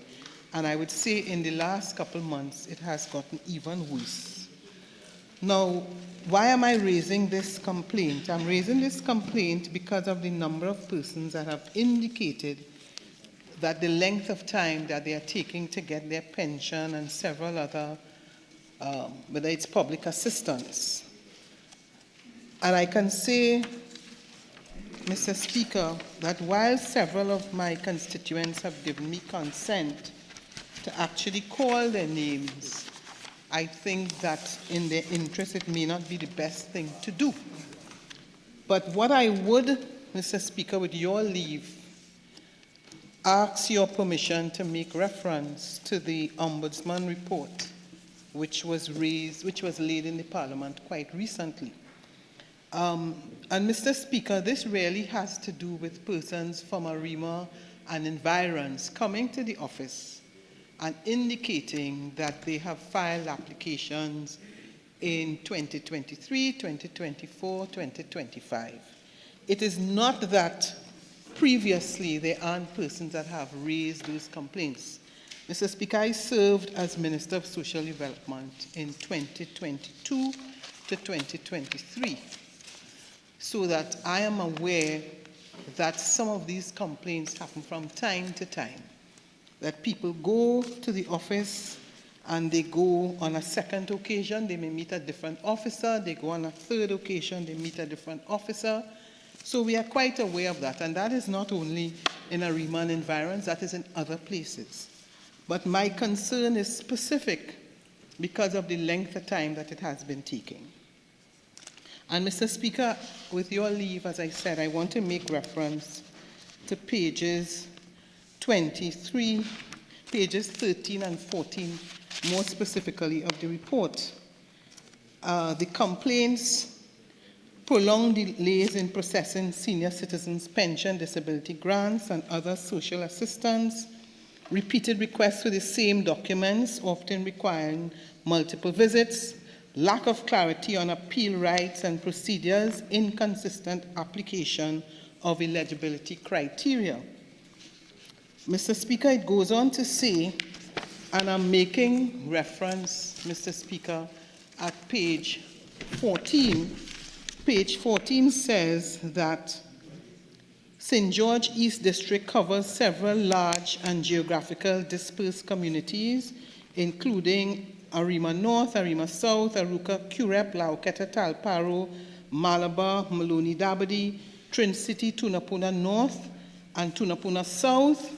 The size and distribution of the population across these communities make every stage of social welfare process, verification, assessment, follow-up, and file management particularly difficult, especially in a system that remains largely paper-based. And Mr. Speaker, the reason why I made reference to 2 years is because I'm using that time frame for some of the persons who have come in quite recently, having applied for pension in 2023, 2024, and 2025. That is related to the fact that the officers who were assigned at that time to deal with these particular districts have been appointed or transferred to another area. And since then, no officer has been appointed. So I hope my colleagues who are laughing understand what I'm saying. And since that period, there has been no officer appointed. So I have in my possessions at least 6 complaints that I want to make reference to. And in all of these cases, pension applied for 2024, June 24, June 25, October, May 25, December 24, March 24, be it pension, disability. So I'm really speaking specifically about the fact that nobody has replaced that officer. Now, Mr. Speaker, let me make it abundantly clear that this is not a matter that necessarily only exists in this government. We have had this situation as well, because those persons are appointed by the Public Service Commission. And that is where the challenge exists. I mean, we also have a situation where there are other members of staff, contract officers, where their contracts expired in May of 2025, and that those contracts have not been renewed. So you have a situation where, in some instances, you're talking about contract employment, and in some instances, you're talking about officers who the Public Service Commission has not appointed. But the main ones that I'm dealing with is those not appointed by the Public Service Commission, which all governments can't necessarily address in a very easy way because it's really left up to the Commission. But at the end of the day, it does not mean that it's a matter that you should not raise. So you have applicants who simply go to Tunapuna and they say to them, we don't have an officer, we don't have anybody to investigate your pension, your disability. And these persons have been waiting over that period of time. And then other officers, contract officers, as I understand it, since last year, where all of those contracts ended, none of those contracts have subsequently been renewed. So, Mr. Speaker, what I would say is that there was an agreement or a decision taken in 2024. A resolution was approved pursuant to the Public Assistance Act, Chapter 3203, to divide the St. George's District into two separate districts, the Local Public Assistance District of Arima and the Local Public Assistance of Tunapuna. And in truth and in fact, until such time as that is addressed, there will be a difficulty for this matter to be resolved. So what it says is that the system for processing social welfare application remains slow and outdated. Most procedures are still manual and paper-based, forcing applicants to visit several offices and present the same documents repeatedly.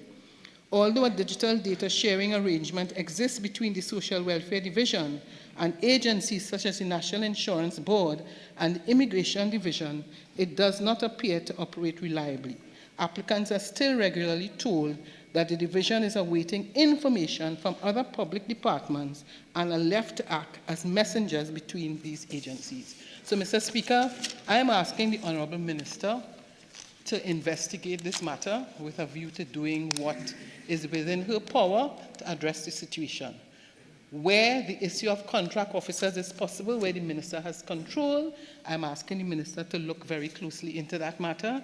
And I'm also asking, as a Member of Parliament for Arima, that there was an office that was completed, and I know that during the last budget debate, the Minister indicated that the possibility existed that that office will be opened this year. So I speak on behalf of the hundreds of persons, or shall I say the thousands of persons in these respective areas who are not able. And Mr. Speaker, could you ask the Honourable Member for St. Augustine to stop distracting me, please? Okay?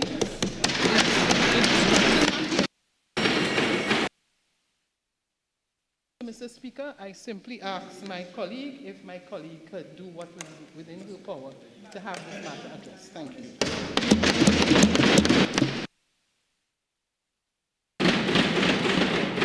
Minister of the People, Social Development and Family Services. Thank you very much. Thank you very much, Mr. Speaker. Mr. Speaker, let me say at the outset that we welcome scrutiny of the social welfare system because this is a system that is supposed to help the poor and vulnerable. That aside, Mr. Speaker, where was this scrutiny before May 1st, 2025? Mr. Speaker, this motion invites the public to believe that staffing shortages in Arima and the surrounding districts somehow materialized recently under this administration.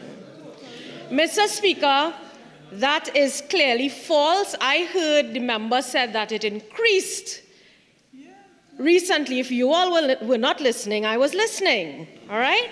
So, Mr. Speaker, that is clearly false. What this motion is plainly inconsistent with is evidence. Mr. Speaker, between 2015 and 2025, under 10 uninterrupted years of PNM rule, the very Social Welfare Division was subjected to a deliberate, silent hiring freeze, not declared, not debated, not defended, but enforced. Vacancies were left unfilled, retirements were not replaced, requests to Service Commission Department were delayed, acting appointments were allowed to stagnate indefinitely. And all of this occurred while caseloads exploded. The member mentioned that over the last 2 years that this would have been occurring. But then she mentioned 2023, 24, 25. And I'm glad she corrected herself during the contribution, because it is more than 2 years this has been occurring. Mr. Speaker, I want to share with you what we inherited. The current staffing position with respect to St. George East Tunapuna Local Board. Established staff. The approved staff is 1 social welfare supervisor 2. Current staff, 1 social welfare supervisor 2. The approved staffing for social welfare advisor 2. 4. Current staffing 2. 2 vacant offices. The approved staff for social welfare advisor 1. 10. Current staffing, 4 social welfare advisor 1. 6 vacant offices. That is established staff. Mr. Speaker, let us be very clear about what the opposition conveniently ignores. Social welfare offices are not optional conveniences. They are statutory bodies mandated by the Public Assistance Act, Chapter 32(3), to assess, improve, and administer grants to the poor, the elderly, persons with disabilities, and families in crisis. You cannot freeze staff in a legislated system without paralyzing it, and that is what they did, Mr. Speaker. So when they speak now about disruption in service delivery, you created that. And now we have to fix it. But, Mr. Speaker, I assure my friend, it will be fixed.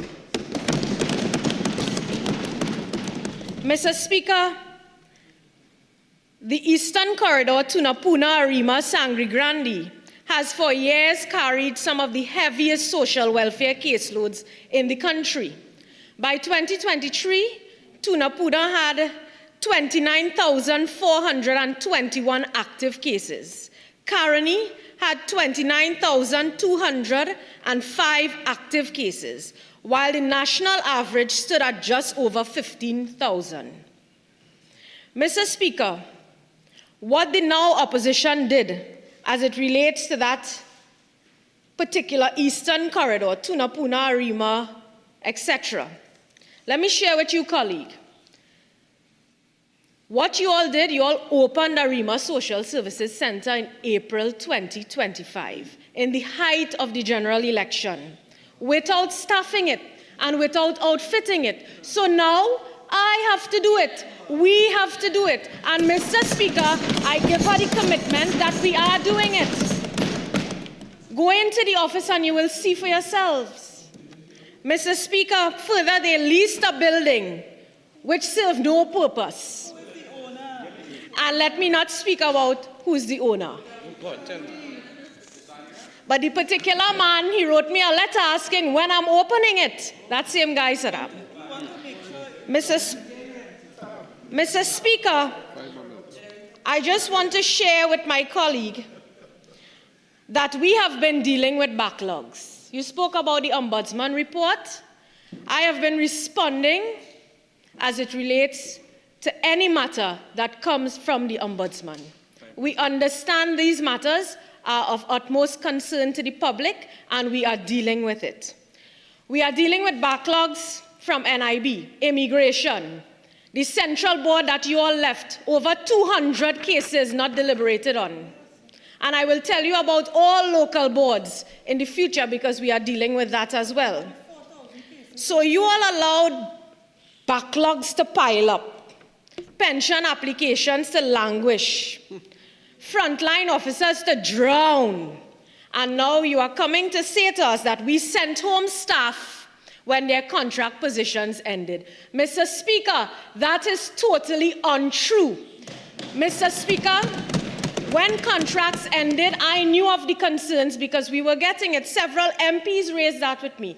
And you would recall, member, at the Standing Finance Committee, I said, if I am to send home anyone, all of you would be calling me.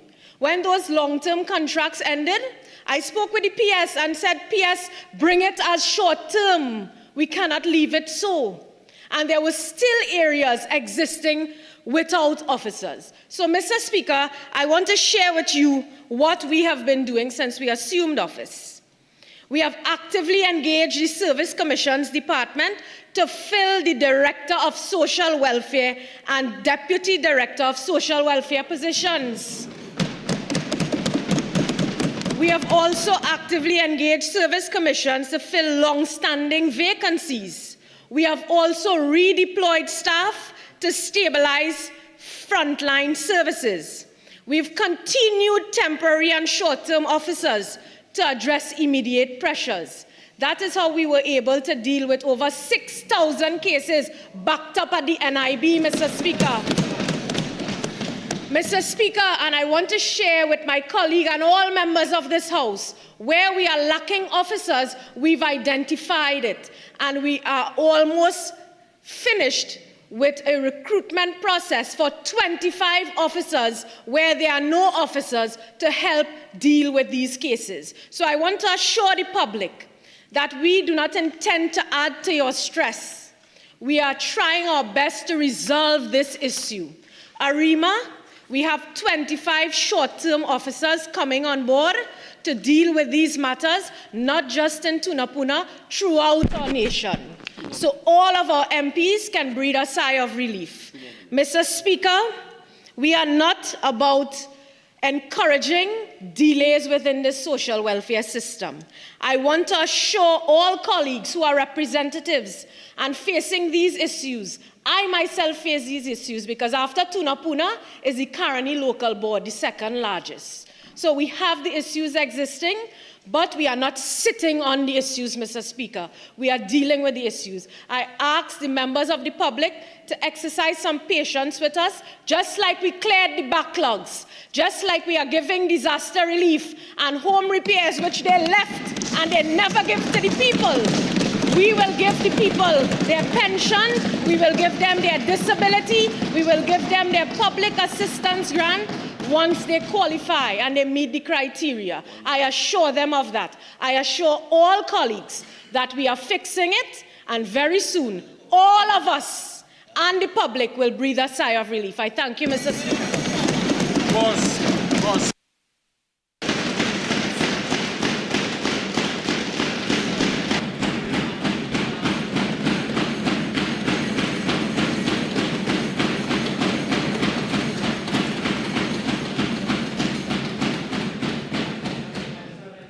Honourable members, the question is that this House now do adjourn to a date to be fixed. All in favour say aye. Aye. Any against? This House now stands adjourned to a date to be fixed. Thank you all very much. Good night.